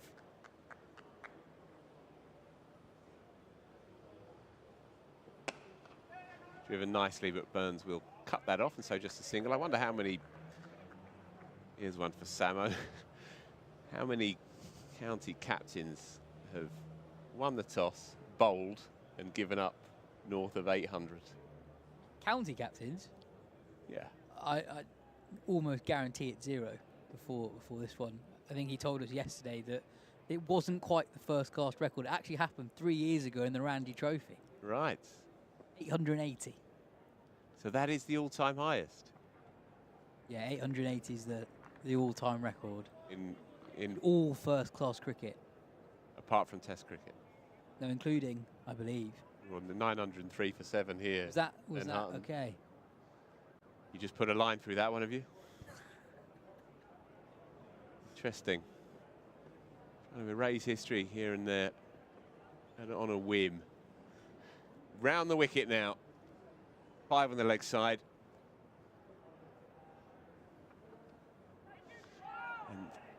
wonder if he might fancy a little... In fact, he can't manage a leg slip because he's already got 2 behind square. But it's not a bad ploy, that, for my money. Anyway, another one drifts away from us. 73 bowled now. Tell you one game, Phil, that is not approaching a result, but you can see a result happening over the next day and a half. It's at the Utilita. Hampshire, yes, 196 for 8 in response to Worcestershire's 679 for 7. Well, should they pull that off, Worcester, you really will have to doff your cap to them. It's been a tough year for them. But if they were to win that one against the head, it makes it really interesting down at the bottom. Airborne again. On the bounce to Dom Sibley. They have to get back quickly.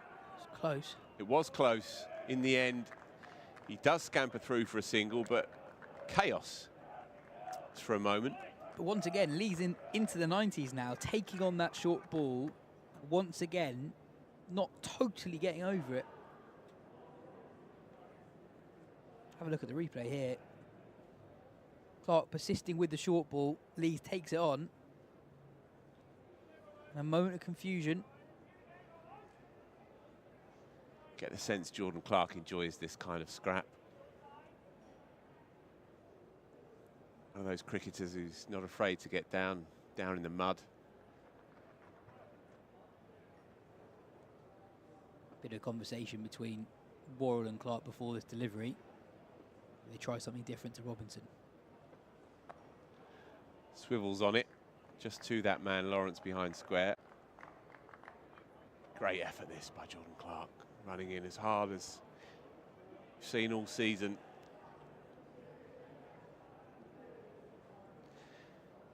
Yeah, so just briefly on that Worcestershire game, Hampshire trail by 4 at 8-2. So you assume that they will follow on at some point this afternoon, 8 down for 197.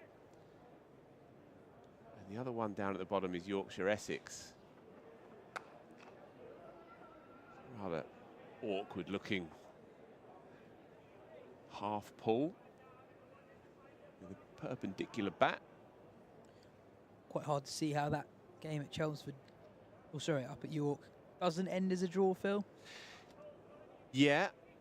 Relatively slow progress across both innings so far. Yeah, I thought Essex were deliberately slow and quite conservative on that first morning, wanting to ensure that they don't drop the ball on that one. And Alex Lees is tired of going square and instead demonstrates the docility of this pitch by just flat batting it straight past Jordan Clark. So he's on to 99. It's a good shot from Lees. Smart batting. Yeah, Surrey going all in on this short ball ploy. It means you have a lot of fielders square of the bat, not many in front of square. If you're able to pull the ball straight, it's something that we see England do when teams go short against them. Brooke, Pope, both like pulling straight when teams put fields like this up against them. Bit of a chat now between the brains trust of Worrell, Clark and Burns with Lees on 99. Yeah, no change in the field though. And there it is. Got to run hard. Gets there comfortably enough. Considering the circumstances, that's a brilliant hand by Alex Lees. Under the pump. 207 deliveries, 16 crisp boundary fours. Just that one half chance last night, but he's been serene today, under pressure. And he will feel like the job is only really just getting going. 31 first-class hundreds now. He's been a fine player for a long time, 15 years as a county pro. North of 11,500 red ball runs. Plenty more to come. Relatively subdued celebration. It's not just the heat. It's the sense that he's got a long haul ahead of him yet. Excellent piece of work, but it does just get away from the fieldsman down at long leg. It's Sammy Curran down there. And so another fat boundary 4 to finish the over. 2-2-2 for 3. 74 gone. 6 to go until that new one can be unwrapped. Who's up for it is the question. You would imagine that it will be Daniel Worrell digging deep, and Matt Fisher has been star of the show, really. Until then, it's going to be Tom Laws. Alex Lees fresh off that 100 to face up for more of the same. Talking of which, it's going to be Cameron Ponsonby. Balls from the Vauxhall end. Yeah, really hard fought 100 from Lees. Scored quicker after lunch, but Surrey with that newer ball were really probing Worrell and Fisher first up last night and again this morning. Either Durham batters very little to work with, so he's had to fight really hard. This side faced with this huge task ahead of them.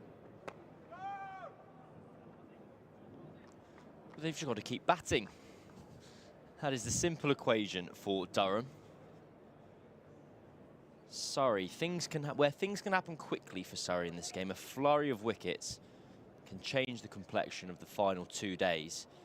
For Durham, they've just got to stay the course, and Alex Lees has done that superbly so far.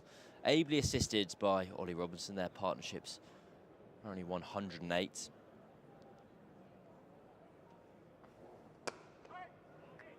Solid as ever from Alex Lees. One imagines they'll take the new ball when it becomes available. I think given how much they've stuck with seam, I think it's likely they'll go straight to that new ball. I have been surprised at how little spin we've seen, because Jack's in particular from his 9 overs has looked threatening. We have just... But the seamers have also bowled well, so I do see that. Shot. A lovely shot. Alex Lees in full flow here. Finds another boundary. He moves on to 104. And while it is a stay of patience, he is striking at almost exactly 50. It's not been a turgid innings by any means from Durham's captain. And Dom Sibley's record as the highest scorer of this game could be under threat, Yaz. Lees might go all the way. 202 to go. I'm now trailed by less than 600, Cam.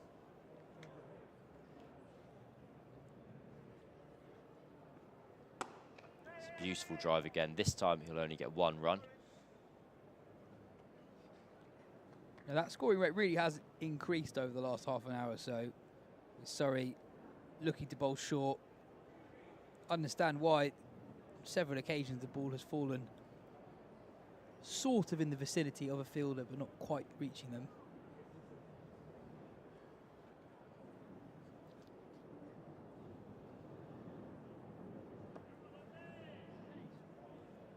Lords coming into Robinson again. Robinson backs away and goes for a big pull shot. Now Sam Curran's just thrown the ball at the stumps there. Robinson hasn't left his crease. Now on day 1, when Jimmy Neesham did the same, it prompted a little talking to from the umpires. And here we go. The umpires are coming together now. There's the new regulation about intimidatory fielding. I imagine they'll nod and agree not to take it any further, and that appears to be the case. But it has happened in a Surrey game this year. Down at Beckenham, Danny Gregory was penalised 5 penalty runs. And she threw the ball back into the wicketkeeper and almost took the head off the batter. Well, there you go. The umpire just chatting to Sam Curran. Oh, is this a telling off or is this a penalty? I think it's a telling off. I have been surprised at how strictly this new regulation has been enforced this year. I think Sam Carden was perfectly within his rights to throw the ball. Well, that's very short. Wide ball given, correctly so. Sorry, I think there have been a few occasions where fielders have been punished, where you could say the same thing, where fielder totally entitled to throw the ball, batter was at some point outside their ground.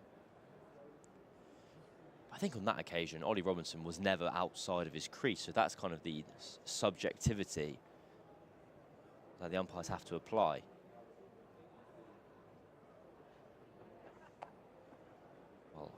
Well-controlled pull shots from Alex Lees.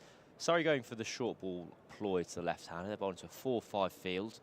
2 fielders in the deep on the leg side and a number of other players scattered in various catching positions. I still feel like something special is around the corner here at the Kia Oval. We saw how much Surrey have celebrated their 2 wickets today. They know how difficult they are to come by, but it's a funny old game, cricket.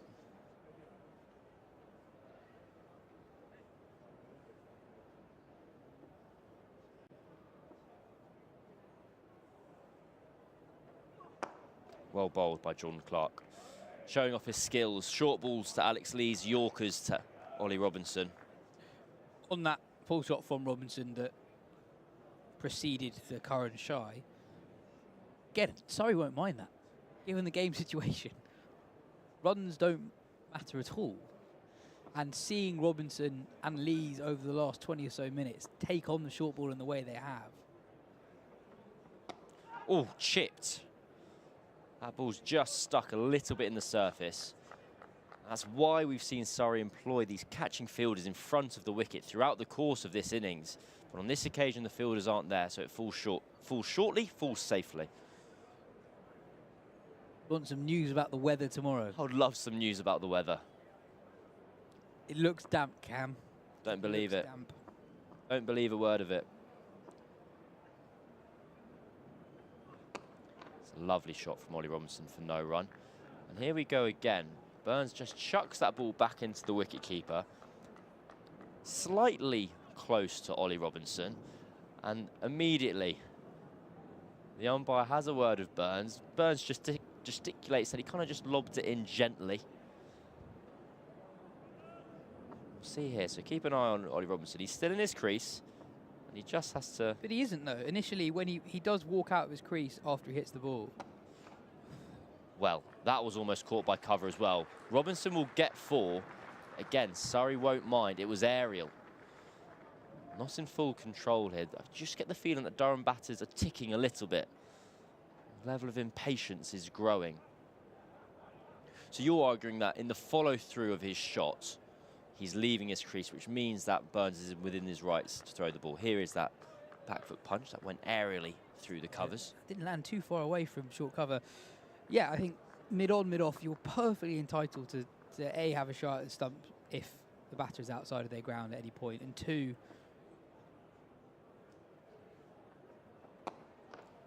aerial again from Ollie Robinson for the 3rd time this over. We've got a shot of ball here at the Kia Oval. Scores 233 for 3. I'd also be interested, maybe this is something we can tee up for later, looking up the exact wording of the regulation. The word that I've seen used this season is intimidatory. Yep. And is mid-on, mid-off throwing the ball towards the keeper and the batter occasionally getting in the way, is that intimidatory behaviour? Personally, I don't think so. If there's any indication that a fielder is deliberately trying to strike the batter, that is very different. You occasionally get that with a bowler in a follow-through, where out of sheer frustration they throw the ball closer to the batter than the... Jimmy Neesham yesterday. Tom Laws is going to be bowling from the Vauxhall end. Alex Lees on strike, 106 runs to his name.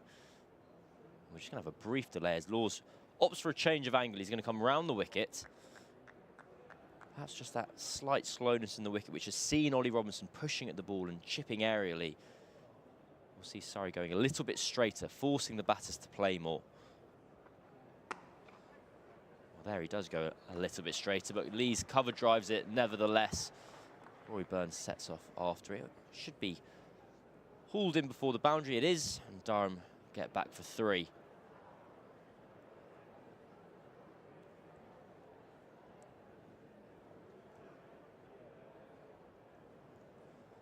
Robinson back on strike. We'll see if he continues his positive attitude.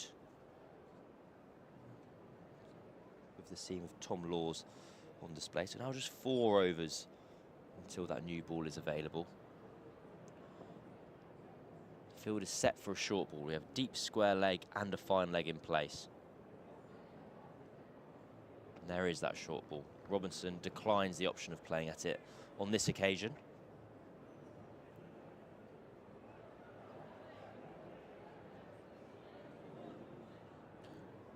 Throwing it forward, Cam.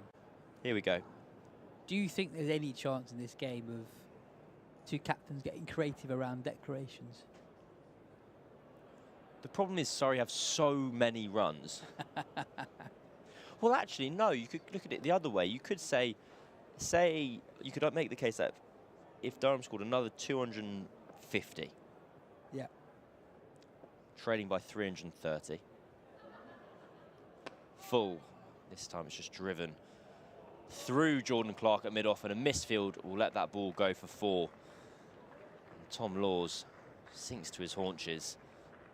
It's a funny old game, cricket. Second mention of how funny the game is, this commentary stint.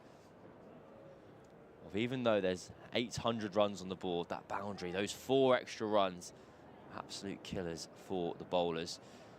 Looks like a tired man diving over that ball there, Jordan Clark. Surrey could feasibly forfeit their innings and just set up a run chase. Why they'd want to do that, I'm not quite sure. That's a lovely shot. Waited on the back foot and punched it straight into the vacant area. The ball will just about reach the boundary. But I tell you what, the pitch has to be playing pretty true if you're going to sit on the back foot and punch it through mid-on like that. I think the other thing, the other factor that I think means that we are extremely unlikely to see a declaration of captains getting creative is just how quickly they've been able to score when the ball's been old and the bowlers have been tired. Short again. Durham scoring at 9 runs and over across the last 5, which makes any possible defence of a score in a 4th innings very difficult for the side that's bowling. Well, I'm keeping spirits high. I believe if Durham feel like they can play some shots, there'll be opportunities for wickets. And that is a place that Surrey won't mind being. And I don't believe in weather forecasts. It's not going to rain tomorrow.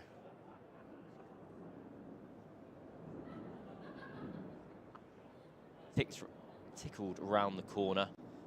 Just be 1 run. It'll actually be 0 runs. Not entirely sure why Durham chose against taking the leg by there. Ollie Robinson must have felt like he didn't offer a shot. So at the end of the 77th over, the score is 244 for 3. Robinson racing along. He's on 71 off 94. His skipper, Alex Lee's well placed on 109. Yeah, so 55 runs from the last 7 overs. Bit of activity in the stands here. I believe that's just down to our right in the JM Finn stand. Enjoying their afternoon at the Oval. And we're going to see more Will Jacks. This time from the pavilion end. He's only bowled 9 overs across the innings, 6 overs today. We'll see if he has any joy from the other end.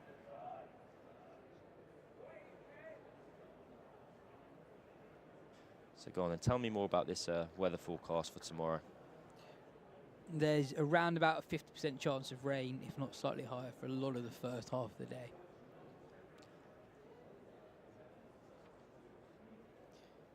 I always think unless it's 100, you're fine. That's my educated scientific opinion. So Josh Blake has got his lid on. He's up to the stumps. We also have, looks like it might be Dan Lawrence putting on some pads. He'll be fielding in close. In fact, I beg your pardon, looks like it's Ryan Patel who's going to put the pads on, but the helmet is not yet required. He's on to mid-wicket. 2 catches in place for Surrey. You can see them there, kind of slip and a gully to the spinner. 2 slips, Will Jacks. He's bowled well. 9.1 overs, number 13. Beaten both edges of Ollie Robinson before lunch. Beat Lees' outside edge last night. Well, he, in effect, has 2 overs to show he can make something happen. Because in 3 overs' time, Surrey will have the option of the new ball.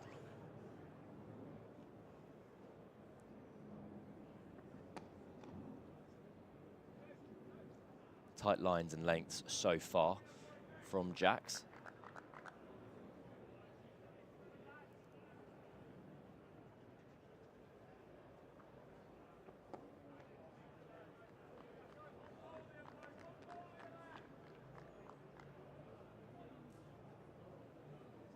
I wonder if we might be able to get the Surrey broadcast Gmail up and running again. I'd like to know from the listeners and viewers what's the most runs they've ever conceded in an innings. What, when they see Durham today, where does their mind cast back to? Cut out to that sweeper. It'll just be 1 run.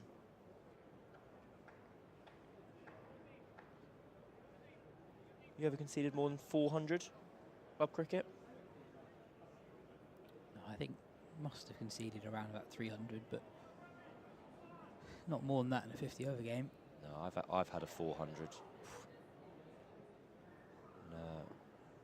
We'll give him a shout out. He's a regular listener to the stream. Well, playing a miss from Robinson. Good signs for Surrey and Jacks to finish his 10th over. He's conceded just 14 runs from the overs he has bowled. He's made things happen, Jacks. And again, Surrey will be encouraged by the sight of Robinson looking to take him on. You see he's getting a little bit of shape and purchase off the surface. I remember it was Toby Briggs of Reigate Priory, and he made 141 off 39 balls. It was remarkable, even more remarkable when I played him the next year, and he was batting at number 11.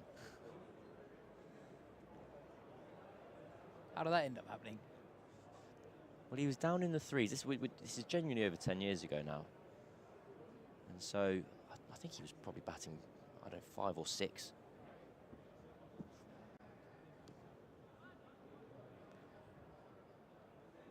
On his day out in the 3s. And when he was back in the 2s, he was at 11. They couldn't believe they'd made 140. Still.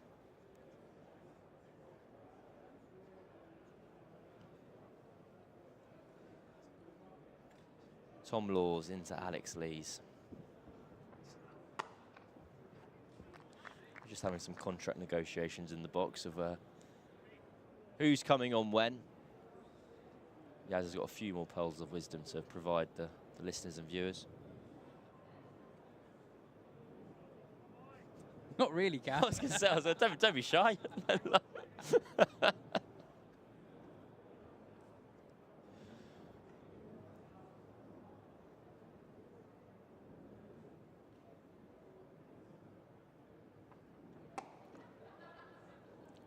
Lee's looking solid. Laws is running in. Absolutely maximum efforts from the young Surrey all-rounder. Trying to make something happen, trying to induce a false shot. And the concern for Surrey is they've taken these extra risks over the last 5 or 6 overs. They've conceded the runs, but they haven't got the wicket that they're trying to pay for.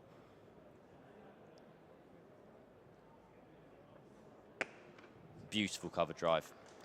Powerful from Alex Lees. He just reaches for that ball and it will reach the boundary. He just keeps marching on. A lot of runs have been scored in the last 7 or 8 overs, but Surrey do just have to park it. The runs are pretty much irrelevant at the moment. Surrey still lead by 571.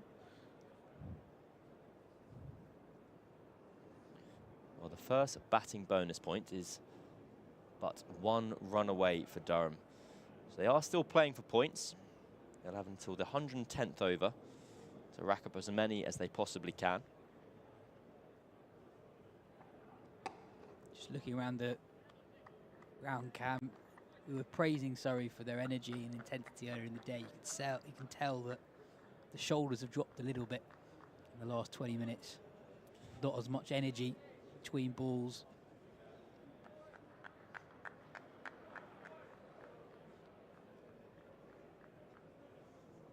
Well, this is the route to victory that Surrey chose. Spend 2 days in the changing rooms and spend 2 days out in the field. It's a lovely drive again. Will Patel have a chance of cutting it off? He does exceptionally well. He's done especially well considering he's still wearing his pads, which is not a common sight for a man fielding on the boundary, and it's not as if they've got lots of fielders on the boundary too. Well, like, this is poorly thought out by Surrey.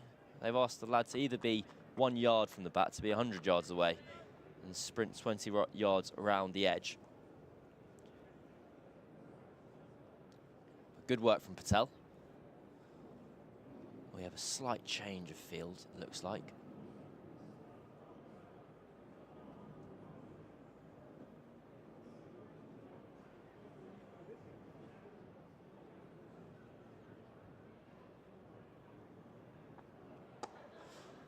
Tucked into the leg side by Lees. Another productive over for Durham. They've brought up their first batting point. Tommy Elam, the substitute fielder, is on the pitch at the moment. Not 100% sure who he's on in place of.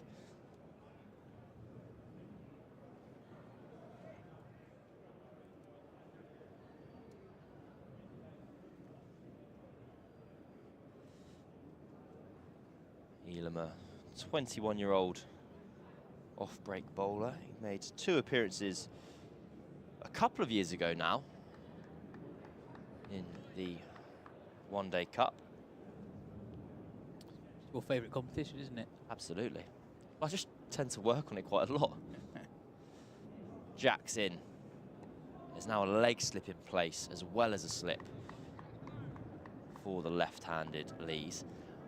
That's a good plan. It allows him to bowl ever so slightly straighter, bring the stumps into play. On this occasion, the ball takes the inside half of the bat and trickles away for a single. Patel now is required underneath the lid. He's going into short leg.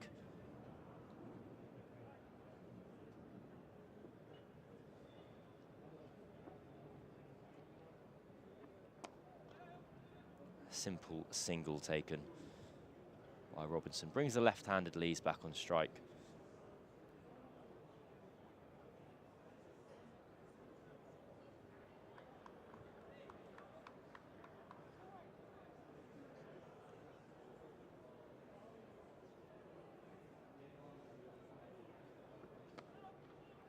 It's another single.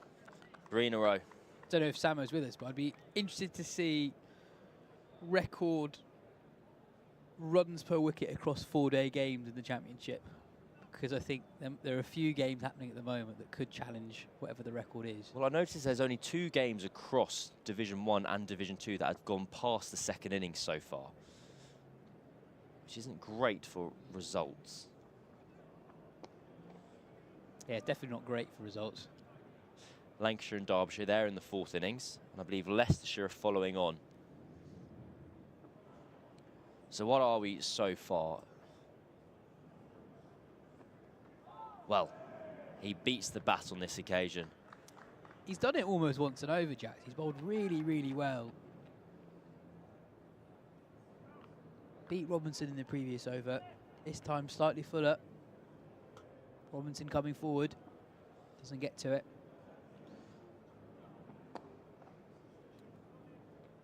Three runs off Will Jack's 11th over. The score is 255 for 3, and now we wait to see what Surrey will choose to do. Will they take the new ball? It is available to them as of right now.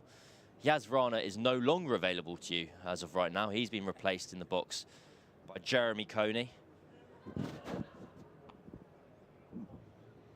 Welcome back, Jeremy. Hello, Cam. Good. How are you?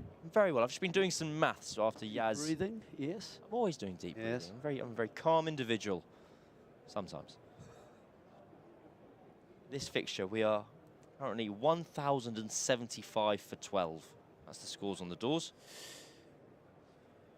Yeah, it's an interesting one, isn't it? What do you see as the reason? You're here more often than I am. This is it is a different looking pitch than I remember coming here in the past 2 or 3 years. I sort of pop up quite irregularly, but I do remember bouncing pitches. I do remember to the right of the ones that we're looking at, one that we're looking at the moment, but they bounced and they seemed a bit, and the bowlers were much more in the game. Of course, the ball has changed. That's different. But it looks like it has been a tranquilizing, kind of anesthetizing kind of thing, hasn't it, really?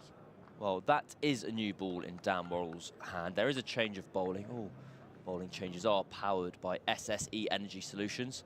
From the first ball to the final over, let's power change together. So he's been economical so far. I think, unfortunately, I know it sounds dull to go on about a single topic, but there is one main variable and point of difference from this match to the other fixtures that have occurred at the Kia Oval this year, and it is the Kookaburra ball. I also think that's combined a little bit with a bit of a fatalistic attitude, where had Surrey been racking up the runs in the same manner with a Duke's ball, they would have pulled the pin earlier on their innings, and they would have declared. They wouldn't have felt the need to bat on towards 800. And once you kind of break the back of an opponent, as they did with Durham, those last 200 runs are pretty much free. And in return, Durham, well, they have no interest other than in protecting their wickets. Oh, totally. This has nothing to do about, Durham batting slowly. It's interesting, isn't it? No added addition to the slip cordon at all with the new ball. I mean, you take. I wondered whether they would take it immediately, in the sense that they do need more wickets, Surrey, and so they obviously apply the normal rules that say, yeah, the new ball might give us a couple of new ones, but of course runs can come, as we saw on day one, quite quickly as well. They've got a lot of runs, Jeremy. Runs is something they don't need to worry about, Surrey. That's right.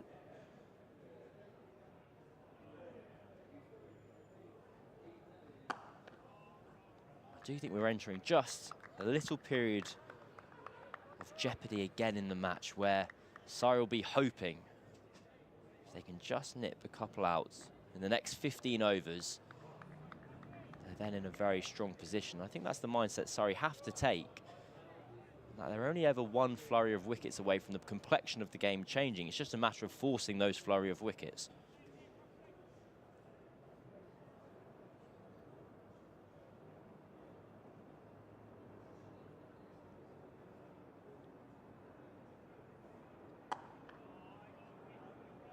Defended again by Alex Lees, who, despite the change of ball, has had no change to his own composure. Looks solid as ever on 119. It's interesting, there haven't been many overs of spin today. I thought there might be a few more. Jacks has bowled a few. Lawrence hasn't bowled at all, which is quite surprising. I think he's been used quite a lot in conditions like this.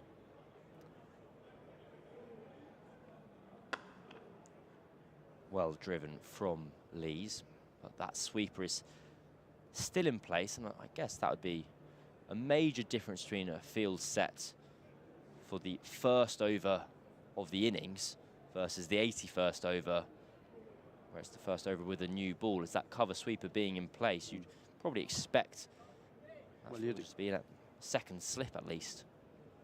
You'd certainly hope for Robinson there'd be 2 slips, and there are. So that makes sense. They're the man they are sensing, I think, Surrey, that they can remove first. He's given sort of a number of quarter chances.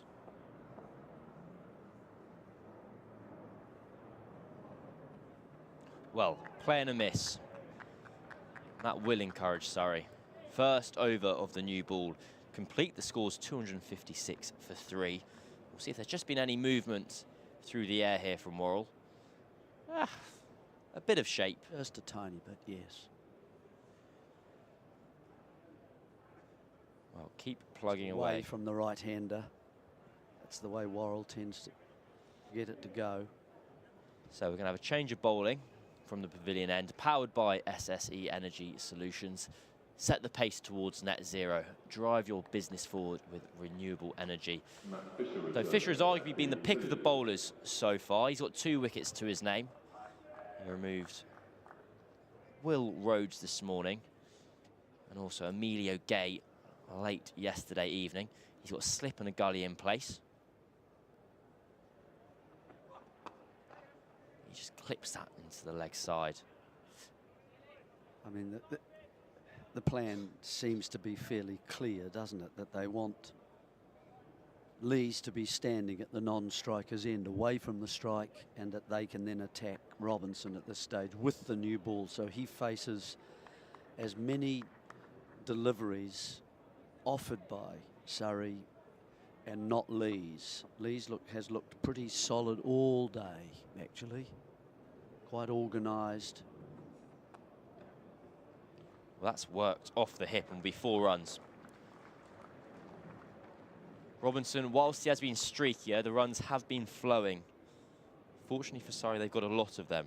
So if Robinson continues to keep up his pace, but does give away his wicket, eventually they'll be more than content with that as a deal.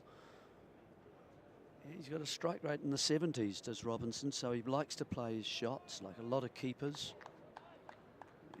He obviously likes the hook stroke and the shot square of the wicket.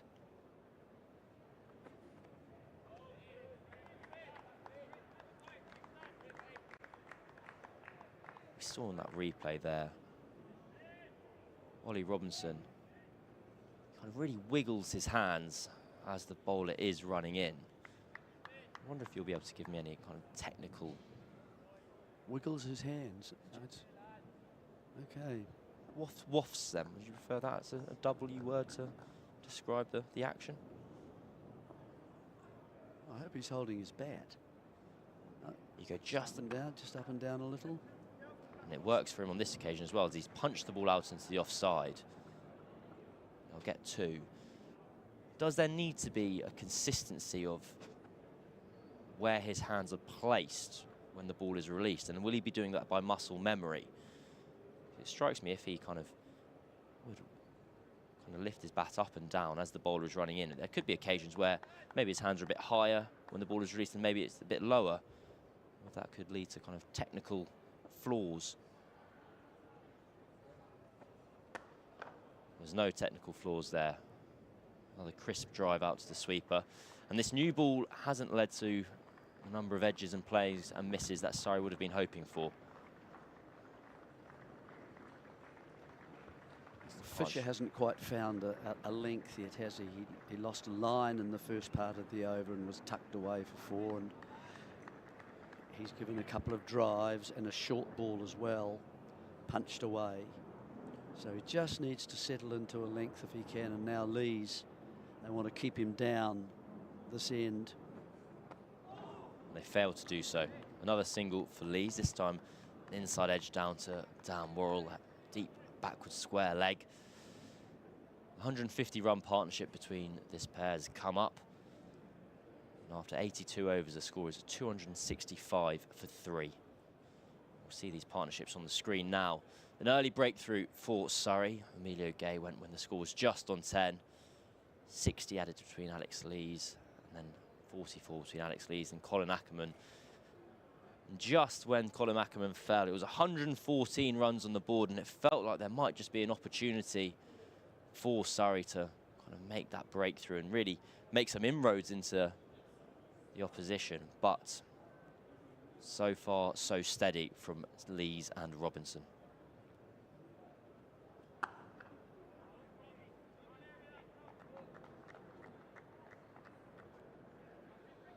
So I've been just slightly surprised there hasn't been more spin leading up. It's been pretty seam dominant right the whole day. Will Jacks has bowled, what, 8 or 9 overs, something around there anyway. And Nothing from Lawrence at all. We haven't seen Patel at any stage. I wondered whether that might be done before the taking of the second new ball as well, just to try and change, make the batsman wait a little longer for the ball to arrive. Lees finds that gap between mid-off and short cover, is able to scamper through for a single. Well, Ryan Patel took a fabulous wicket here a few weeks ago, clean bowling Johnny Bairstow. And I don't think the match situation wasn't that important, if my memory serves me correctly, but the celebrations were wonderful.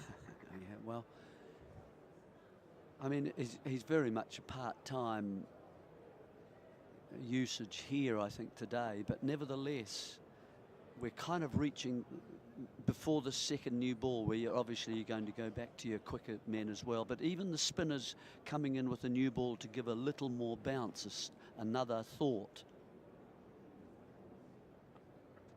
Hold him. Dan Worrell does make the breakthrough, and the new ball has done its trick. Is that the breakthrough that Surrey needs? They've got their 4th wicket of the innings, the 3rd of the day, and it's hard toil out there, but Dan Worrell finally has his first reward.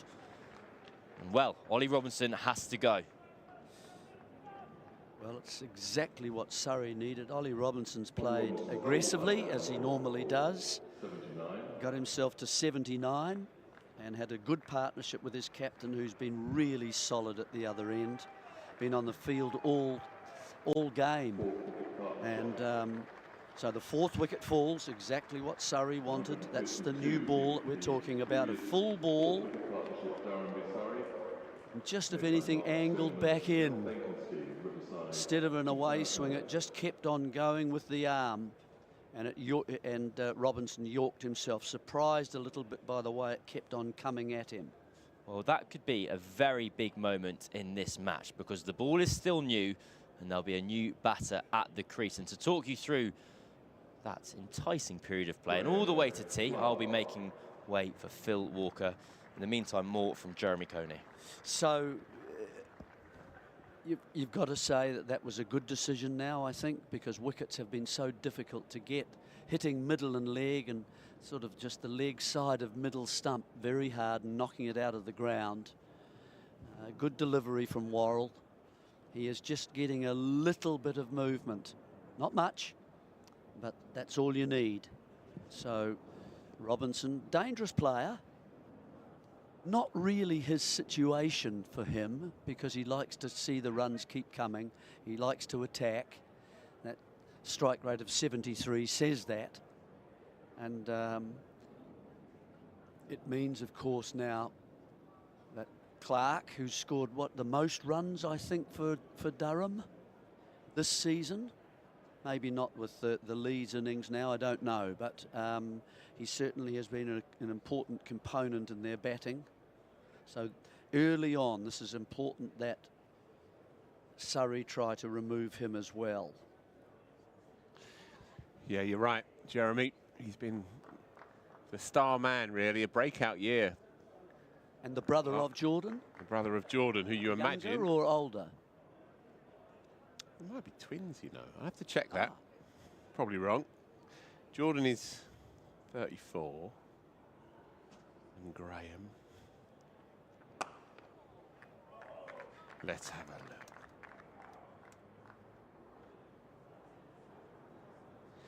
One thing I can tell you for sure is that he's had a very good year with the bat. Made 2 big hundreds. Become a key man as well in white ball cricket. He's 32. Jordan Clark, big brother, is 34, so it's a couple of years difference.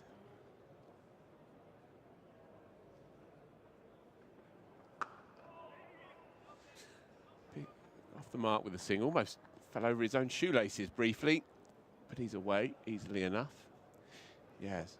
I wondered whether there was a sense also, as the wickets fell prior to lunch and nothing after, whether Surrey was starting to fall into the 665 for 5, that feeling again, and the 500 that they've had as well, and then I think a 480 or something like that down at Hove. There were 3 big totals away games where they were just starting to think, oh no, here we go again.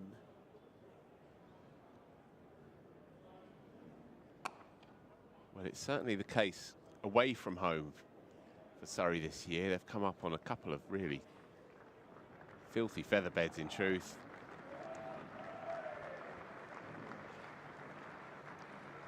So they started at Chelmsford on a flat one against Essex. It encountered the same challenges at Hove and at Edgbaston as well. But it has, in fairness, been a different story here. It's just that this particular track, for whatever reason, it may be the hot weather that we've had, the lack of moisture in the air coming into this one, whatever it is, it's just not retained quite the devil and life that we've seen over the last few years here at home, where Surrey have been unstoppable, frankly. One defeat in 5 years in red ball cricket here, Surrey. Really? This is the 5th year, and they've had one defeat against Lancashire 2 or 3 years back. Well, they now need, I think, 2 or 3 of their bowling order to bowl like a Swiss clock. Really put the ball exactly where you want it. There's no need for slightly sloppy bowling right now with the second new ball.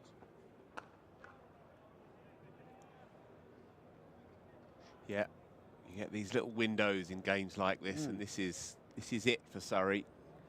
They can winkle out 1 or 2 more with this new one. 6 down at tea. A couple more in the evening session, even that.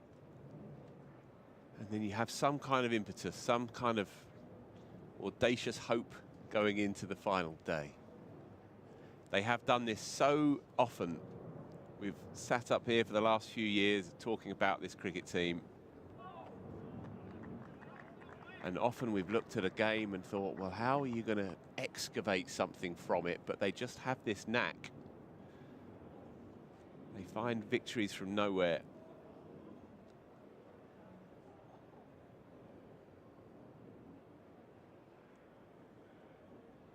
I guess there's a thought too, will Rain bat? I would have thought if he has to, for sure. Not a bad one to have pulled up lane for, this one. Bowled 10 overs in the morning session and then did himself a nasty. But yeah, they'll have to call on all their resources. If Surrey were to pull this off, it would go down, well, it would be right at the top, I fancy, of Rory Burns' wins as skipper, considering everything.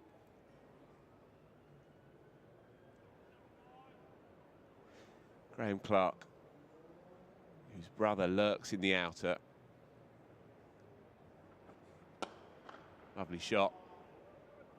And that may well have stung Matt Fisher on his follow through. It's a good stroke. Nicely balanced. Full ball, wasn't it? Yeah, he's having a great year, Jeremy, as you say. Came into this game with 552 championship runs behind him, a couple of big hundreds.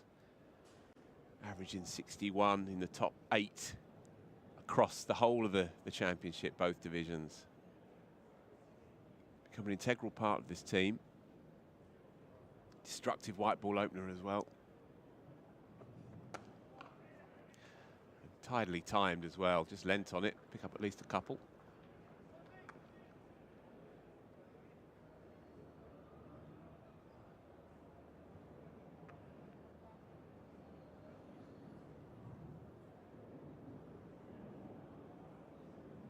Yeah, so as I say, on these pitches here, it's been a topic of conversation in the box, on and off air. I was just surprised when I came here on Sunday morning and it looked like a kind of oval track that you would have maybe played on, you know, always a good place to bat. Quick outfield, there's a slight upturned saucer element as well. It runs away quickly and you can fill your boots. And it looked like an old-fashioned oval track. Hardly any green that you could see on it. Playing a miss, and in fact, he's nicked it. He's got to go. Well, Daniel Worrell, bang, bang. How about that? Suddenly 5 down, and the 2 in men, Ollie Robinson and the hitherto unmovable Alex Lees, both have to go to the new ball. Suddenly, Durham 5 down, 2 new men at the crease. And the great champion Dan Worrell, who for my money has been the best seamer in county cricket for the last 3 years, does it again. Well, Jeremy. Well, that is a huge wicket and a huge moment in the day, because Alex Lees has looked immovable, really. He hasn't really made a mistake all day. Got a wide range of strokes, lovely on the drive. Judged where his off stump was, but here he's just played a little wide with the angle going away slightly, and he knows that he's got a villainous little edge. Yeah, no doubt about it, and he turned on his heels and walked off, but it was a very thin edge, wasn't it? Not much noise down the camera for us to pick up, but an edge there was, and he knew it. He looked serene for the best part of 4 hours today, but he's gone. So this game takes another turn. Well, Jimmy Neesham is the new man, the Kiwi. He'll be long watchable. time since he's batted in a red ball match, I would think.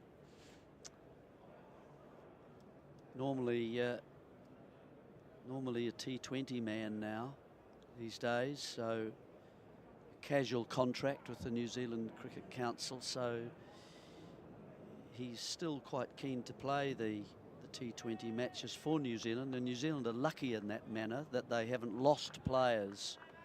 They all still want to, even though they haven't got a major contract, they still come back and play for the country.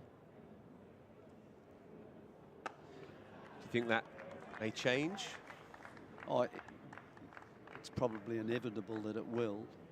But until then, you know, the choices are there, and they remain in, you know, communicating well together. Delivery again, once again. Yes, Lees knew immediately that he had just played a little wide at the ball.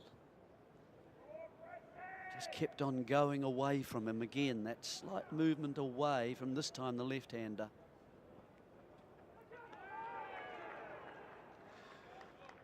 So Jimmy Neesham last put on the whites 3 years ago. Yeah. July 2022. Rocked up in the Northants middle order back then. Well, if he gets in, irrespective of the scorecard, he'll be good to watch. He likes to play shots. I mean, I noticed in T20 he tends to go one side of the ground. Rock solid. Right in behind it.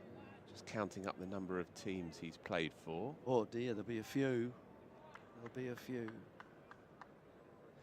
So 33 are listed on Cricinfo. Although, make that 34 with his current employers. Derbyshire, Essex, Kent, Northants, Durham. Not far off the full set. Lovely shot.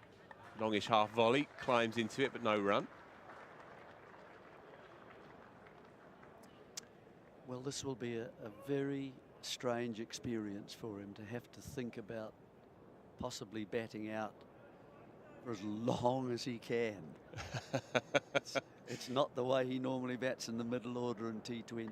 Yeah, it's not what he's built for, No. but it's a lovely story within a story, It this. is. It is.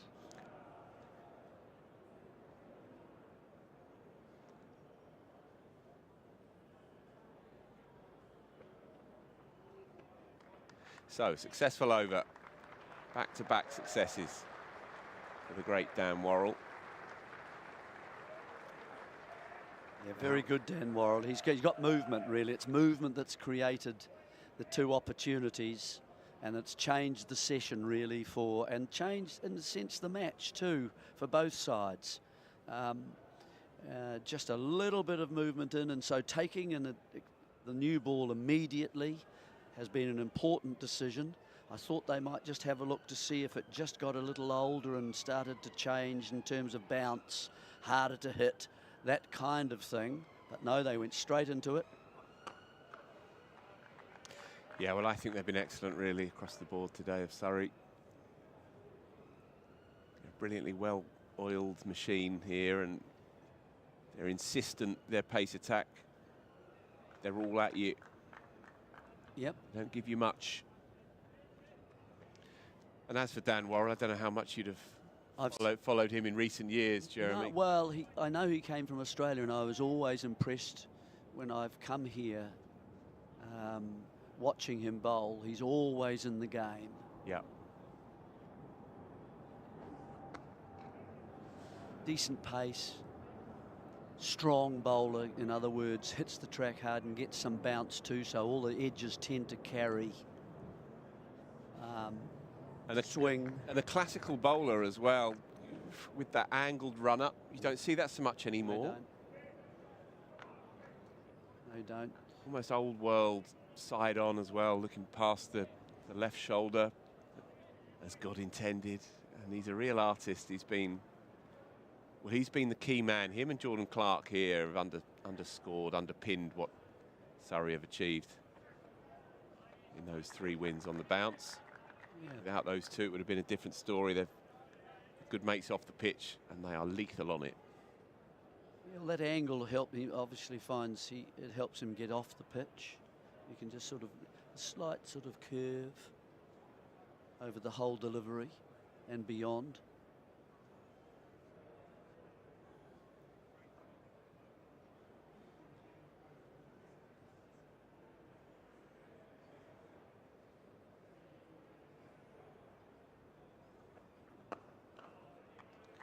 There's your boy, Jimmy Niche. Very wide stance. Yeah. And very well back in the, in the base of the crease. In fact, I thought I saw there just a little trigger of getting deeper in the crease as well and allowing the ball to come to him. He hasn't pushed it yet, but it's not going to be easy for him. You can't just go from one to another without having remnants lying around.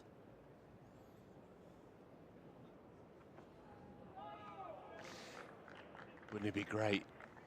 35 not out at the close of play. Wouldn't it be good? Durham would take that now, I tell you. They would. They would. You know him much as a character? No. No. He's fairly busy on his Twitter thing, handle, I think. Always, or the socials. That's what they call him, Jeremy. Sorry, yeah, that was a mistake. The blind leading the blind on that one, I think. And he's away. Another first-class run. No one can take that away from him. He retains the strike then. Yeah, gives good quote, as we say in the business. I've interviewed him a couple of times. He's good value. He played actually at a local club back in Essex, where I'm from, just up the road from my own club, and the stories are legion and legendary of his time at Upminster. Right. Good character.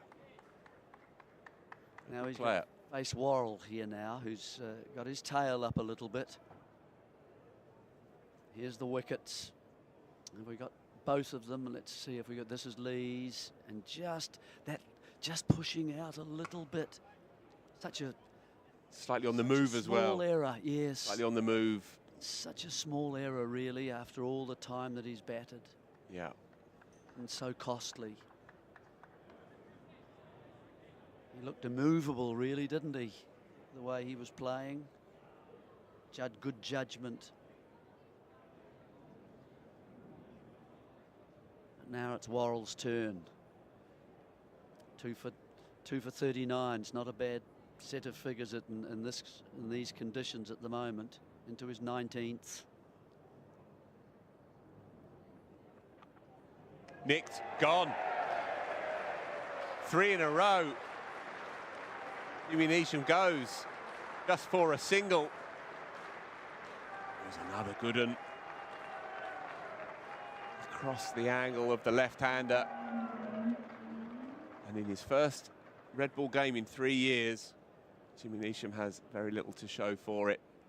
2 days in the dirt, and a 10-ball one, caught easily enough by Will Jacks at first slip. And Dan Worrell, as he is wont to do, has picked this game up and turned it on its head. Yeah, he's given it a good shake, hasn't he? And he's got, because of the bounce and the movement that we've been talking about, that's what's caused Jimmy Neesham the problem, really. He's back in his crease and he could see the movement, but he just couldn't stop the hands going to it. Does he move across at all? Yes, a little, but it's quite close in. It's not as if it's one that he could easily let go. And so the hands have gone towards the ball, and it's taken a good piece of the outside edge, and it's carried quite nicely through to Will Jacks at first slip, and a nice height, and he's clung on to it. 2 hands. That's his second catch of the day. One low down and one comfortable there, to sort of waist height. So 3 wickets suddenly, and that's another bonus point, isn't it, for Surrey now? And it is. Yeah. Point. Yep. 6 down now. 3 more needed for that final bonus point for maximum.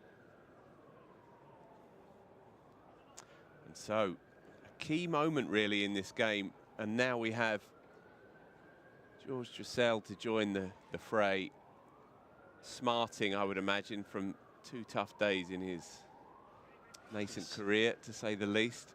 Never drizzles at pause. Oh, Jeremy. No, I'm sorry. It's irresistible. No, I couldn't help it. Couldn't help it.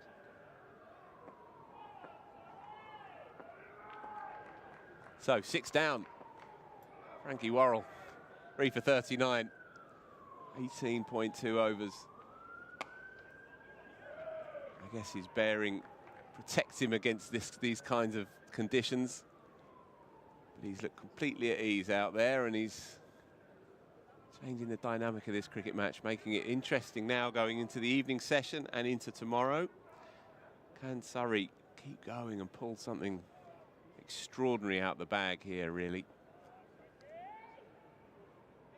Much now depends on Graham Clark. He's sitting on his bat the other end, watching the carnage take place.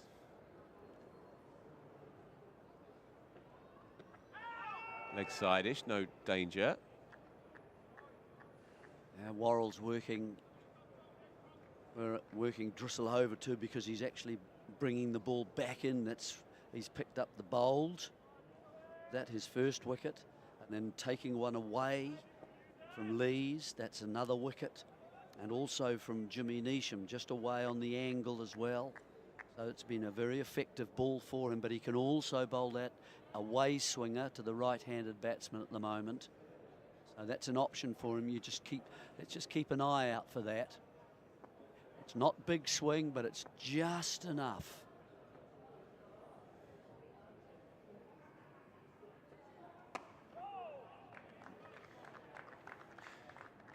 So George Dressel just really getting going in his professional career.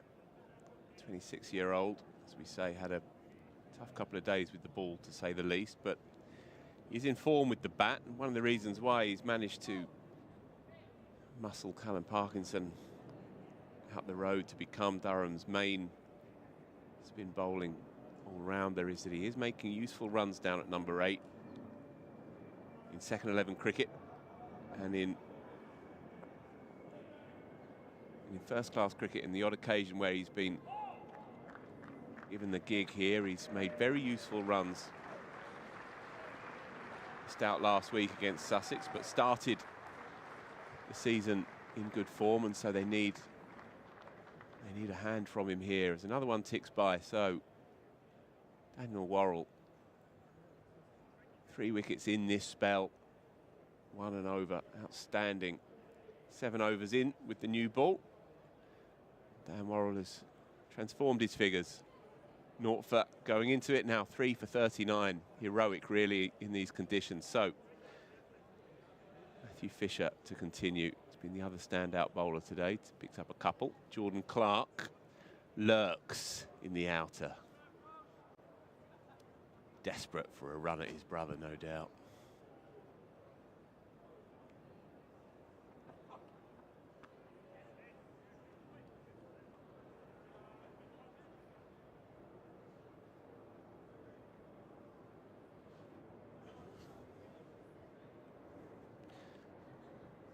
So a quick tour around the grounds, across this over, this Matt Fisher over, and interesting developments in the game at Taunton. Somerset 3-7-9 and Notts.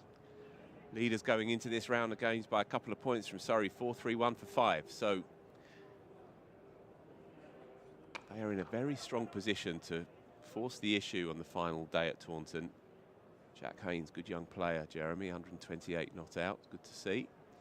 Essex Yorkshire, it's a scrap down at the bottom for those two, and Yorkshire have just inched ahead of Essex.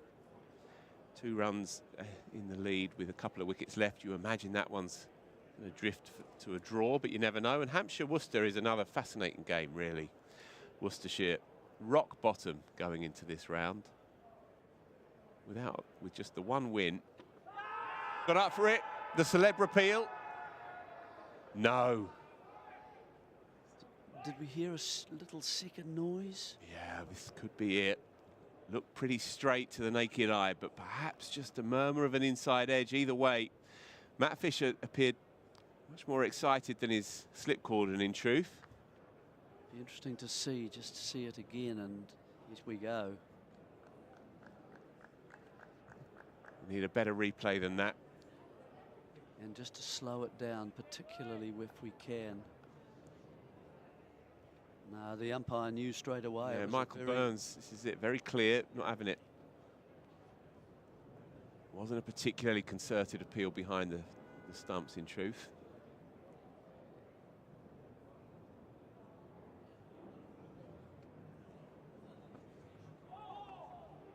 Good pace again. It's been relentless today. Impressive. It's a different game, isn't it, suddenly, when the ball just gives a little bit of movement, and if you do stand on that off stump and the bowler can see, all he can see is pads. He can't see stumps, all he can see is pads, and so it gives them a very good sort of place to aim at, whether it's back into them, and he's only got to get them hitting them. And of course, if you're on off stump trying to hit a ball on middle and leg, you're coming across the ball, you're coming from outside your off stump.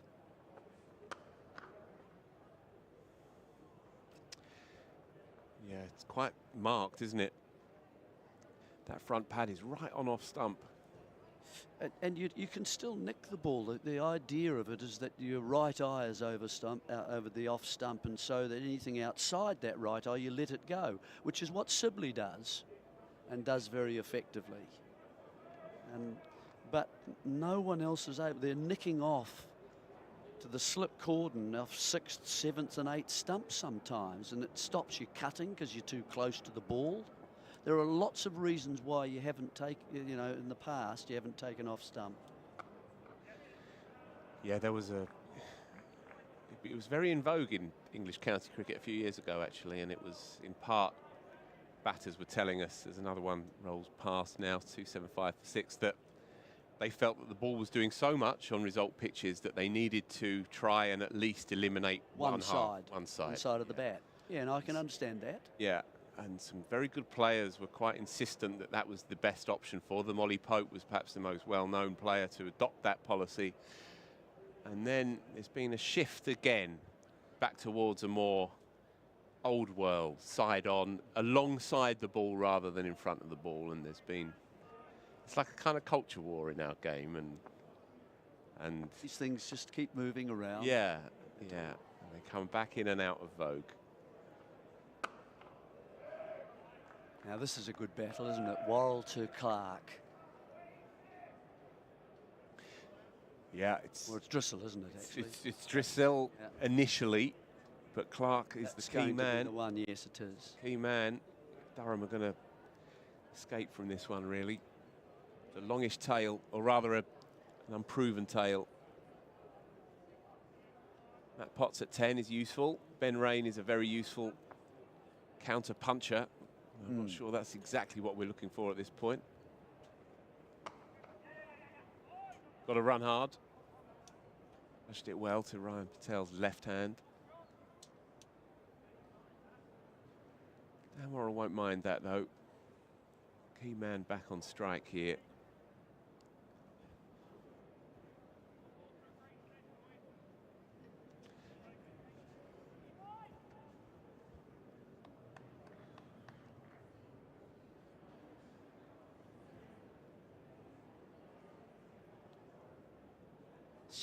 Sibley might be a little bit nervous at second.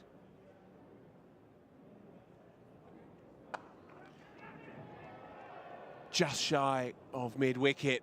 It looked like it had the legs at one point to get to Sam Curran, but it's just died on him. Filthy, clunky top edge, in no position to play the shot, perhaps surprised by the short one. At one point it looked like it was just going to lob into the hands, Jeremy. Yes, Sam Curran is the fielder there. And he's about sort of 5 yards in front of square. And it wasn't a traditional kind of hook shot. The bat was still up and then it was suddenly just straight onto it. It wasn't a nice swing of the bat. It was surprised, Clark. Side half of the bat, hence why it's gone so fine. Excellent work down there by Tom Lawson, so just a couple. A few hands on heads, I think that was relatively straight.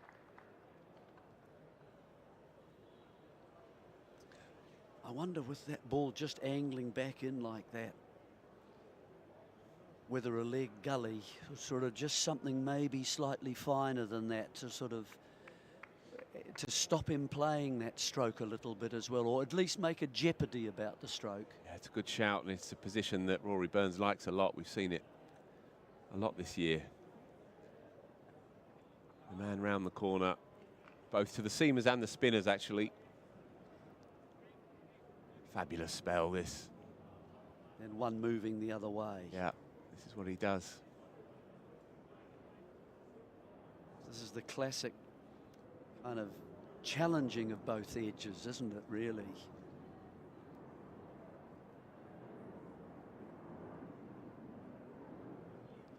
Last ball of the over for Worrell here. Like to keep Clark down at the other end. They can bowl at Dressel next over.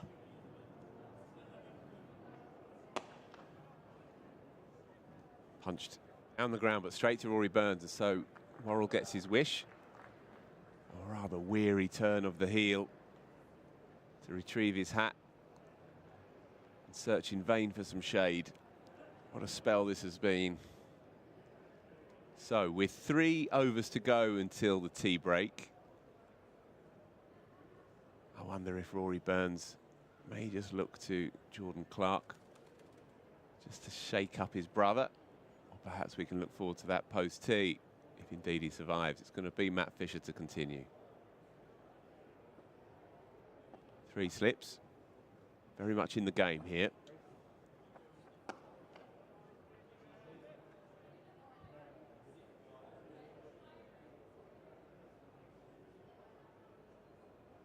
Why we have a quick pause.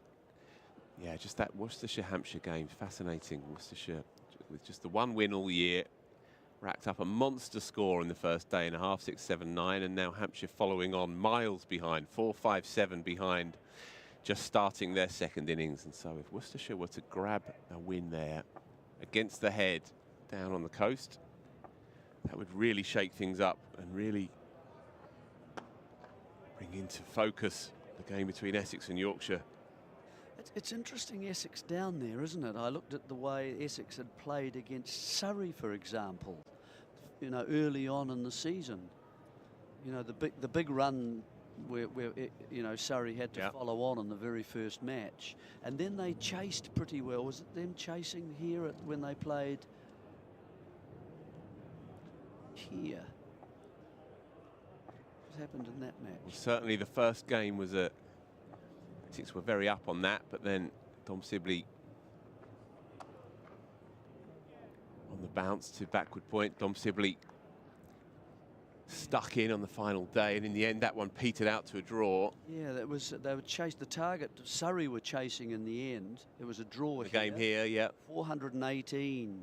Surrey was set. 289 for 7. Yeah. So they're kind of semi-hanging on. So Essex were staring down the barrel in that one, but Charlie Allison, who's... Someone got 400 and they got 480. Yeah, Charlie Allison, who's a rookie, yeah, made 100 at 6, his maiden 100, and ensured that Essex were out of sight by the end of that game. So it's interesting. They've struggled. They've struggled, Jeremy, to take 20 wickets everywhere they've gone, and Sam Cook is their key man. But since he's been swallowed up by the England setup, they've hardly seen him. It's interesting though. But Harmer, you would have thought with the weather that he might be able to compensate a little for his absence, for Cook's absence. Had a quiet year last year, did Harmer. I think teams have generally tried to go at him a bit more than in the past. Still lethal on his day, but county cricketers are reckoning with him a bit more than they used to. Yeah, it's tough for Essex. Essex second team currently 11 for 7 at Malden against Surrey 2s. Goodness. I've been told to mention that, and so I have. It's my team, you see, Jeremy. That's my neck of the woods. Yes. Yeah, grew up just along the road from Chelmsford, so yeah. 11 for 7. Must be a green one. It's harsh of the boss, isn't it? Isn't it just? Yeah. He's thrown me under the bus a few times today. We'll be discussing that later on. After this day wends its way to a close. 2-7, 8 for 6. Just a couple of overs still to go before the tea break. I wouldn't have thought you're getting the ball out of Dan Worrell's hands. Oh, it's been a fantastic spell from Worrell. He's just changed the way the day was unfurling. I mean, he was just taking that new ball immediately, and then once he had it in his hand, he got it to move, and he's still got it. And let's see now, there's a big battle going on here between he and Clark. Quick single. Well negotiated, but it does bring George Russell onto strike. Yeah, I'm not sure about that single.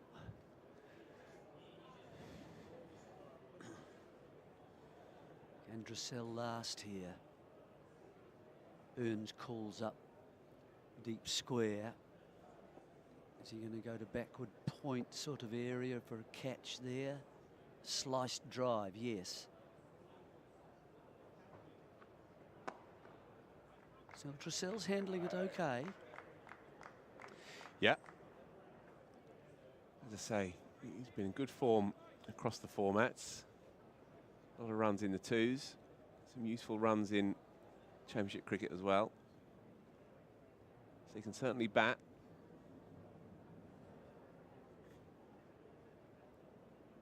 You can see where Dan Worrell's been running wide as well. Some of his foot marks just on the front foot where it's landing on the popping crease.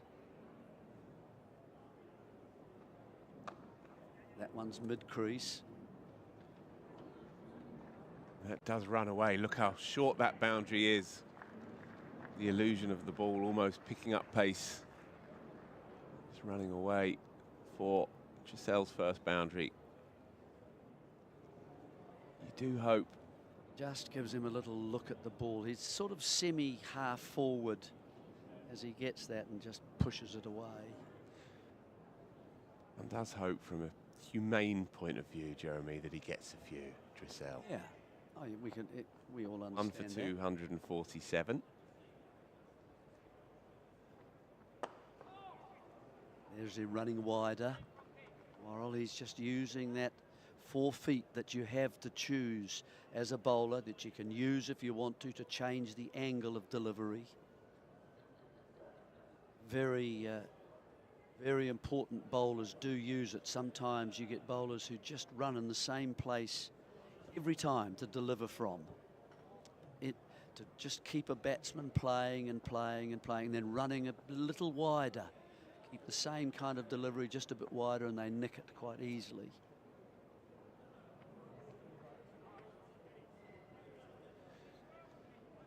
So the maestro, Andrew Sampson, our statistician, has just informed us that Worrell's third wicket in that spell was his 200th in the county championship at 21s.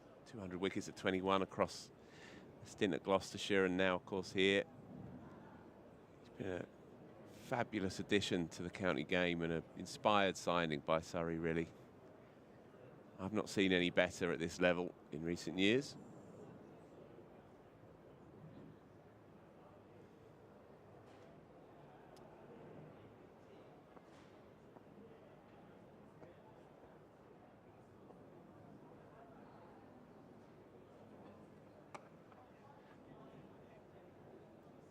Tidely played off the hip with control.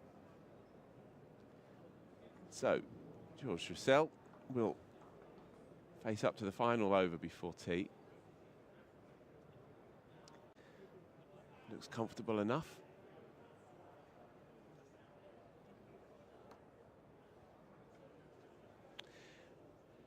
So do stay with us during the tea break, folks, for an episode of Surrey's new YouTube series, Pulling on the Feathers, profiling Surrey women's skipper Bryony Smith. And then, of course, we'll be back into the evening session immediately after that, so do stay with us. Fisher then to finish off what's been a fruitful session for Surrey.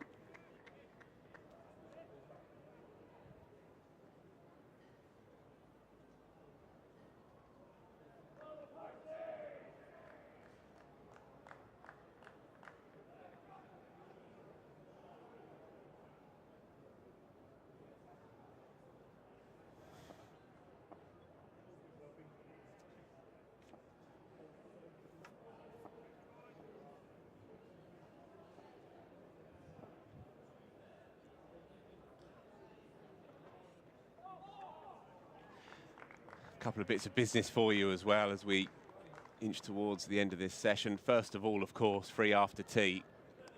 What a great offer that is. Come down to the ground for free, settle yourself in and watch some top quality cricket gratis. But also throwing it further forward, 4 Surrey T20s at the Kia Oval still to come. First one on Sunday afternoon, Surrey versus Essex, who are in the doldrums in T20 as well, dare I say. That, of course, is a double header. The men's game following the women's. That should be fabulous stuff. Women's game kicks off at midday, men's at 4:30. Still a few tickets available. That's Sunday upcoming. And then the following Friday, July the 11th, Glamorgan are here. And then 2 days later, Sunday week, July the 13th, another double header against Somerset. Surrey play Birmingham women on Friday, the July the 18th, to complete the run of T20s over the next couple of weeks. So do get stuck in if you possibly can. And another mention as well, of course, of the game this upcoming Friday, here at the Kia Oval, England women against India women, T20, third game of the series. Nat Siver captaining at home as well. England had a bad day on Saturday afternoon. Nat Siver Brunt, the only real standout with the bat. She made 66, the next highest score was 12, so looking to improve as the summer series against India women rolls on. Another game this evening, kicking off at 6:30, and the game on Friday here will be the third in that mini-series. So do get along to that if you possibly can. Tickets for all games still available at kiaoval.com.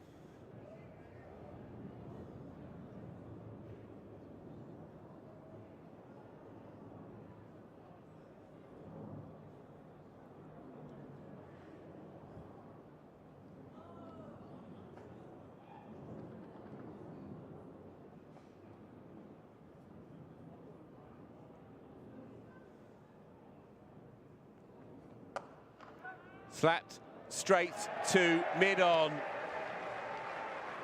And what a session this has been. 7 down now.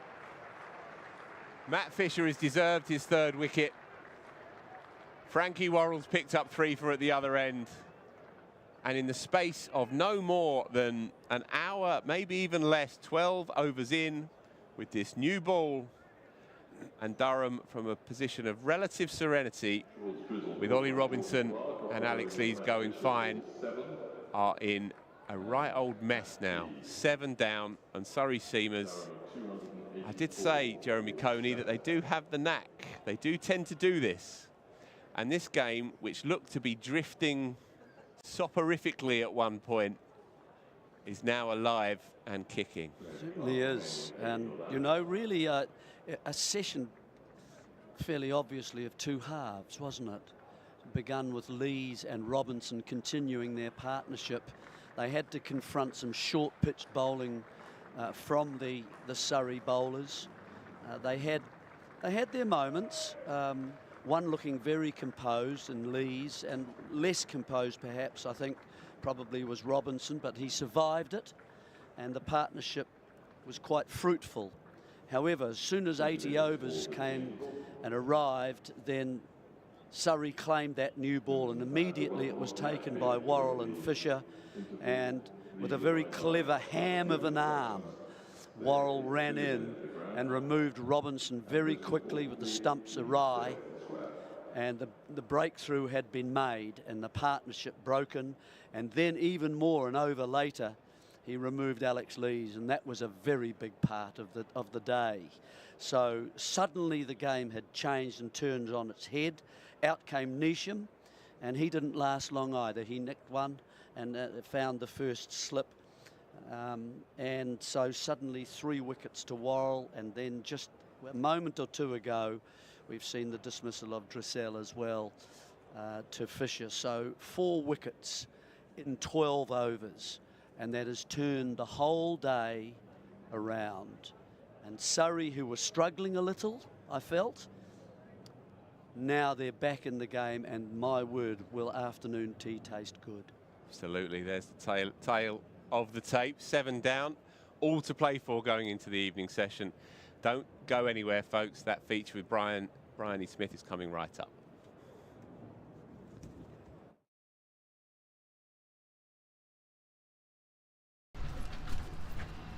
It's called Aubrey. She's 2 years old. And she needs a clean. Where did you meet? Where did I meet? Aldi Beckenham. Love at first sight. Laid back, very calm, but I'd say I don't talk much, but when I do talk, hopefully people listen. You'd have to ask the rest of the team, but I try and lead through my actions a little bit more, because I'm not a loud person. I'm not one to shout at my team or anything. So yeah, pretty chilled, but I'm very set on my morals and how I want us to play. No, Jackson! I was aiming, they were meant to run onto the ball. Bryony's leadership style and stepping in as captain, she's very calm around the group, so she's very trusting of the team and the players in terms of executing plans, and has an expectation that, you know, when you step onto the field, you know exactly what it is that you plan to do. Mum and Dad and my brother, they'd keep an eye out, but Mum would be doing her marking. Dad would be just watching quietly. He doesn't say much. Yeah, they were very supportive. They knew that if I had a bad day, I'd be a bit grumpy, but she'd get over it. And we had to set a few rules of, we're not talking about cricket in the car home. 11 of you will get capped today, and from this day on, so many more. For those that are a part of this group, that will happen soon. But for those that you inspire, well, they'll just have to wait a while, because it's not about them just yet. Righty, go squad.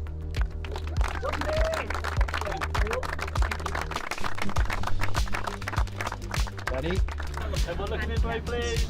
How are you doing? Okay. My little shrine.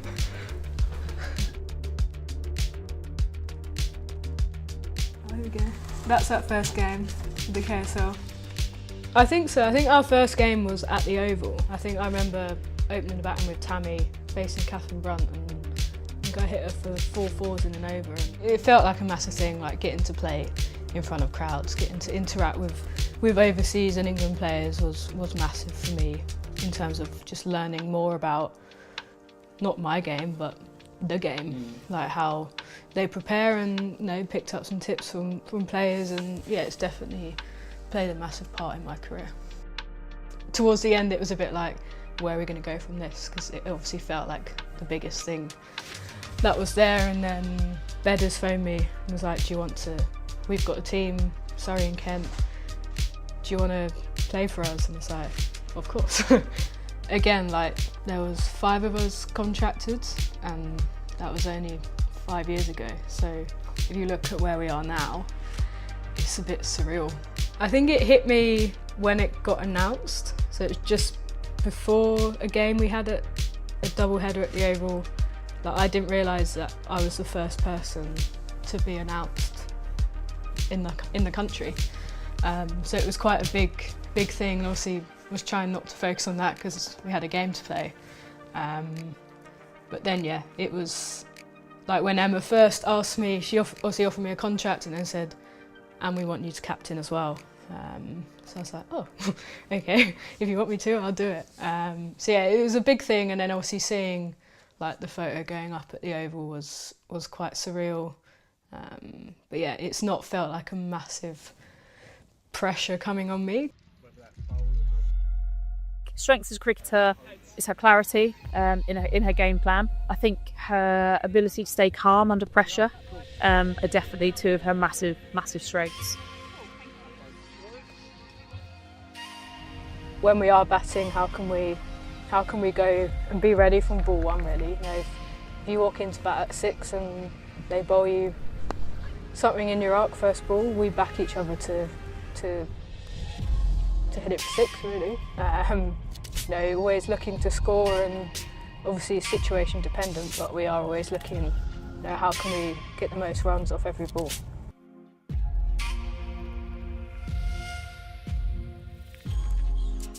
Yeah, I mean, you can see, watching some of the footage of her from the start, where she goes and sees her picture outside the Oval, and I think she's kind of a little bit awestruck as well. I know for her growing up, it would have been an absolute goal. It would have been her mission and something that she was, aiming to do from the start. But I think for it to actually happen, it's probably a bit of a pinch moment for her. So incredibly happy for her.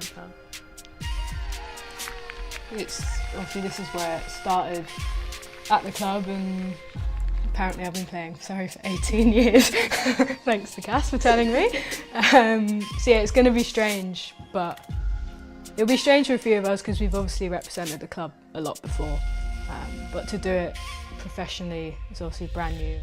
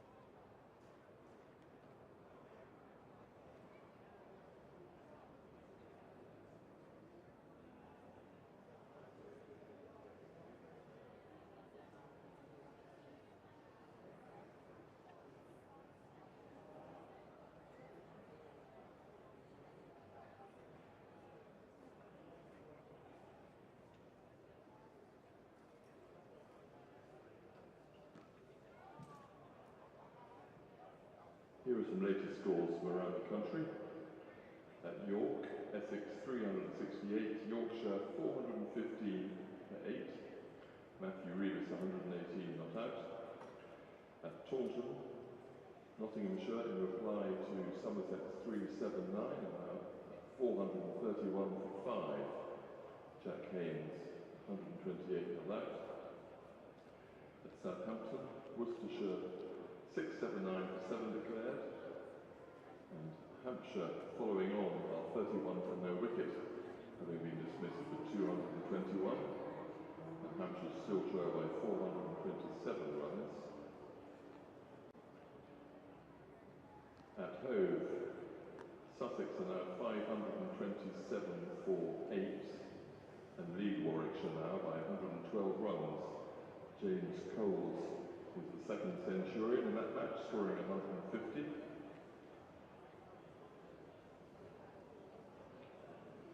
At Canterbury, Northamptonshire are 420 for 5. Calvin Harrison out for 122, and they trail Kent by 146. Chesterfield, Lancashire 367 and 406 for 6 declared. Ashton Turner 121 not out. Derbyshire 261 and 63 for 1, needing another 450 runs. At Cardiff, Gloucestershire 380, Glamorgan now 477 for 7. Ben Kellaway out for 139, and Glamorgan now lead by 97. At Grace Road, finally, Middlesex 534, Leicestershire 205, and following on 80 for 6. They still trail Middlesex by 249 runs. And the answer to today's tea time teaser, the question was who made England's highest test score on the 2024 Tour of India and how much?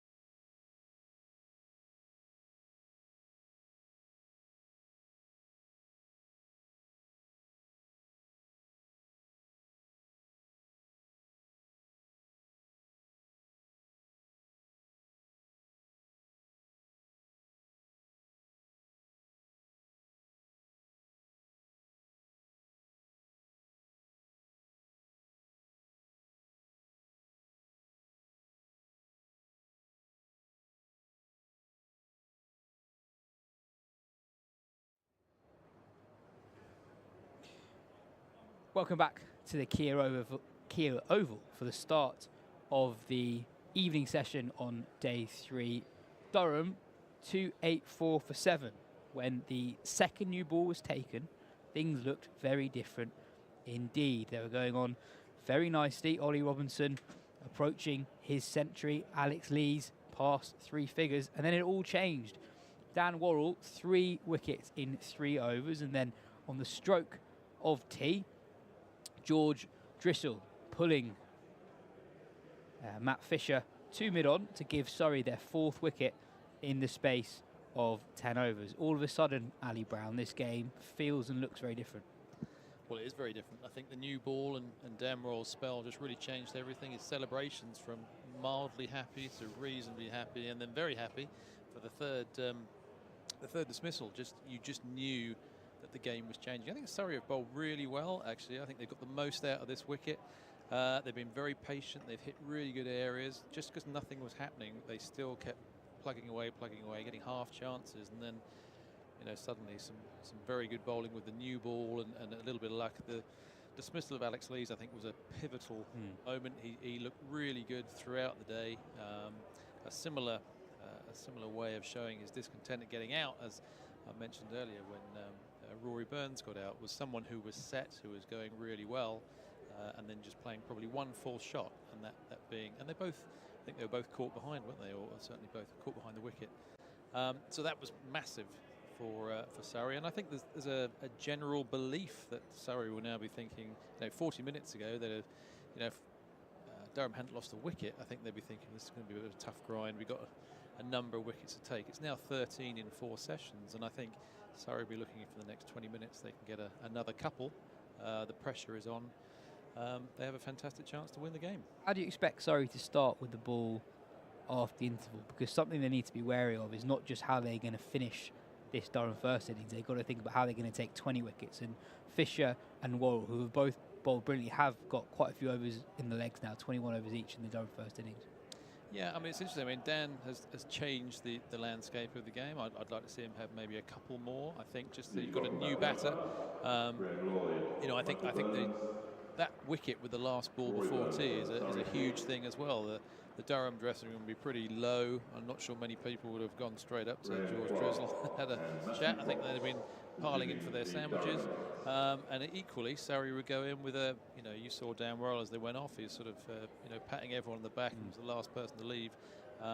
There's a sense of energy with the Surrey side as and a real momentum change in the last sort of half an hour, 40 minutes. I thought Surrey were really good at keeping the energy up even when Robinson and Lees were going pretty well. There was a nice moment when Jordan Clark got pulled for 6 actually by Ollie Robinson, and Dan Lawrence made a real effort to show his appreciation for what Clark was doing, running in hard, bowling quickly, slamming the ball in halfway down. And Surrey have been able to maintain that intensity throughout that afternoon session, even when it was difficult, and they've been rewarded by that 4-wicket burst just before the tea break. It really stuck to their plans as well. It's quite evident that what they're looking to do, they haven't just wavered or just run up and thought, I'm going to hit the middle of the wicket and things are going to happen. They've only really done that when they've got players in place. They've tried to bowl one side of the wicket, and they're trying to work the batsmen, and they've never let them off. I think that's the main thing. They're always pressurising them, even when things aren't happening. And when they've started to, they've come in clusters, and I think they've been really good. This is what I've been waiting for, Ali. It's the battle of the Clarks. Jordan Clark is going to start from the Vauxhall end straight after the tea break, and he's going to be bowling to his brother Graham. I was part of a team Surrey side who was it not Glamorgan, so Guildford, sorry, and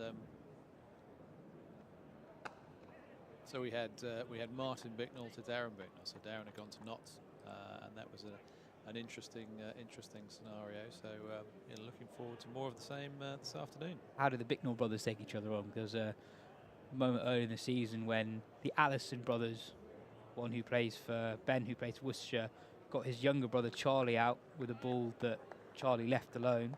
And at that point, Charlie was having quite a difficult season, and older brother Ben barely celebrates. And there was a similar one when one of the Parkinson brothers got his twin out a few years ago as well. Well, so you mean it's a bit like a footballer who's left a club? Yes, very similar who's to back that. and scores and goal and goes, didn't mean to.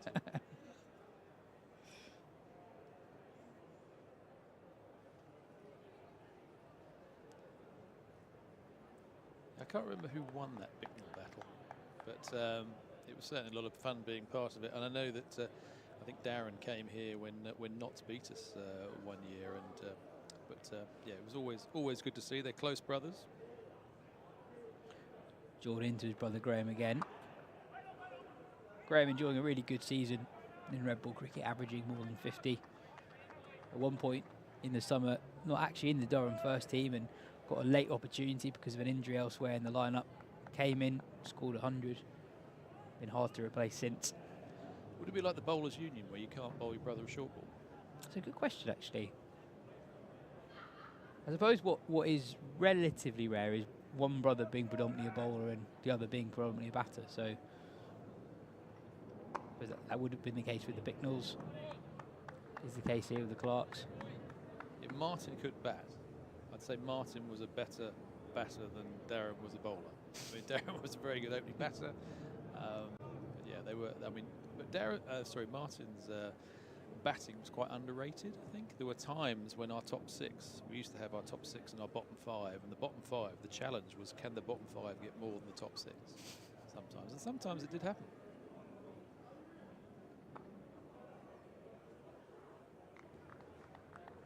Matt Potts, the new man in the middle, has a first-class 100 to his name, averages pretty much exactly 20 in first-class cricket with the bat. Durham do bat really deep, but what is interesting though, Ali, is we've not seen Ben Rain yet. Ben Rain ordinarily would bat at least 9, probably normally 8.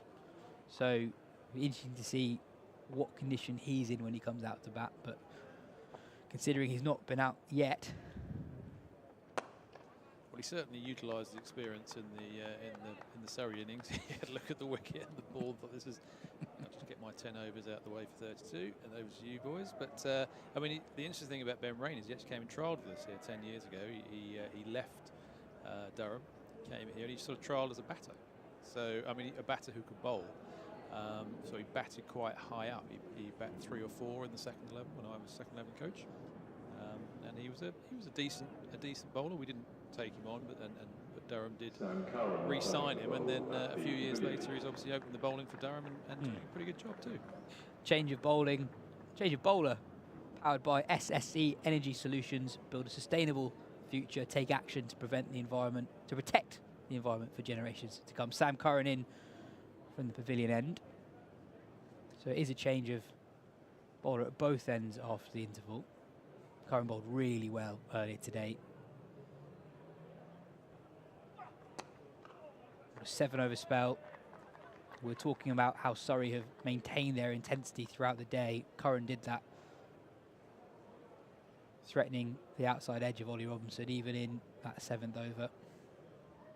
And on a hot day, really, really good effort. How do you think conditions might change in this evening session? It just feels, I went downstairs just before tea, it feels a bit muggier than it was earlier on. Yeah, I mean, look, it's been muggy today. There's sort of a fair bit of cloud cover, but the pitch is still a good one.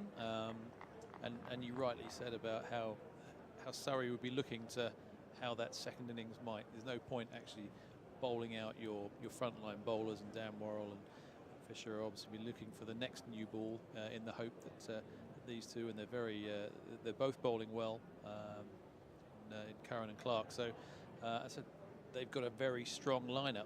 It's not as if they dip down. Your front two are really good, and then you've got a slightly lesser couple coming on. Not that these two are just as good. I mean, Darren Worrell is an exceptional bowler. I know Phil mentioned that he felt he was the best seamer on show for the last 3 years, and I don't think anyone will argue with that. He's the sort of bowler I would have hated to have faced, quite frankly. But you know, I think he grabbed the metal, didn't he? When he came on, he knew as the sort of lead bowler, he had to be the one that would make inroads, and he certainly did that.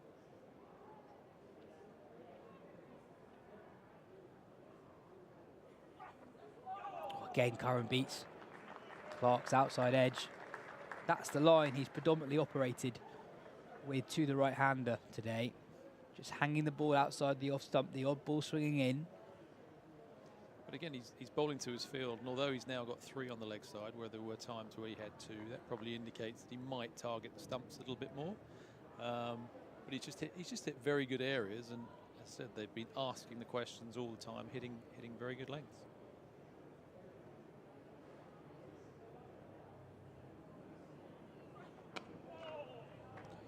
Sorry, pretty much on track. Jeremy was talking last night about how effectively Surrey needing 19 wickets over the last 2 days, 6 sessions left in the game. They pretty much need 3 wickets a session, and that's what they've done so far today on average. 6 wickets, 2 sessions in to day 3. I think if you ask them what they would want tonight, I think they'd like to get the last 3 wickets, and if they could get a pop at Alex Lees tonight, I think that would be a dream scenario.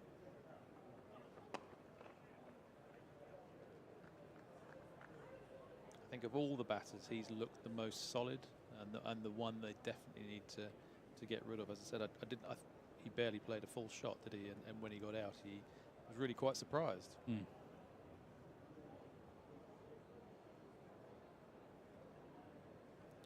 Just a reminder that Durham do trail by 532, so runs pretty much irrelevant. And there was an interesting period actually with the older ball where Durham were scoring really quickly, and as a bowling side you almost need to park the boundaries away in your head because it doesn't matter. It doesn't matter. It's just about a hunt for wickets. There's not too many days you're going to end up with 820. So Yes. I mean, but even so, you know, even if they were getting 500 or 600, which can happen on various occasions, the batting side does still need to score to reduce that rate, to make the bowling side feel they can't just pack aggressive fielding positions.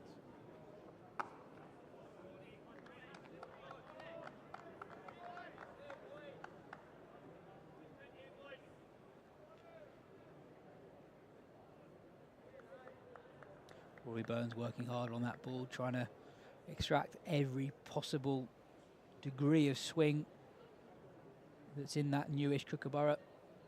14.1 overs old.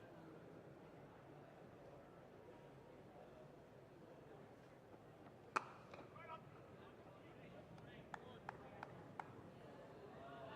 you think he's going to let him have one? Pardon? Do you think he's going to let his brother have one? Just to put him on the back foot a little.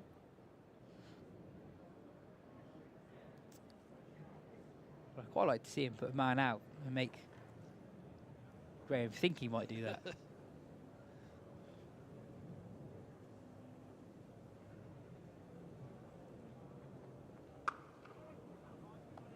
He looks solid so far though, Clark. 31 balls in the middle. Got enviable batting depth here at Durham. Easily fill a top 7 with 8, 9, 10 even frontline options there. Ben McKinney not involved this week.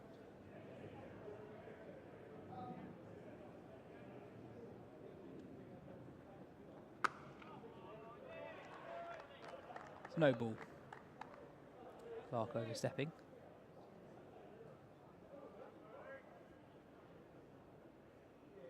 could probably count the loose deliveries they bowled on one hand, couldn't you, today? I mean, it's difficult. It's not easy conditions. There'll be other times, other days where there's a lot more happening for the bowler, but I think they've just plugged away, and I think they've got their reward so far. But they're certainly hitting good areas on a regular basis.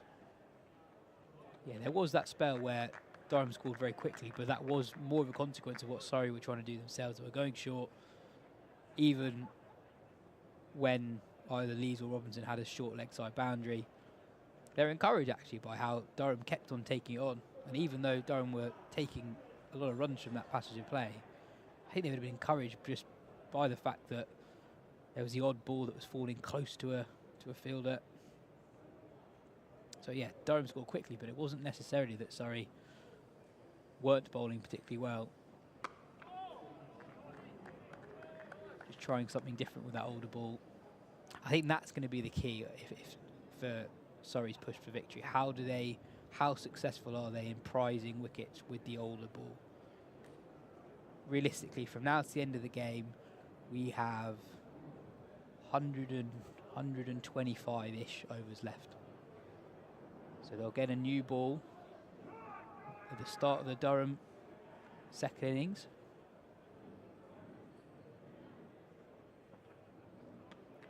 They should get a second, but that will only happen if they pick up these last 3 Durham wickets in reasonable time.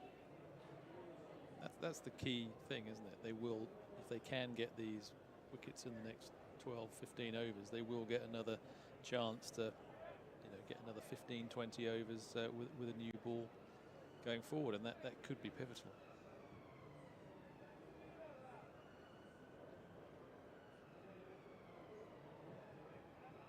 They bowled really well with the new ball in this game. Obviously the 4 quick wickets before tea, but I thought last night actually they bowled really, really well.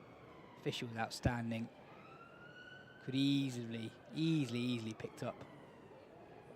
They dropped 2 chances, but several times the ball only just missed the outside edge of the bat.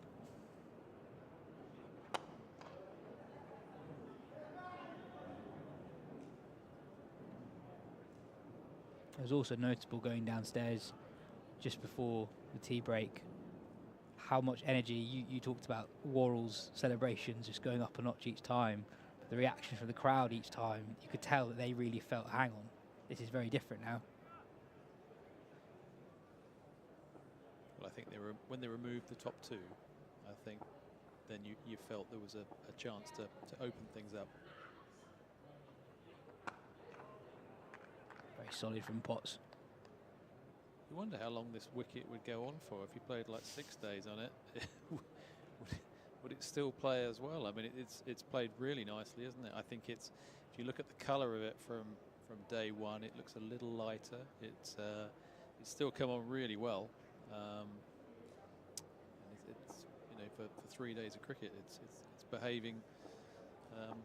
Certainly not much regression. There was that test match in Pakistan over the winter where Pakistan used the same pitch for the second test match, so effectively they were playing on a day 9 pitch towards the end. And to be honest, it didn't really start misbehaving until day 8. Yeah. I think Cam was out there for that tour, so he'll know more than me.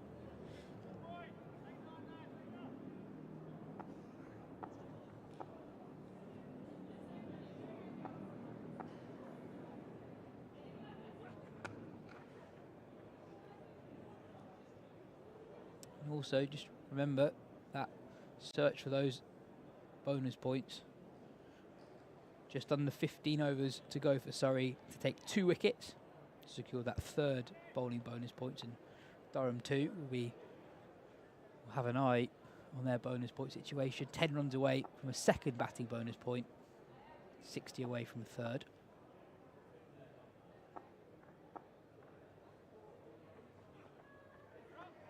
How have Notts gone on their bonus points today? Are they going to get all of their batting bonus points, or are they going to lose one? No, so the interesting thing in that game is they are still batting. Their run rate has been much steadier than what we saw with Surrey. 3.17 runs and over. But they now lead by 89 with pretty much 20 overs to go in the day. So I suppose their route to victory is getting a lead of pushing 200 and hoping that they can bowl Somerset out on the final day. So I think they only picked up 2 bowling bonus points, then 2 batting bonus points. I think the live table has not 1 point clear of Surrey at the moment. I mean, bonus points is what it could come down to in the end, depending on the games with the Kookaburra, potential rain in September, if that does come over. No one knows what the weather's going to be that far ahead, but yeah, and interesting to see how counties who are in 2nd, 3rd, 4th decide to play those games and how aggressively they declare or not, and the positions that they're in. Jordan Clark to continue from the Vauxhall end to his brother Graham. Full and straight, well dug out from Graham. Yeah, it was interesting listening to Rory Burns after Surrey completed victory against Worcestershire last week. He actually pointed out that he felt even securing a win when no one else did in Division 1, slight missed opportunity in terms of not picking up as many bonus points. They could have done 20 points rather than 24. There was a 3-round stretch last season where Surrey picked up, I think, 71 out of 72, maybe even 72 out of 72. And with it being so tight between them and Nottinghamshire at the moment, who knows how important the odd point here or there could be come late September. Well, it's just if Surrey could win this game, if they were to win and perform really well tomorrow, and pick up one more win when others don't, that's the sort of push that would give them the, a big onus, because that would effectively be 16 points clear, wouldn't it? If the other sides draw, or round about that mark, and I think then you're asking the others to play catch up. And of course, in doing that, depending on the ball they're using and how that game is going, is how, if they end up in a situation where they feel they have to win, the pressure is on them to then make a decision of, are we going to worry about, we could potentially lose this to win a game. So, and that's why the next 3.5 sessions are so important. Yeah, different dynamic this season, having the 4 Kookaburra games back to back in the middle of the season. schedule is slightly different as well, so we have 3 rounds from late August, early September to the end of the season, rather than the 4 that we've had in previous years. The point being that once we get to that point, that final burst of games, we are closer to the end of the season than we have been previously. Surrey, their first 2 games of that stretch are both at home. Warwickshire, who are going well this season, and then Nottinghamshire in the penultimate game. And then they finished with Hampshire away, isn't it? It was their last game. We're having a tough game against Worcestershire, following on at the moment.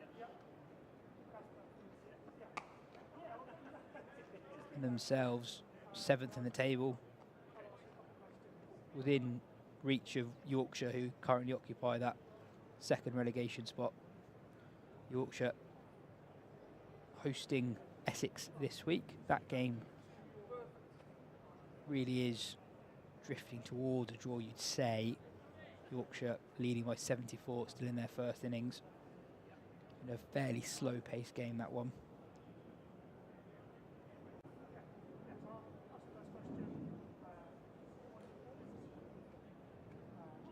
Oh dear. Jordan Clark pulls out of the delivery at the very last moment. So he was going to bowl a short ball, realised it's his brother, and thought, no, I'm going to pitch it like the rest of them. That is what it looked like. They're examining the footmarks. There was a spell much earlier in the day where Dan Worrell spent a lot of time looking at the footmarks and inquiring as to what exactly might be wrong with them. Well, on day 1, it only took a few overs, didn't it, to actually get the groundsman out.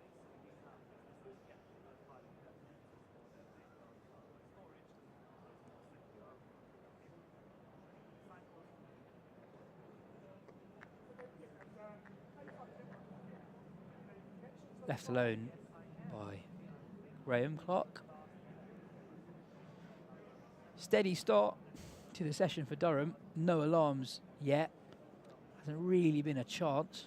The ball carrying through quite low, that last ball, sort of shin high, which is potentially a sign that the ball's getting a little bit older, and of course the wicket also. Yeah, that ball just 17 overs old, but that is generally what we see with the Kookaburra. As it approaches the 20 over mark, it loses a bit of hardness, loses its shine. Becomes harder to generate wicket-taking opportunities as a seamer.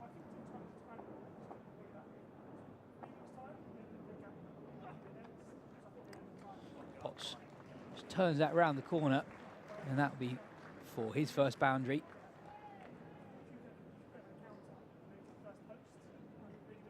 Still bowling with 3 slips in place, 2 Potts. And he really has beaten the outside edge on several occasions today, so.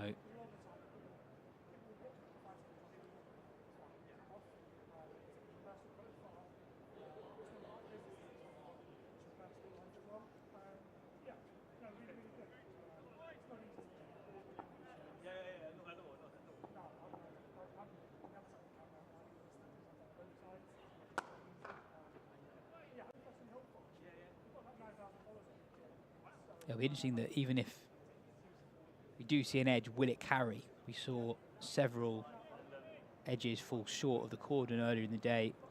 Dan Lawrence at one point wearing a helmet, standing a couple of yards closer than Jackson Sibley at first and second. Currently, Lawrence is stationed in a more orthodox third slip position. Maybe a yard in front of Sibley at second. I think because if Sam bowls it a little bit wider, there's more chance of that actually. If he is going to go for that, it's going to come quicker. So that's probably why he's got the helmet off and he's a little bit further back. I mean, the field just indicates that everything's going to be actually going across. Trying to hit that area with the leg side, not really behind square.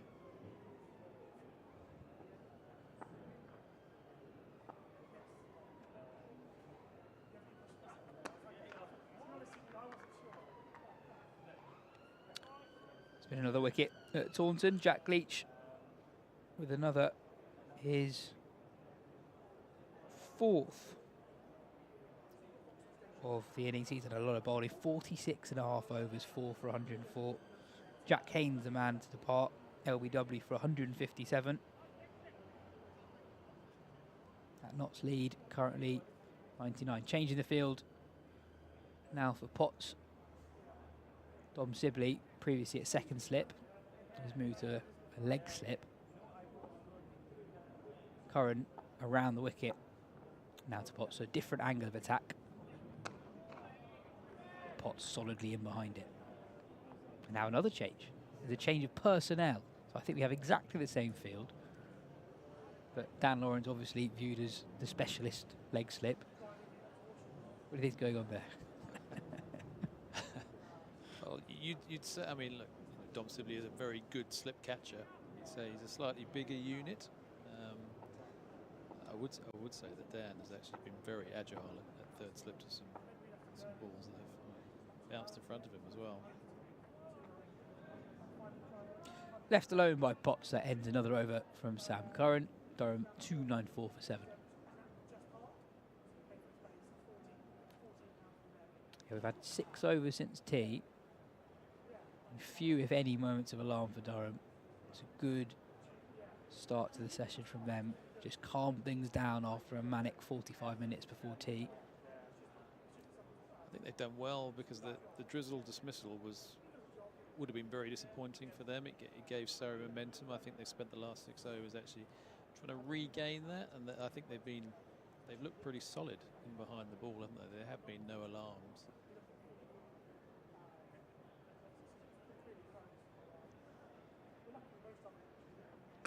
That's a lovely shot, but just one straight to the field on the offside boundary. Yeah, they've taken the sting out of the atmosphere a little bit, both in the field but also in the ground. There's been very few loose shots. They haven't been overly ambitious with their stroke play, which gives Surrey and the fans here at the Kia Oval less to be excited about.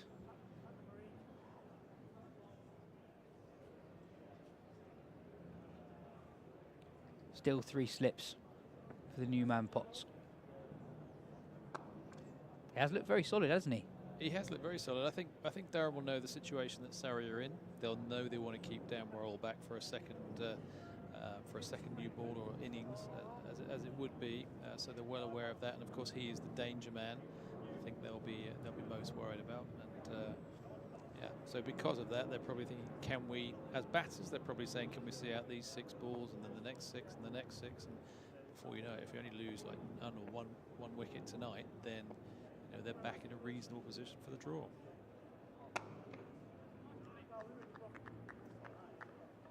Potts is a real competitor. You sense that he's someone who relishes difficult challenges like this. Ran in really hard, even in the heat yesterday.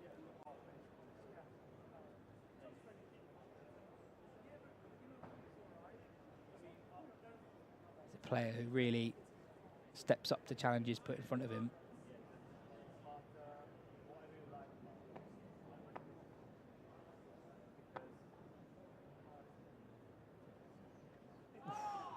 Left alone. When he's fielding, I was talking in the Q&A I was doing with Chris Tremlett and Tom Jewell were doing one this morning, and just round at the gas holder site, and we were talking about why do players get injuries, currently more than they would do maybe 10 years ago, and a lot of that was because they're more highly strung. I suppose we're trying to, some of the quicker bowlers are trying to bowl quicker. We also talked about some of the fielding displays of being more athletic than they would have been 10, 20 years ago, and of course Potts' bit of fielding, although he got injured, was very impressive down at the pavilion end.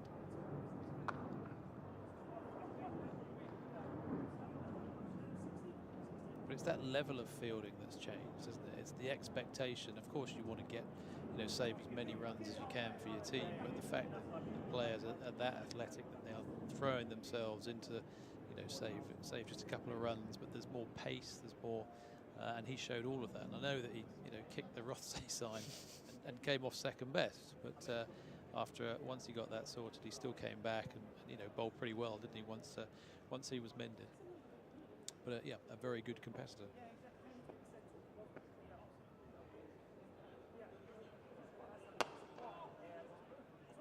Fuller from Clark, but dug out by Potts. End of the 99th over. Durham 295.7. Do you think there's an aspect of, as a pro in the county game, you can't get away with stuff in the same way these days because everything's filmed? There are more eyeballs on stuff in a way that probably wouldn't have existed even 6 or 7 years ago, where before you would have had one stationary camera that wouldn't necessarily even be publicly viewable. Whereas now, if you're a fast bowler who's a bit sore, you just let a ball go past and you don't fully dive in, there are quite a few more people who might see it these days. Well, I think you know that's obviously a very valid point. Some of my innings in the past weren't actually necessarily seen. You're only going back like 15 years or something like that, and you might get some of it seen. There's also, in terms of fielding and how they might be. I mean, I was talking this morning about how we used to be on 6-month contracts, and if you looked at our clothing back then, it was really quite baggy. You could put a sail on it, and you could be off somewhere. Whereas nowadays, everything is quite svelte-like. It's great kit, and of course, players are so much fitter than that. And then when you get out, obviously, the crowds are bigger. And back in the day, we probably had maximum crowds of about 500, something like that. And I think you get days here where you get a lot more than that. And the bigger the crowd, the more you want to run around. Yeah, I think that impacts the whole spectacle in a few ways. We talked about it earlier in the season for the Surrey-Hampshire game, where bad light robbed us of a good finish. And I think our general consensus in the commentary box was maybe, and this isn't on any group of people in particular, but maybe, generally speaking, county cricket, we'd become a little bit too comfortable with things just petering out the end of a game and going off a little bit earlier than we should do. But having that streamed, having more people watching it from home, I think meant we had a bit more attention on potentially going off earlier than we should. Oh, that's a good short ball that discomforts Potts. But you're right, with social media, more people do get to see. I mean, you could be at home, you could be on the train nowadays. People wouldn't have seen that 10 years ago. You can click on there and you can start watching, and so more people will have an opinion. Of course, the players are giving 100% every time they go out there, and they're giving that for their teammates, because otherwise you get served from the senior player who'll say, "Why aren't you diving around? Why didn't you do that?" But yeah, you're quite right. It's more accessible than ever, isn't it? It's good from Curran. Awkward line, awkward length in towards Potts' armpit. And with a man stationed at leg slip, got to be careful. Any bat or glove could easily balloon to Lawrence at leg slip. He's quite in the game, though, with those two deliveries. That was always a place we had for Darren Lehman. We had a leg slip. He was a very good player, but he played sometimes very fine through there, and Potts for those balls. He's not trying to overly hit it, he's just trying to work it. But if he got that slightly wrong, you would find that Dan Lawrence would be in the game. Similarly directed ball again from Curran. Will Jack's going through a few warm-ups.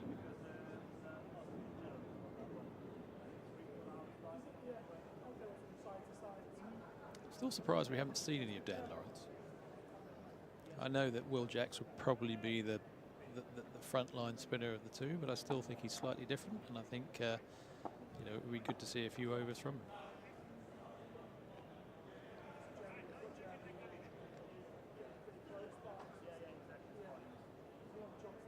Another change to the field. Ryan Patel, who was at mid-wicket, has come to a leg gully. You've seen Potts fend balls directed towards his armpit a few times already this over. There are now two men waiting for another one. Another effort ball from Curran, but this time Potts ducks underneath it. It's a wide ball. I don't think Curran will mind that. Just a bit high, that one, but if he gets that a little bit lower, I'd be interested to see how he plays that, because now he's got two men there and he might decide to take it on, and just all he's got to do is get over leg slip. But the problem with that, if he doesn't take it on, is when they come in the game. If he does take it on, the only thing that's going to get it if he gets gloved. So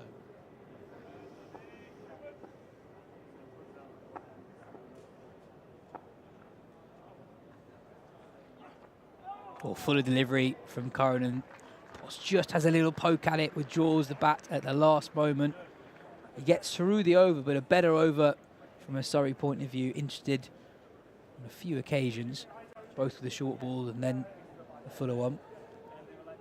Certainly 3 of the 6 were actually asking some pretty good questions, weren't they, on both sides of the wicket. I thought they found a good length there with a good field. It certainly made him think. Steady start to the session from a Durham point of view. We've changed the commentary box. Phil Walker is going to join Ali Brown for the next few overs.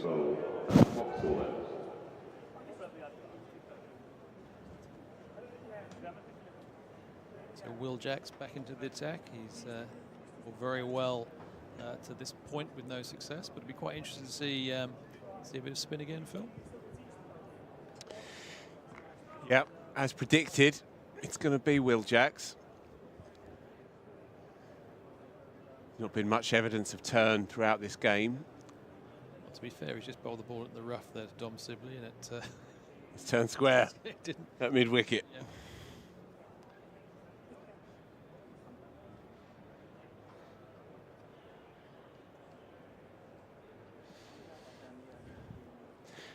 So, a useful stubborn rear guard here by Potts and Clark. It's all about time. Still 24 overs to get through tonight. And with the spinners, we're going to get them done, you fancy.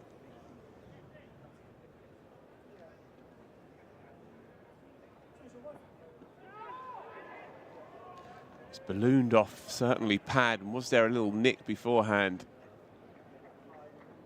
Clark coming through for a couple, just leg bys. But possible evidence that there'll be a little bit of kick and bounce here for the off-break bowler. A nice high action, very classical, old school action. Hardly seen Dan Lawrence today, which has been mildly surprising. Will Jacks doing the frontline spinner work.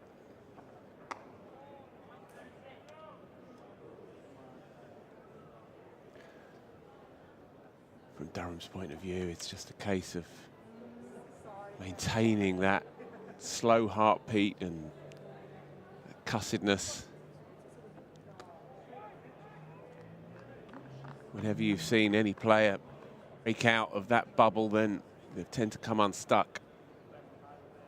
These two are playing the role and the situation pretty well up until now. Can they maintain it?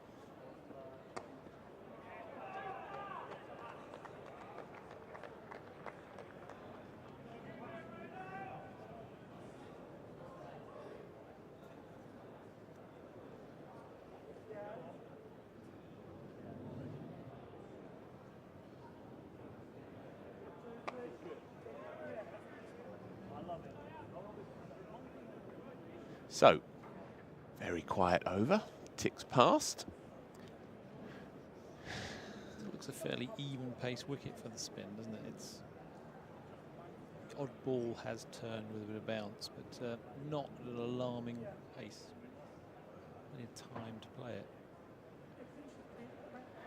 Yeah, he likes to give it a bit of air, doesn't he? Does Will Jacks. Modern spinners, especially left-arm spinners, they tend to just fire it in, reared on white ball cricket. But he has an action which evokes the old classical off-break bowlers. Try and get it over the eye line and through the gate. Not a big turner of the ball, but he's got nice control. Got a test 6 for, of course, in his back pocket on debut. He's enjoying himself in the England setup in this new role in the one-day side as well. Come back to that. Ali Brown, who has experience of batting up the top in white ball cricket, perhaps less so down at number 7, where Will Jacks is now ensconced in this England side, but it's a role that he looked to be enthused about taking on in the one-dayers earlier in the year. seems like that could be his future in that one-day side. With, of course, Surrey's Jamie Smith doing particularly ultra-violent things at the top of the order. What do you think? Will Jacks at 7. I thought he played very well. I mean, I made my debut at 7, but I didn't bat there too often. But I tell you what I did think he did. I think Joe Root would take the plaudits for everything that happened down in Cardiff. But I thought his role was equally as important. Okay, so statistically, it wasn't as big. But if he'd have got out in that period, I don't think England would have won that game.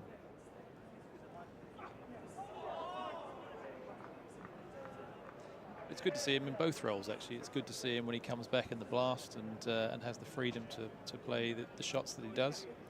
And yeah, I think he's shown how adaptable he is by actually coming in at 7, which is a new role, and then coming back for the Blast and scoring the runs he does at the pace he does.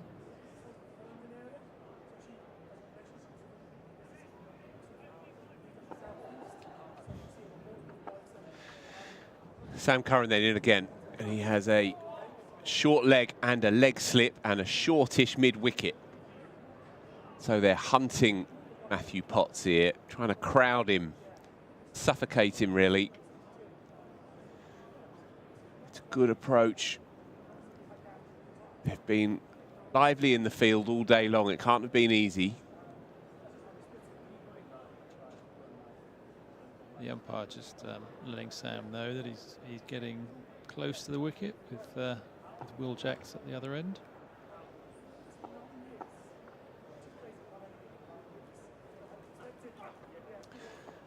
Effort ball, bouncer. Potts ducks under it comfortably enough. Yeah, well, it's a natural result of Sam Curran's angle, left arm over, that he's going to scuff up that region outside the right-handers off stump from the other end and help the off spinner. And that could yet come into play. He's actually choosing to go round the wicket momentarily here. Final delivery of this over. And half stopped in that position by Dan Lawrence at leg slip. So Potts retains the strike. 300 up. Rare can a team have got up to 300 and it feels so almost immaterial. I guess there's bonus points to be taken, and so Durham will take it, of course. When you're staring down 800 and whatever it was, 820. 2 days for runs to be almost immaterial. That's a strange mindset that you have to play around with and switch on to as a batting lineup. 45 minutes, an hour or so before tea, and they'd be saying they've done it pretty well. It's wild what this game can do, though. 4 wickets in 12 overs. And then we come back out after lunch and it settles down again and the ebbs and flows continue. So Will Jacks to Matt Potts. The fact he's got a leg slip in here, which would indicate he's going to bowl straighter.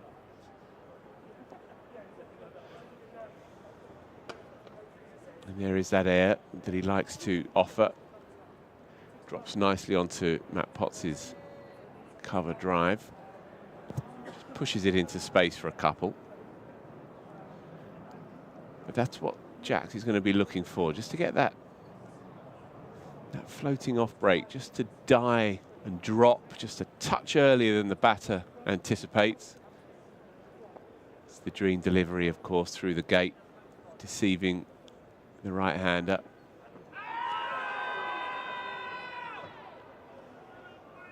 Quicker this time.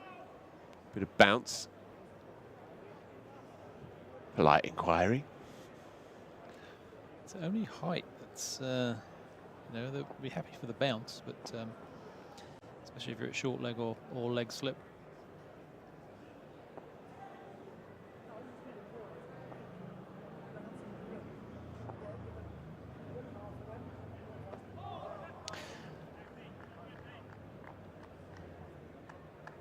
So probing stuff here by Will Jacks, requiring all of Matt Potts' concentration.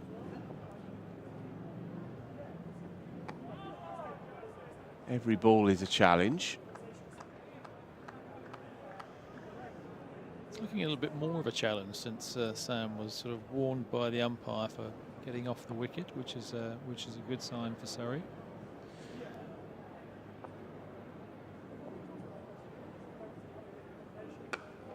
Smash through the covers, but there is cover on the boundary, and so just a single.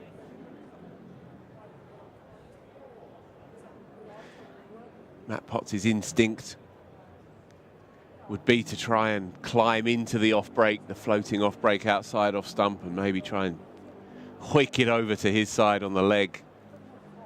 But the situation prevents that.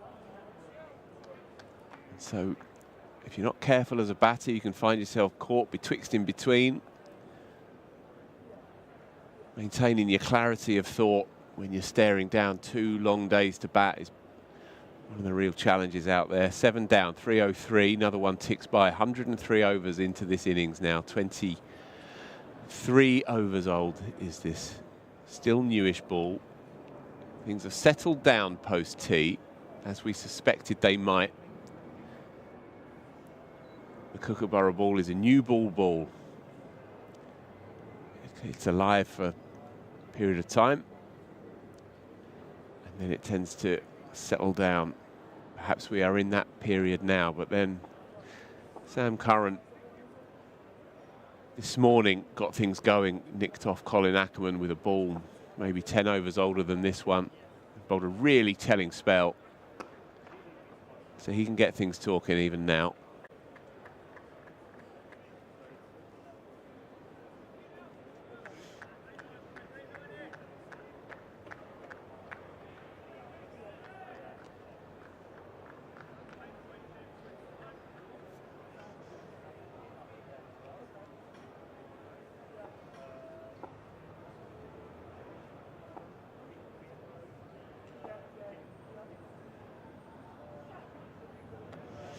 Another effort ball.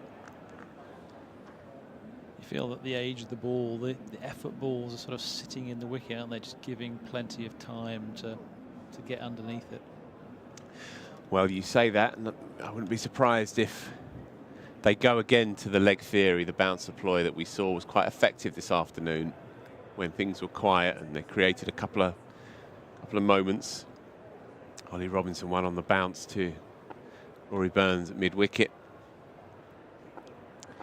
Alex Lee's top-edged a couple as well, so I wouldn't be surprised if we roll on another 10-15 minutes with these two ensconced. If Burns turns to a couple of his seamers, gets a couple of men out, and starts to see what's what. I guess the ball 21 overs old, you still hope there's a bit of seam and swing out there, although it can feel elusive at times. But it won't be too long if these two settle in before a bit of chin music starts ringing in their ears. Oh, that's a slower ball and a half. It's from the Jeremy Snape Encyclopedia of slower balls, isn't it? It's I know Sam has got a varied group of them. That was the very slow one. Yeah, cuffed away for 4 and barely a ripple in the crowd, which is a sign of where this game is. From Durham's point of view, it's merely another ball negotiated, and that's how they have to play this. It only needs 1 wicket to ignite it again. Indeed, Open up indeed. It's been a valiant effort today. It really has.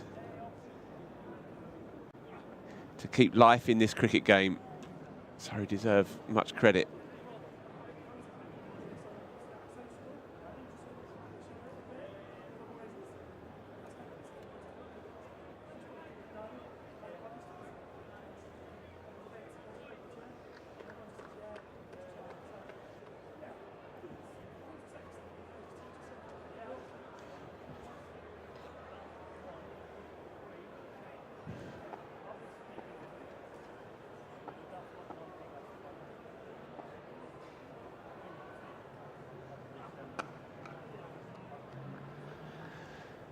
Trying his heart out here is Sam Curran, but it's hard yakka, and you can see it in the body, in the mannerisms.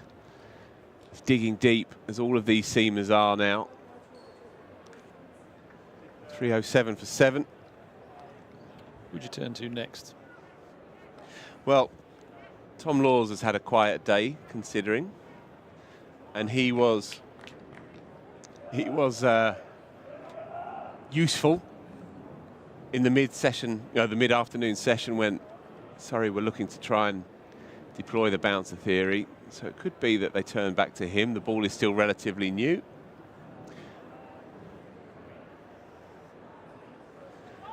And so perhaps a mixture, stick a couple out, 1 or 2 bouncers, 1 or 2 swingers. We are seeing a bit more turn from Will Jacks, aren't we? I think in the last few overs. Yeah, he's bowled a tidy spell here. I guess in some respects he's been allowed to bowl as well. It's a lovely time to be on. Runs don't matter.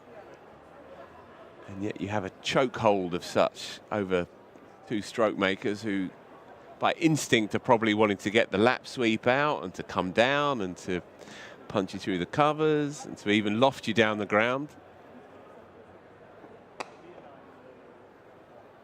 Toes that one out to extra cover for a single, and yet the game situation is screaming to do anything but. Tom Laws is, by the way, I sound like I'm playing it up, but Tom Laws is warming up at backward point.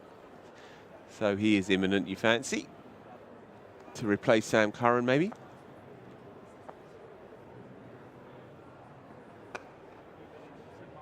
And plentiful air, trying to entice the false shot. Maybe one might want one in on the drive as well.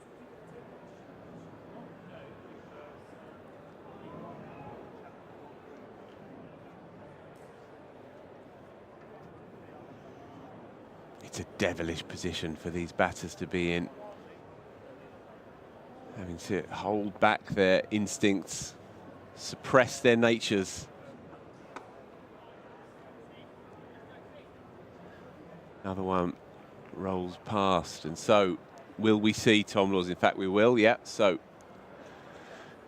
Sam Curran's mini spell going to be replaced by Tom Laws, powered, of course, by SSE Energy Solutions, providing the energy needed today while building a better world of energy for tomorrow. Tom Laws coming on the bowl at the Now, we've seen Tom Laws many a time just come and change the momentum and tempo of a red ball game here. His strike rate is very good across his career. He's a wicket taker. Bowls a full length, doesn't mind getting driven from time to time because he does get that ball off the straight, often on pretty placid tracks. He's only bowled 13 overs as well, so he should be relatively fresh.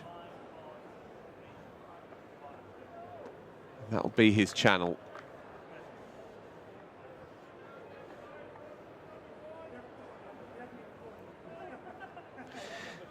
So, just briefly, with an hour to go, well, hour and a bit to go here, and an hour until the first ball is bowled in the second Women's T20 International between England and India. Just a word that the third and final game of that series takes place right here at the Kia Oval on Friday night. Nat Siva Brunt will be bringing her team here on her home ground, of course. 1 down in the series. They had a bad day on Saturday. They'll be needing to deliver a far better performance tonight if they want to stay in that series against Smriti Mandana-led India. Her 100 from 52 balls on Saturday was a masterpiece. So if you are free on Friday night and you fancy some international cricket, then tickets are available from kiaoval.com. And it's not the only enticing game that is available for you, with a few tickets still kicking around for Surrey's remaining T20s, both in the Blast, the men's Blast, and in the women's competition as well. A couple of double headers across the next 2 Sundays. Yaz, myself, And Ali Brown will be bringing you those games on the stream, of course, but if you fancy the in-ground experience, which is almost as good as listening to Ali, then do go and grab some tickets and come through the turnstiles. The next 2 Sundays, double headers as well. Women's games kick off at midday, men's at 4:30. What a day these games promise for you. And so, the next 2 Sundays, playing a miss, rather airy, fairy shot, kept a tiny bit low. Yeah, the ball is noticeably lower as it's skidding through about shin high, being taken behind. Seems to be dying a little bit, skidding a fraction lower. If they're going to persist with Kookaburra ball in English county cricket, what about a new ball every 60 overs, 65 overs? Is that so mad? Because if the evidence of what we're seeing here is being replicated around the country, then we're seeing the game come alive for an hour, hour and a half, and then revert back to the slugfest that we've seen here and indeed all around the country. And 80 overs feels a long time to be working with a ball that's only alive for about 20 of them. Anyway, a brief interregnum, a bit of drinks and a towel down, and the game is ambling through the evening session. What do you think, Ali? I'm not sure 60 overs is quite going to cut it. And I do get the idea of why they're trying to use that, in terms of you're trying to find out who can bowl well with it, what sort of bowlers should we look at, and you've got to do that in a competitive environment as well. Same time, so from a player's point of view, you're finding out the players that you think will be the best ones to take away to Australia and those as part of squads. But from a championship point of view, you're making the game, you're nullifying parts of it, and there will obviously be a lot more draws from that. And I've said before that if you're in a position where sides roll the dice, if you play too many games with it, does that not mean that the sides that are prepared to take a chance, I think sides will come Surrey and they'll be happy with a draw. But then if you've got sides that are just behind, could be Notts, could be Hampshire, could be Warwickshire, if you're playing in that environment where you say, right, we're going to have a game, taking the risk and coming off more often than not, then does that mean that the best side doesn't necessarily win the championship? And that would be my concern.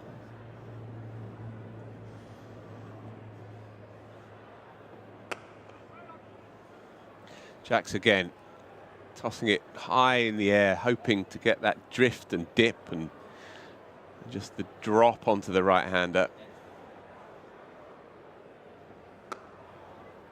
Pretty accurate, making the batter play, asking questions pretty much every delivery here. Because you're right, they do feel like there are points in a game where there's a bit of a stalemate, and I think that is probably where the last sort of 45 minutes has gone.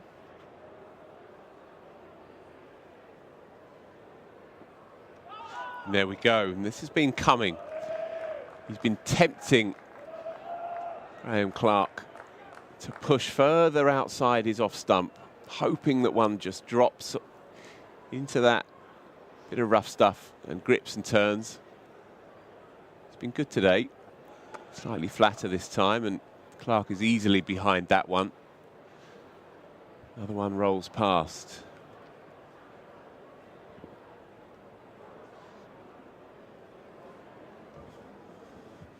So, Ali Brown's work for the evening is done.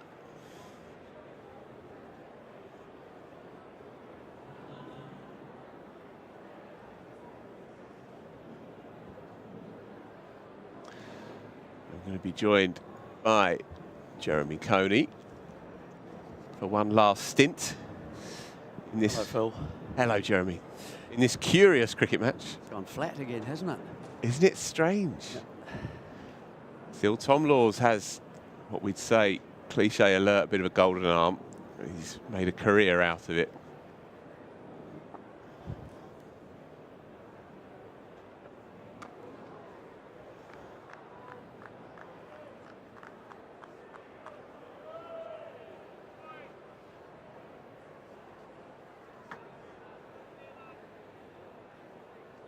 Spinner's getting a little more though. Yep. Just a little bit more turn. I like it when he bowls a little wider outside that off stump.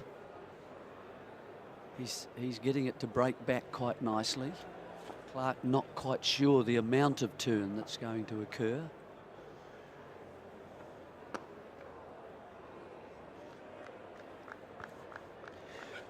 I was just saying as well to Ali that he's been used a lot in England's 50 over side as well as an off-break bowler, and they like him because he's accurate. He doesn't necessarily not going to run through teams either with red or white balls often, but he has a repeatable action.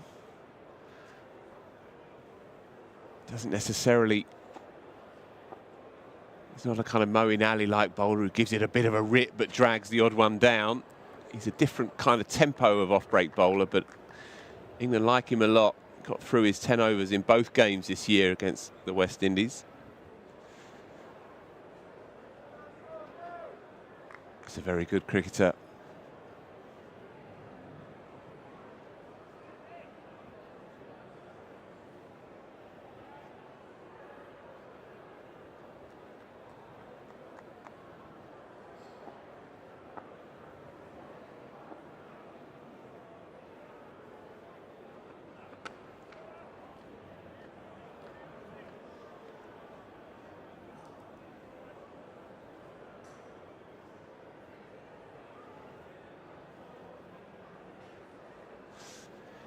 So we mentioned those T20s to come, the double headers in the next 2 Sundays, Essex first, then Somerset, and at home as well to Glamorgan on Friday the 11th. And then the final game for Surrey against Birmingham Women taking place on the 18th as well. So get those dates in your diary. Come through the ground if you can, kiaoval.com, and if you can't, then do try and join us on the stream. And another one for you, Women's Blast Finals Day, here Oval, Sunday, July the 27th. 2 games that day, plus the final. Surrey dominating so far. And they win the finals day at home. What a day that would be. July the 27th for that one. Matthew Potts picks up more runs into the onside. He's looked very, very orderly here. Becoming a very useful lower order batter. Got 100 under his belt, of course. Looks like he's got a solid enough technique. We all know about his temperament and ticker. He's a fighter. And he's exactly what Durham have needed after that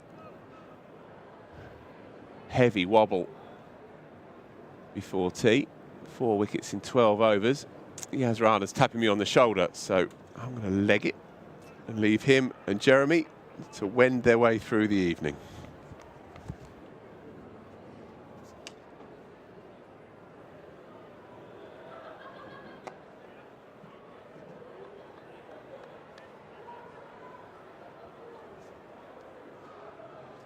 I think I'd have the man at bat pad over to the offside. Don't think he's turning it enough to get a catch on that. That's driven for 4. And he's not quite bowling a length. I don't think that it's short enough that it will therefore turn and then provide a catch. It'll turn further because it is slightly shorter then to bring the bat pad into play. And I think it might just make the man a little bit more uncomfortable if there's a man sort of nearly on square there.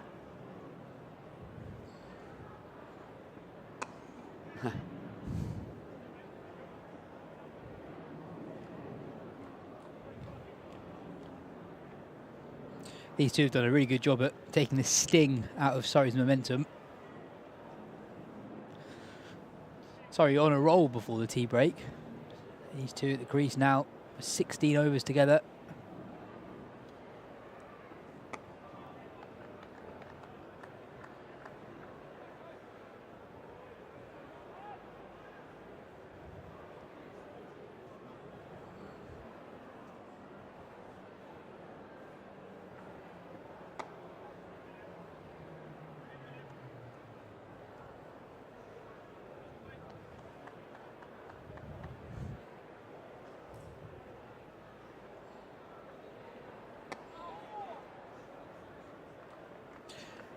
Another over safely negotiated by the Durham pair.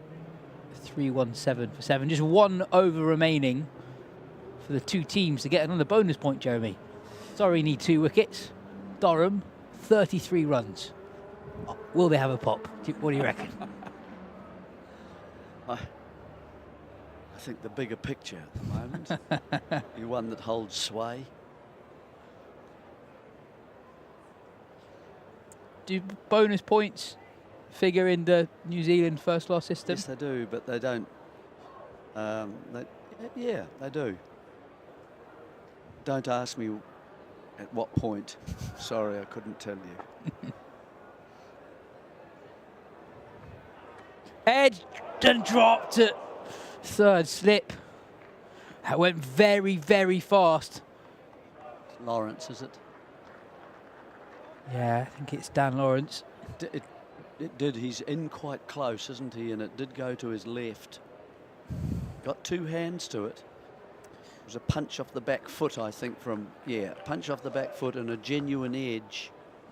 Would have been an amazing catch. Would have been a good catch.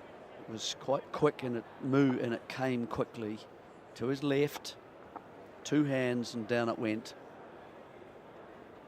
I don't know if we can get a shot from where we are in the JM Fin stand, but Dan Lawrence is a good couple of yards closer in than Will Jacksay at first slip and even Dom Sibley at leg slip. There have been periods today when Lawrence has been in that position, fielding with a helmet. And Potts really did flash hard on that occasion. I think he's got a little deeper now, hasn't he? Yes, I think so.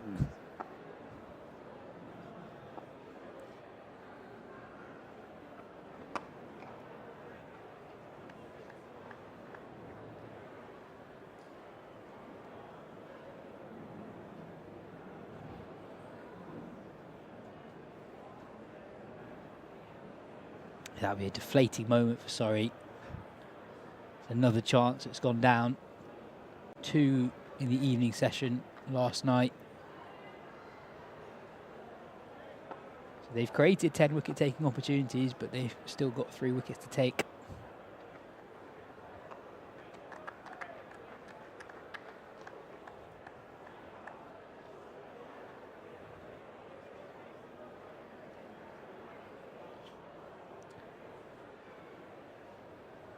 It would have been a really good catch. Went very, very quickly to him.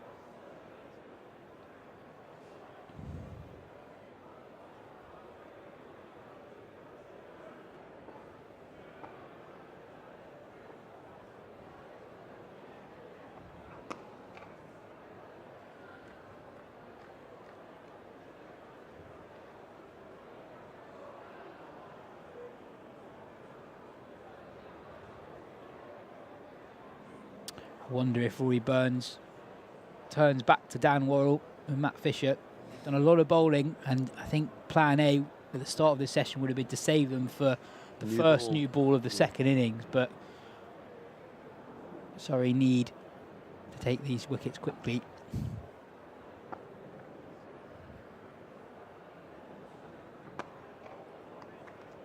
In fact, that's the end of the 110 overs, so we are where we are with the bonus points, but we have 14 overs left today, 96 overs tomorrow, so we're actually exactly halfway through the Durham batting period in the game, and Surrey have 7 of the 20 wickets they need to win the game, so okay, they are behind where they probably need to be at the moment. This partnership worth 33, but more significantly 18 overs. There have been 3 opportunities, haven't there? The last one, I think, was probably the hardest of the 3 that we've seen put down. Appeal for LBW, not given. There were 2 sounds, I think. And Will Jack gesturing that may have been high too. Certainly Clark is looking to play off the back foot. He's slow enough that he's not going to get beaten. Bit of air that time, left alone. Let's have another look at that LBW shout a couple of balls ago. I think bat, outside the line, and maybe high. Outside the line, certainly, yes.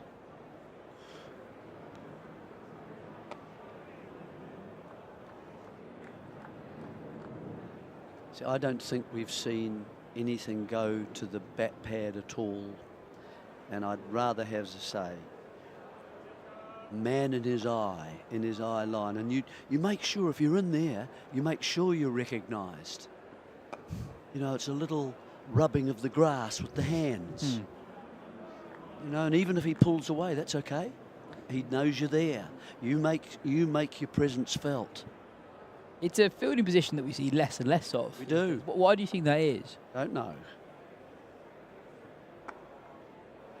Short leg we often see. Yeah, but on the offside is quite good, especially with the line that he's actually bowling at the moment. And he doesn't have to always bowl an off break. He can bowl one that just carries straight on. I haven't seen any others kind of delivery at the moment. Now there's that shorter one that gives the batsman a chance to just knock it onside past the bat pad. But he hasn't looked like getting the bounce either to get a catch to leg slip for me. So those are two fielders I would be thinking about. Now, where can I reposition them? Perhaps it might be, you know, a little, if a guy just sort of scoops it on the leg side just a little bit. So a deeper bat pad can be quite a useful one as well. Maybe a bit deeper to give himself a chance to catch it. But he's very much concentrating outside the off stump at the moment. It's a decent line. It's a good line to have a crack at because you're in amongst the player traffic of the bowlers. Short and sharp from Laws, but Potts ducks underneath it. Slightly discomforted by Sam Curran earlier, actually, Matt Potts. But that angle from... Well, I like that because there's the odd one keeping low outside, but it's a little bit wider. But with the left arm angle, you can come back in and you can get out wider. And bringing it back in, you might just get one to keep just a tad lower and squat.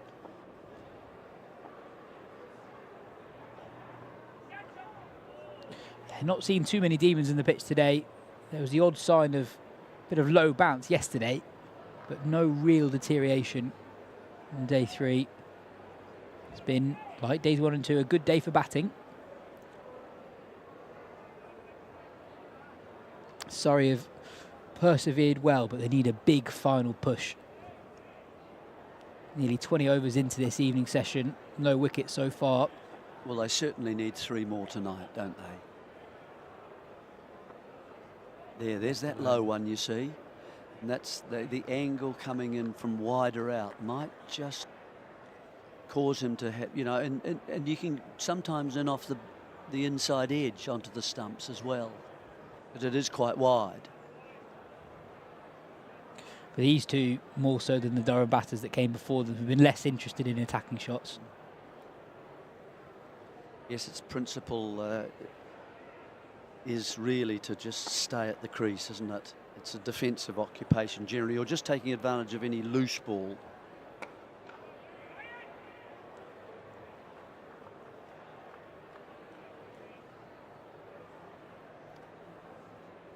Now, can Laws just keep Clark down there? And then let's see Potts against the spin. I'd like to just have a look at those sorts of things. It's quite a nice idea just to change the batsman occasionally. They've been kind of camped a little bit at each end.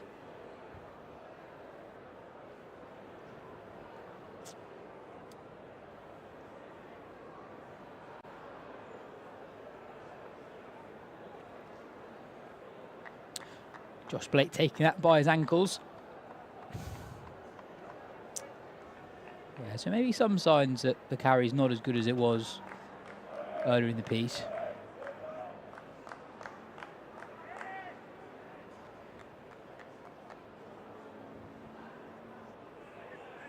Yeah, we've not seen Worrell or Fisher in the evening session so far. Maybe the hope was that at this point in the day they'd have that new ball at the start of the Durham second innings. They need to take 3 wickets. to get there. That's down the leg side. Well taken by Blake. Laws showing a bit of frustration. Not quite getting the line right. The end of another over without much alarm for Durham. 320 for 7 from 112. 12 overs remaining in the day.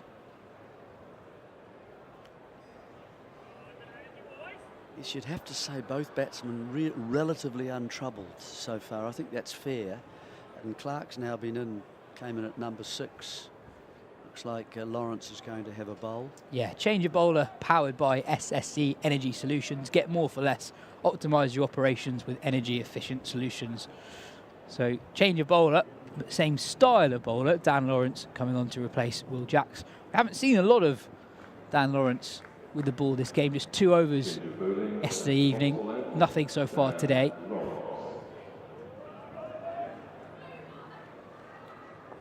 More often than not, Surrey's #1 spinner in the championship.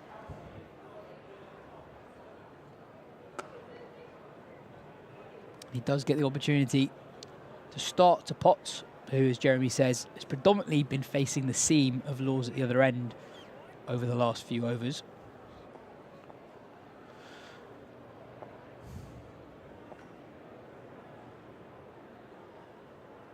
Edge, and that's down as well. Again, it's a difficult chance. Skipper Burns diving to his left. Did it hit the keeper on the way through? Possibly we'll take a look at the replay. It's a genuine edge from Potts. Burns very fine at first slip. Defended into the leg side this time. But let's have a look at that chance. Got 2 hands to it. But again, difficult. Diving to his left. His view potentially obscured by the keeper initially too.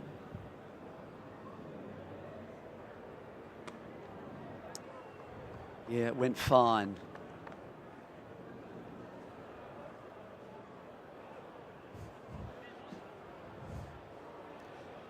And the finer they go, the quicker it goes. And so it was to the left of Burns.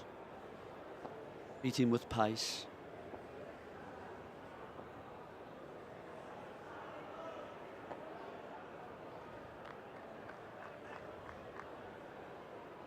These catches are hurting Surrey here now. Yeah, just like the evening session yesterday. 2 chances put down in the evening session today. Both difficult chances, both to the left of the Surrey slip fielders. Well, Potts did give a chance off the spinner. Just surprised and hurried up with a ball that came onto him a little more quickly, going back. And so that again gives you less time as a catcher. I think he was hit. It just surprised him with it just skidded on, didn't it? Really didn't turn outside the off stump, and it went quickly. Blake, I don't think he really got in the sight of it at all. Certainly first slip, you know, was beaten by pace. Down the leg side again from Laws, just struggling with his line at the moment. Was a leg slip in place in the previous over, but at the moment just a regulation 2 slips. Pretty conventional field at the moment.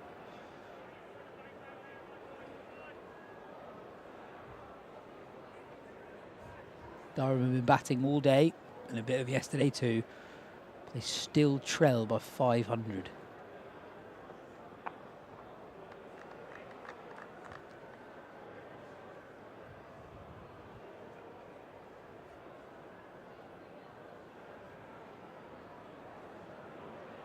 Tom Laws into his 18th over of the innings. Wicketless so far.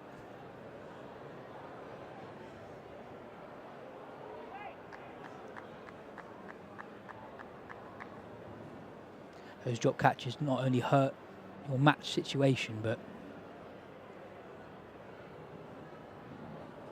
they must also deflate your energies aside, fielding side. Been in the field now for 113.5 overs.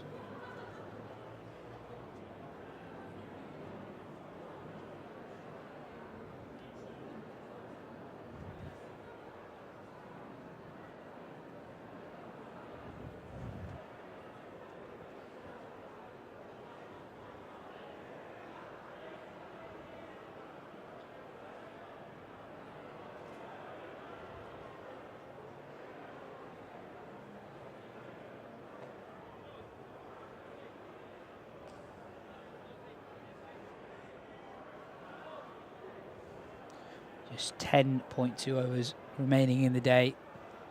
This Durham pair have done a mighty fine job for the visitors. Surrey were on a roll before tea. This pair have kept the Surrey attack at bay.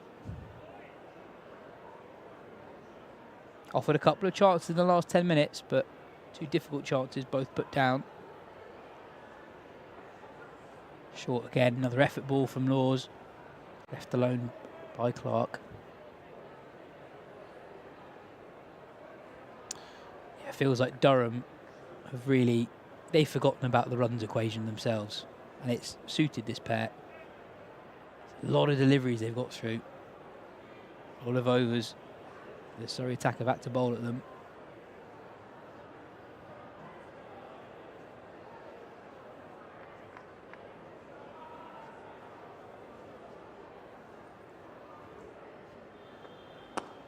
Full and whipped through the leg side by Clark. He'll pick up 4, moves on to 25. It's the end of Tom Laws' 18th over. Durham now 324. About the only thing the bowlers have got to work with really is length, isn't it? I mean, at the moment there's no movement from the seam. There's no movement in the air. So that just really reduces the options for a bowler. And Clark and Potts have looked relatively untroubled, other than those little chances. I think the spinners, perhaps at the moment, are the best opportunity to have a look at and see if they can get one through.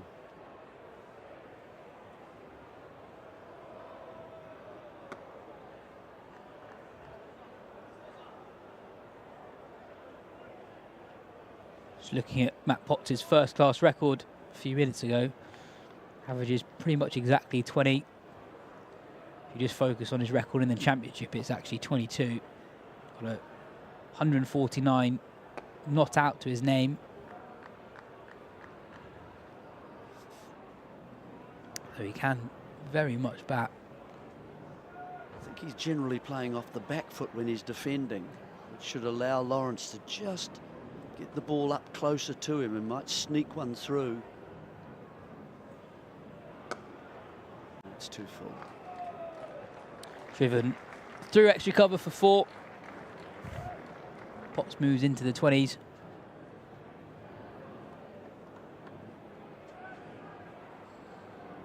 Just like it was before Surrey were able to dismiss Ollie Robinson, it feels just a little bit flat for the first time in a while for the home side. This partnership and those missed opportunities denting their momentum somewhat.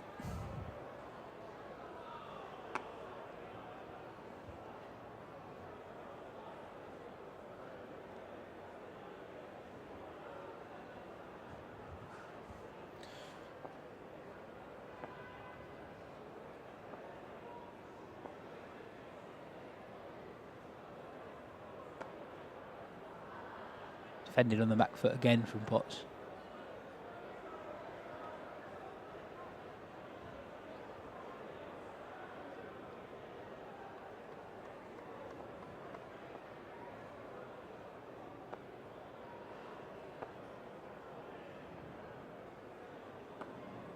Bit more air, slightly fuller, and defended again on the back foot from Matt Potts. ends another over. But Durham safely negotiate. We've got a change in the commentary box. That's everything from Jeremy Coney today. Cam Ponsonby will be here until the close. 9 overs remaining on day 3. Surrey desperately searching for the final 3 Durham first innings wickets. It'll be Tom Laws again. Cam, this Durham pair have done a mighty fine job for their side. They've batted really, really well, but Surrey have to maintain positivity. We don't know the fitness status of Ben Rain. And once you get through this tail, you then got a new ball, another chance for a flurry of wickets.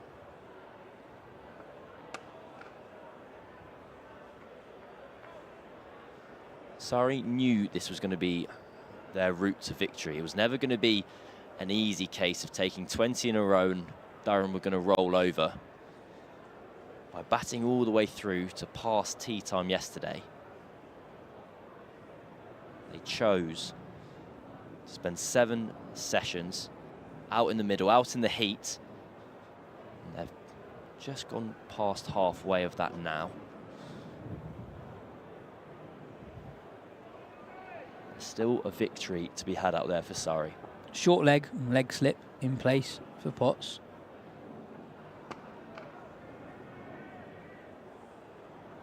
Potts hustles through for a quick single. Yeah, I wonder if it's time for a bit of Dan Worrell or Matt Fisher. They're clearly saved up for that first new ball in the Durham second innings. Sorry, would have wanted that moment to have happened by now, but they've got some work to do today to get there. And if anyone you feel like is going to make that older Kookaburra ball talk, it's going to be Dan Worrell. I think sometimes we talk about swing as if there's a constant amount of swing available to all the bowlers on offer, but Worrell is someone who gets the ball, whatever manufacturer, whatever the condition of the ball, to genuinely swing more than anyone else. An important milestone for Durham is in effect about for 24 more overs. Because at the moment there is 104 overs left in this match. If they can reach 24 overs, Surrey only get 1 new ball at them in the final innings of this match. I mean, if it's not the final innings of the match, Durham's next one, something genuinely remarkable has happened. What a day that would be.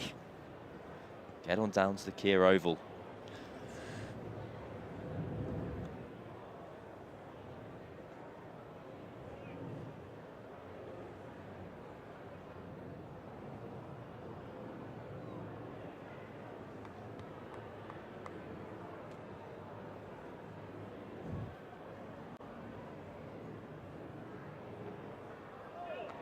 It's a well-directed bumper from Laws, but Clark able to get out of the way of it. They haven't been short of ideas today, Surrey. You've seen them going to the short ball on many occasions. You've seen Sam Curran chuck in some incredibly slow balls. They have taken 6 wickets across the course of the day with 8.1 overs remaining.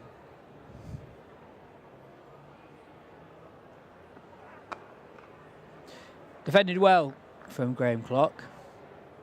330 for 7.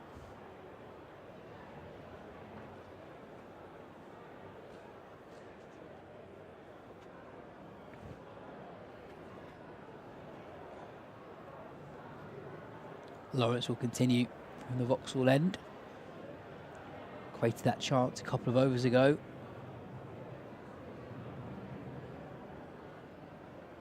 I think your point around the number of new balls available to Surrey is an important one. We saw how crucial it was early today.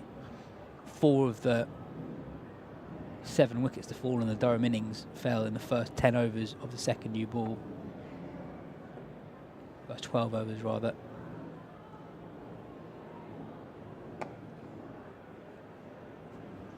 If Surrey only get one bite at the cherry in the second innings.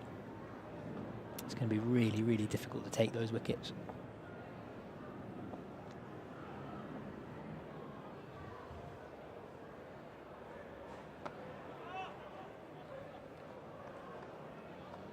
It's a good length, that from Lawrence. We've seen him spin one back through the gate a few overs ago. Jeremy Coney mentioned that Potts, where possible, looks to defend on the back foot.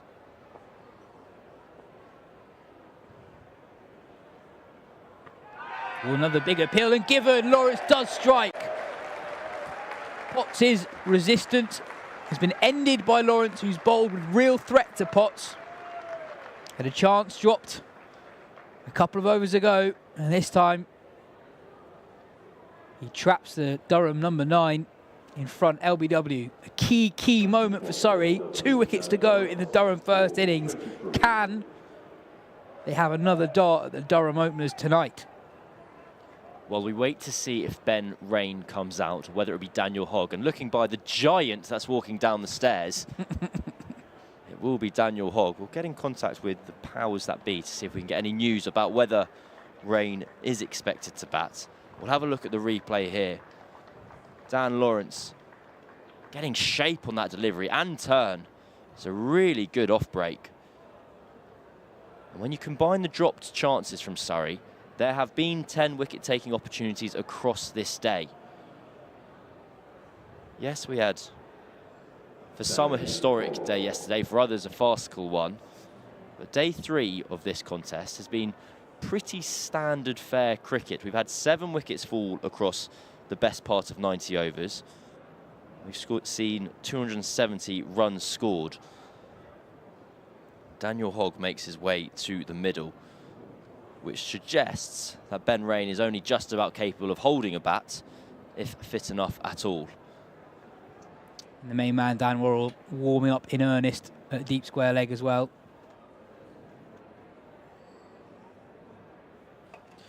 With a change in the commentary box to take you to the close, Phil Walker.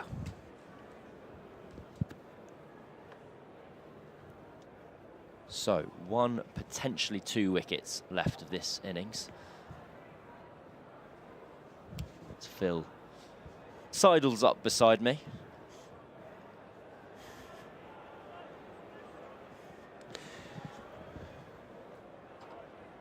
So, 7 and a bit to go this evening. Darren Lawrence has looked as likely as anyone.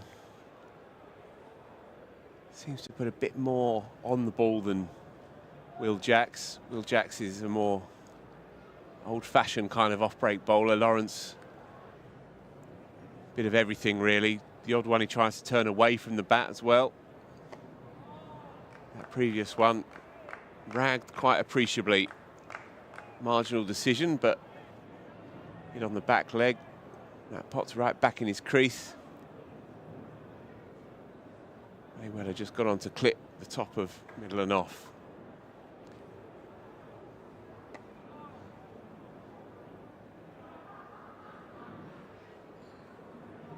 Lawrence is almost, sometimes think of him as a leg spinner in off spinners' clothing.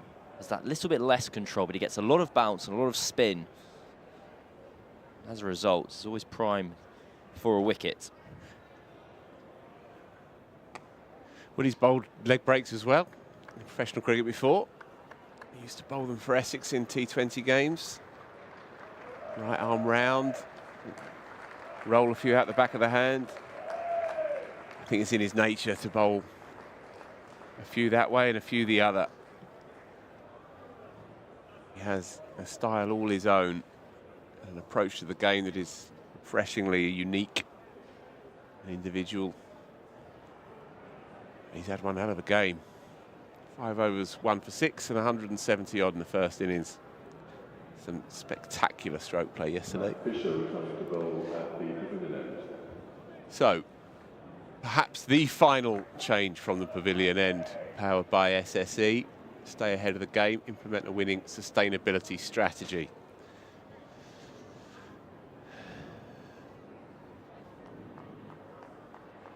So with Ben Rain having not emerged, the the sense perhaps is that one wicket will get it done here. We shall see.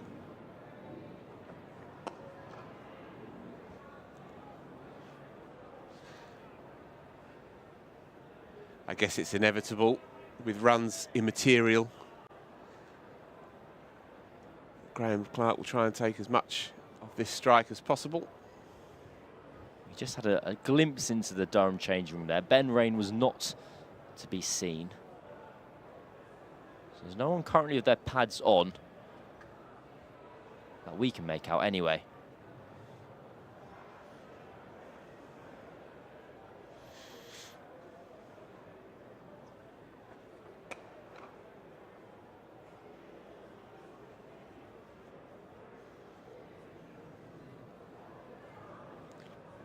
So, round the grounds, give me the bad news, Cameron.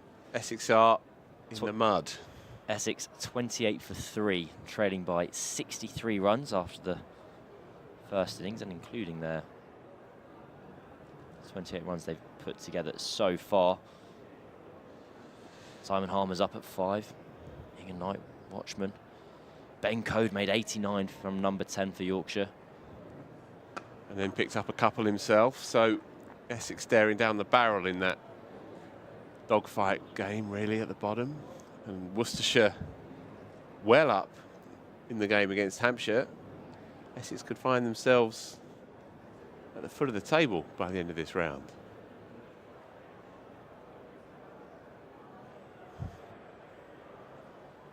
Hampshire as well in a similarly precarious position to Essex, if not more so. Well, I say if not, far more so. They trail by 373 runs, and they're 3 down in their second innings following on. Yeah, remarkable game developing there, really. What a win that would be for Worcester if they can get that done tomorrow. And what about the Notts game as well? What do we have? Well, Somerset have lost. Well, they opened the batting with Matt Henry. As you do. And he fell. Well, I guess you could argue he did his job. Saw out the evening. He won't be there tomorrow morning. See the scorecard on show today. A man keeping track. So Nottinghamshire are 126 runs ahead of Somerset. They've got them 1 down, so they'll go into day 4 at Taunton hunting a victory. That'll be 4, and Surrey will be pleased enough because it means that Graham Clark will be staying down that end with just 1 delivery now to go in Matt Fisher's over. And that's where they want him to stay. They want Dan Lawrence, or indeed somebody else, to have 6 at the new man. Try and winkle out what we sense is perhaps the final wicket here. Durham 8 down, but Ben Rain incapacitated as it stands. And Surrey get their wish. So 3-3-4 for 8. They've occupied 118 overs. And yet they're staring down another full day of painstaking agony tomorrow, Durham, just to try and get away with this with those precious 8 points in the back pocket. And it's felt inevitable, really. After about an hour and a half of this cricket match, it felt like the best Durham could hope for was to scavenge a draw. It's been that kind of game.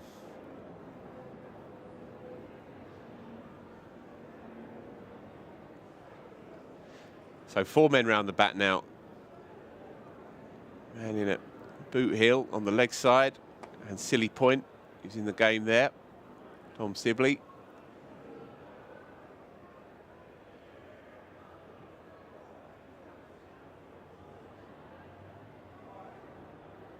So with a clear day, Cameron, tomorrow, unhindered by the weather, what do you reckon? Do you think there is 10 wickets out there? I absolutely think there's 10 wickets out there.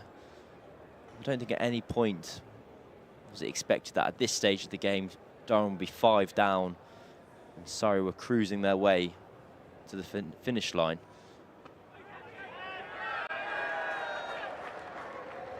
Nothing doing. They've taken 7 wickets today. They've dropped a handful of chances. The point we made alongside Yaz earlier. Just see the replay here. Turn again, turn and bounce, Cam, and he's definitely got some purchase here, hasn't he?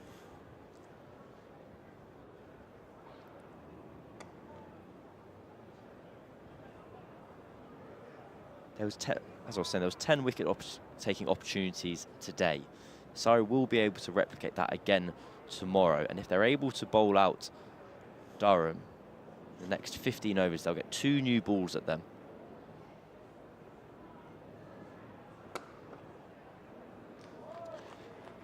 So they're not sure whether to take 1, 2, 3 or none, and it's going to be none.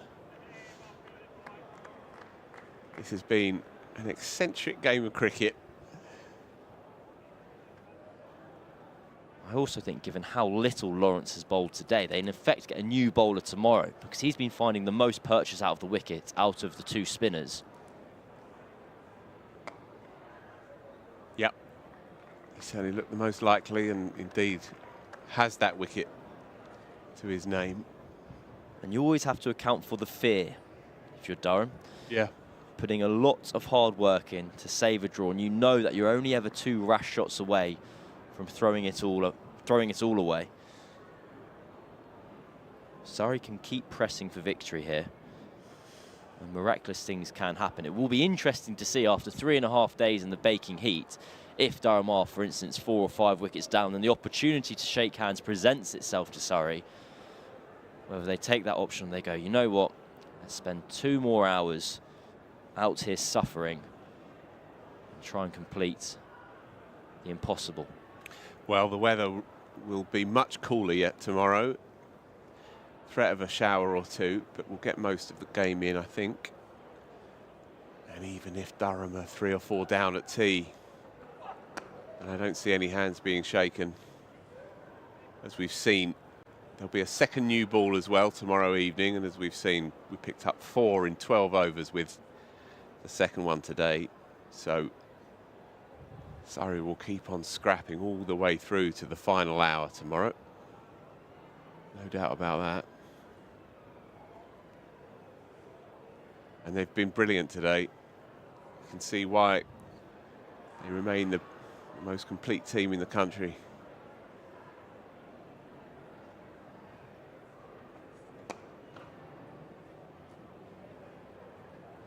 And him in particular, it's the best I've seen Matt Fisher bowl.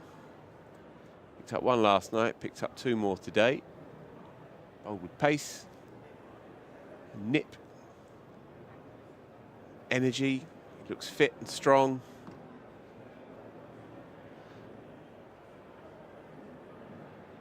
He also made arguably the most important breakthrough of the day. Well, we'll save that accolade for Alex Lees, but when he removed Will Rhodes with that older ball, that was really against the run of play.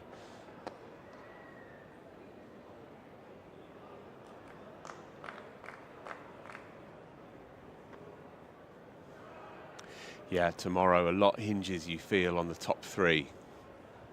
The 3 southpaws of Lees, Emilio Gate, Will Rhodes.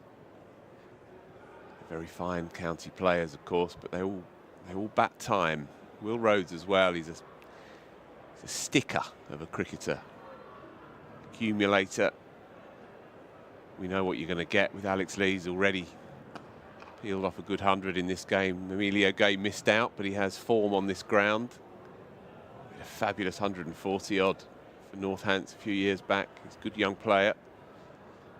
Much hinges on those 3, and so you feel like tomorrow, that new ball scrap, that first hour and a bit, with the new one in the hands of Surrey's refreshed quicks and that top 3, Durham can win that mini battle, then I'd wager that they'll scrape through to the end of the day. If Surrey win it, then they can pull off a remarkable win. I think Jordan Clark might be a tired man, Phil. Well, he bowled one of those everything spells that he can summon up this afternoon. He didn't get much result from it, but he ran in really hard from the pavilion end. saw him dive slowly over one earlier, and just a couple of balls previously in this over, he had to give chase and use that big size 11 to stop the ball rather than bending down in one fell swoop. Well, his brothers played well here. Under a lot of pressure, Graham Clark, when he came in. Came in at 6 with the fall of Ollie Robinson, and then saw his skipper and 2 more depart in quick succession. And him and Matthew Potts have stuck in this evening's session. Potts hasn't been able to see it through completely, but Graham Clark is what now? 4 or 5 overs away from batting out the session, and without any real alarms. Just that one nick. So it's going to be Dan Worrell probably to see us home 4 overs to bowl this evening from the Vauxhall end. He's going to have the final 2. SSE Energy Solutions, your business energy partner, meeting you where you are on your sustainability journey. We've needed to dig deep on our sustainability journey the last few days, Cameron, following this one. My energy levels are high. I'm powered by SSE Energy Solutions. It's no problem. And coffee and youth.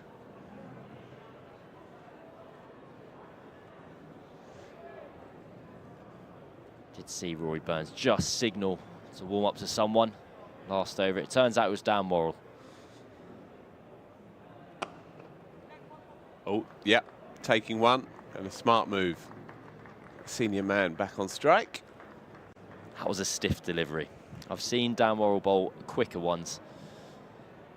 That just looped up towards the stumps. Hogg was able to push it back past the bowler for a single. And that was not part of the plan from Surrey.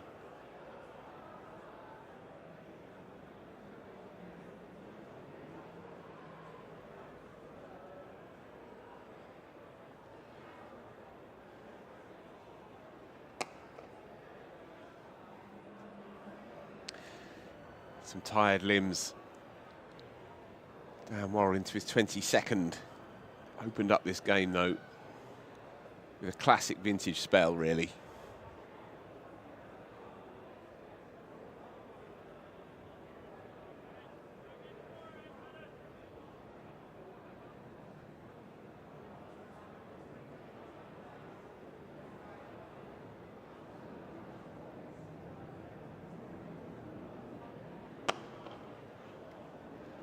Fabulous bit of work at mid-on. Sammy Curran on the bounce, one-hander. It's a very pink tricep he's got there, his right arm.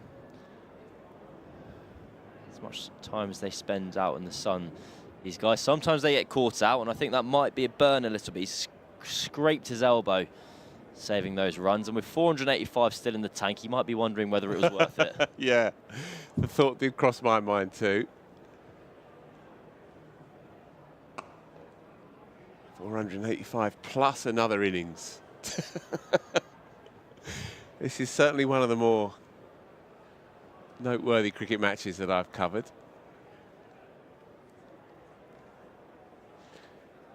It's all to play for tomorrow, though. It can sometimes feel a little bit like we are drifting, but tomorrow looms large.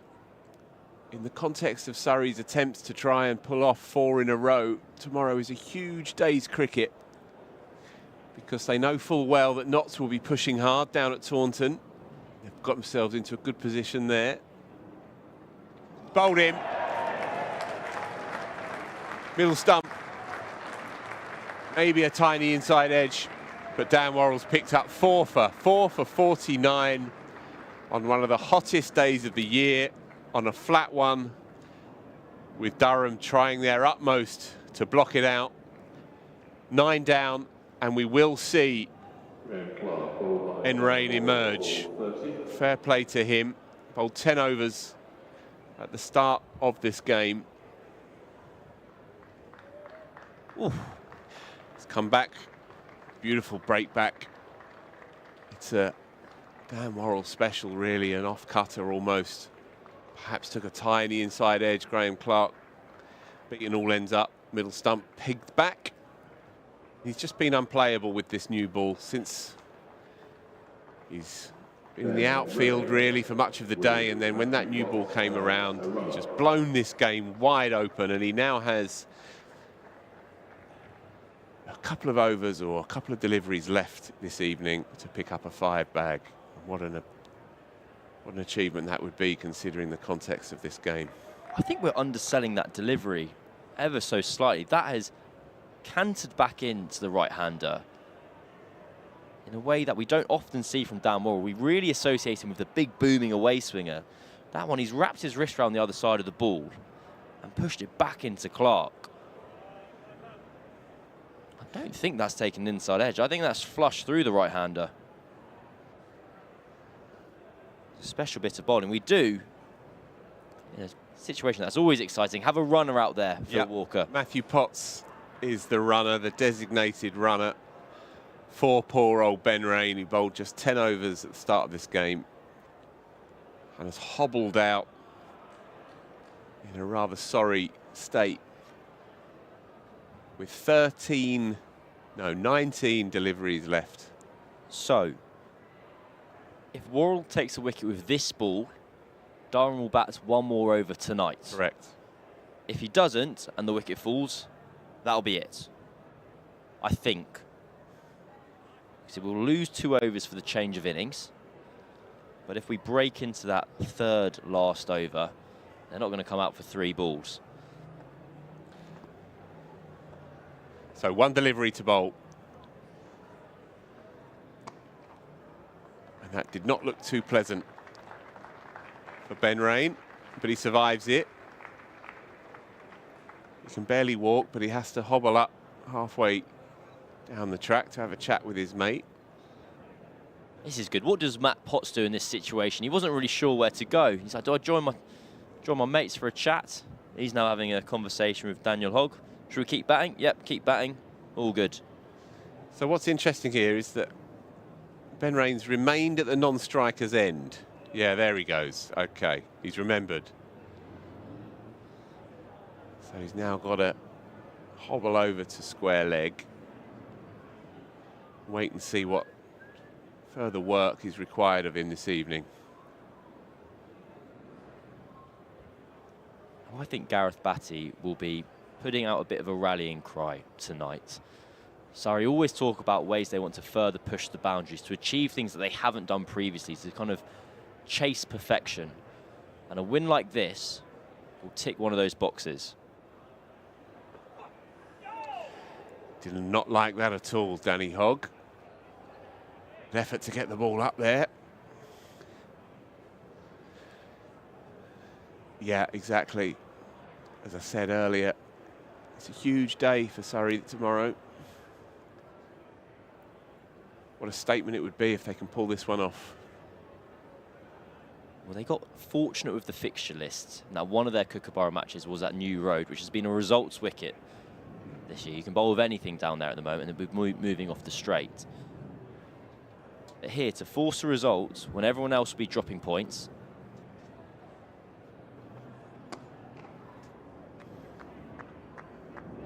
be potentially season-defining. And it's the type of match that, in years to come, yes, yesterday, the kind of 800, depending on who you ask, was either historic or farcical. But these players, if they are able to force a win in 10, 20 years' time, will remember it.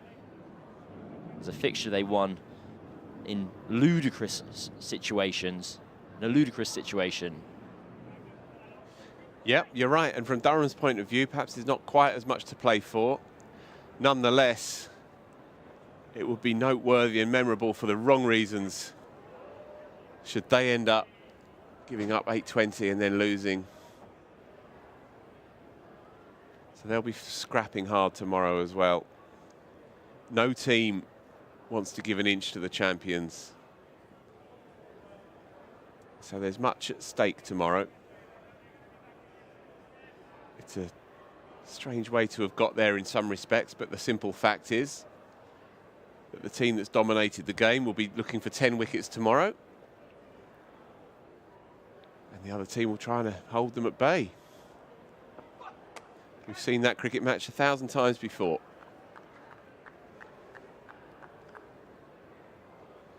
Can they just get it done, just for the sense of completion? Can they get it done this evening? They won't want to have to come back tomorrow morning and winkle one of these out. So they have 2.2 overs. 14 deliveries just to get this done. Clear the decks. And there's a clarity to what's required tomorrow.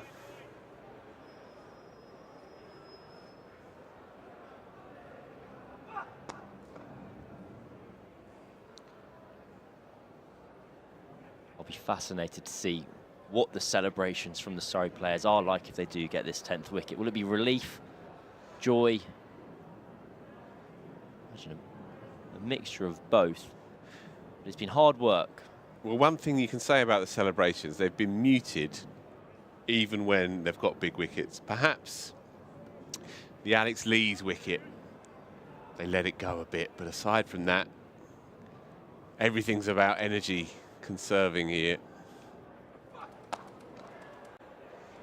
That'll be 4. Good old Daniel Hogg. He's a likeable cricketer. Bowled his heart out in his 2 games at the Oval for very, very little result. So unlucky last year in his second first-class game. Nothing went his way. Nothing went anyone's way from Durham's point of view in the first 2 days here. But he's trying to get in behind this one, eke out as much of this innings as possible. It's going to be Frankie Worrell then to finish us off.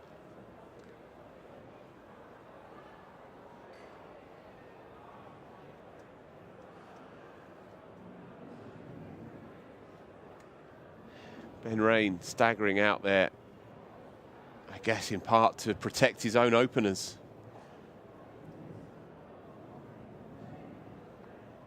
If he'd been unable to pad up and get out there, then we'd have seen them both those left-handers. So even though it's clearly unpleasant for him, falling over in the shot, he's serving a useful purpose here. Emilio Gay and Alex Lees can at least relax now, knowing that they will not be required tonight. Considering where Durham were at tea, this is a pretty good effort. Well, Ryan Patel and Dom Sibley have just swapped places. Why that is, I couldn't tell you. Airborne, but on the bounce. Oh, he's remembered how to play a cover drive. Oh, he can play. He's just on one leg.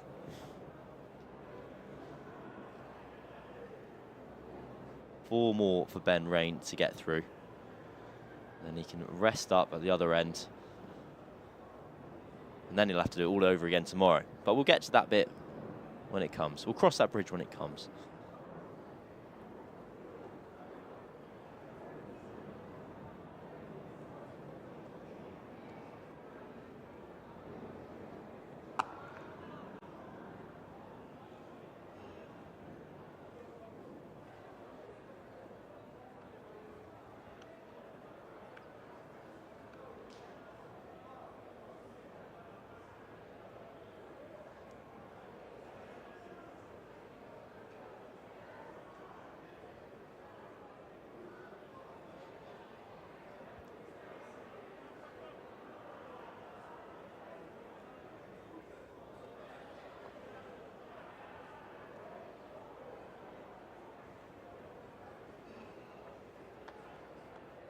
Good pace in these final last knock-ins of the day.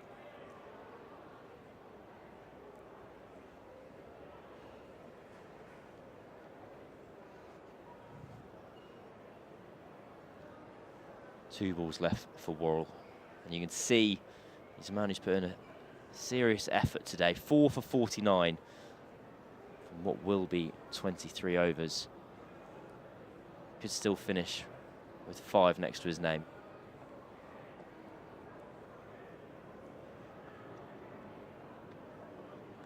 That hurt. You can see the pain that Ben Rain is under.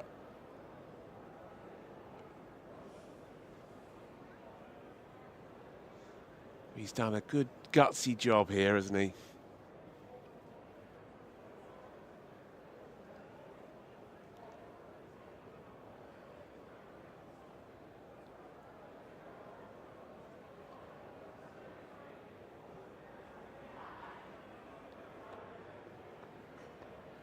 Last delivery then. And that hurts as well. Acknowledgement from the crowd. And so, with 1 over to go, it'll be down to Danny Hogg to try and just frustrate Surrey for half a dozen more deliveries. Force them to come back out tomorrow morning and still break this mini partnership. It'll be an irritation for Surrey if they can't quite get it done tonight. Could only last 1 ball tomorrow, of course, but every little counts for Durham. Can't quite wrap my mind around the fact that Surrey's reward for bowling them out is to get to do it again. Well, if they do pull it off, and Daniel Worrell picks up a few tomorrow and ends up with 7 or 8 in the match, or even more, then although it looks like hell, it will be something that he will never forget. I'm incredibly glass half full about this fixture. I think Surrey have the opportunity to manage a genuinely historic victory. If they are able to take 20 Durham wickets in a row, doing it the hard way, after putting on such a total which kind of almost undermined the sanctity of the sport. How dare you. Another short one and easily ducked under. Great effort, though, by Matty Fisher. He's been brilliant today. You can hear the grunts as he digs as deep as he's ever had to before, really. Can't overstate it. It's so hot out there. And none of the seamers have taken a backward step. It's been well managed by Rory Burns.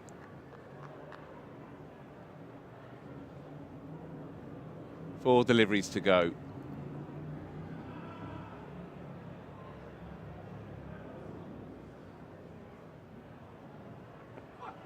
Oh, that hurts as well. But he wears it. He's got a bit of pluck, as this kid.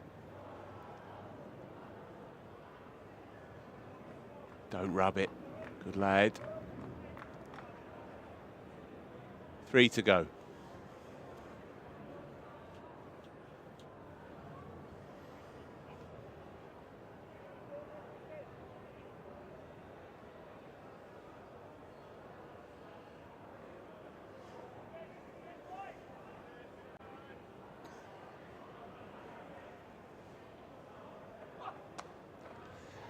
Fabulous shot. Good on you, son. Deserves that. Pinned his ears back, let fly. Good shot. He's got a high score of 18 not out, I'll add, in first-class cricket. He's halfway there on 9 off 20. He wasn't allowed to score any runs when Graham Clark was at the crease, so now this is his playtime. He can do as he wishes. That's a lovely shot. I'm not sure Durham's middle order are going to be too interested in hearing about that one in the pub tonight, but might bring it up anyway. 2 to go. Can he resume in the morning? He's worn another one. It's not ideal, but he kept the gloves down. He's shown real ticker here. Well, there's a lot of Daniel Hogg to get out of the way. See there, he's worn it on the shoulder. But these things, these little moments, they stick in the mind of coaches and captains. Would have been easier for him just to throw the bat at one and, if you like, wave the white flag. But he's got right in behind it, worn 3 or 4 now on the body. He's got 1 more ball to negotiate and 1 more bruise to suck up this evening. Good stuff by Daniel Hogg, 9 not out, and poor Ben Rain on 1 leg. unbeaten on 0 from 7 deliveries. Those two will resume in the morning. And Durham have batted through the day, which would have been their plan at the start. But they've lost a few more than they would have ideally wanted. They looked serene at one point with an hour to go before tea. But that second new ball in the hands of the great Dan Worrell has prized this game wide open, and so the equation is pretty straightforward. Surrey took 8 today, they need to take 11 tomorrow. And there are some tired limbs, but I would imagine, especially among the quicks, a real sense of pride in what they've pulled off today. And so, quick run through the scores. Alex Lee's the standout with the bat, played beautifully for 125, and it was a surprise really. One of the few false shots that he played throughout the whole of his innings. He was in complete control until nicking off in the midst of that new ball spell. Played nicely with Ollie Robinson, they were the star men. Ollie Robinson made a sprightly 79 before playing all round a straight one from Dan Worrell to get that collapse going. Will Rhodes went earlier in the piece in the early first session, caught behind the bowling of Matt Fisher, who picked up Emilio Gay last night, of course. Sam Curran as well nicked off Colin Ackerman to first slip, and that was a key moment because he's got good form this season and good form on this ground. So that was a big wicket. Bowled tidily in a short spell before lunch did Sam Curran. Then it was the Worrell show in this evening session.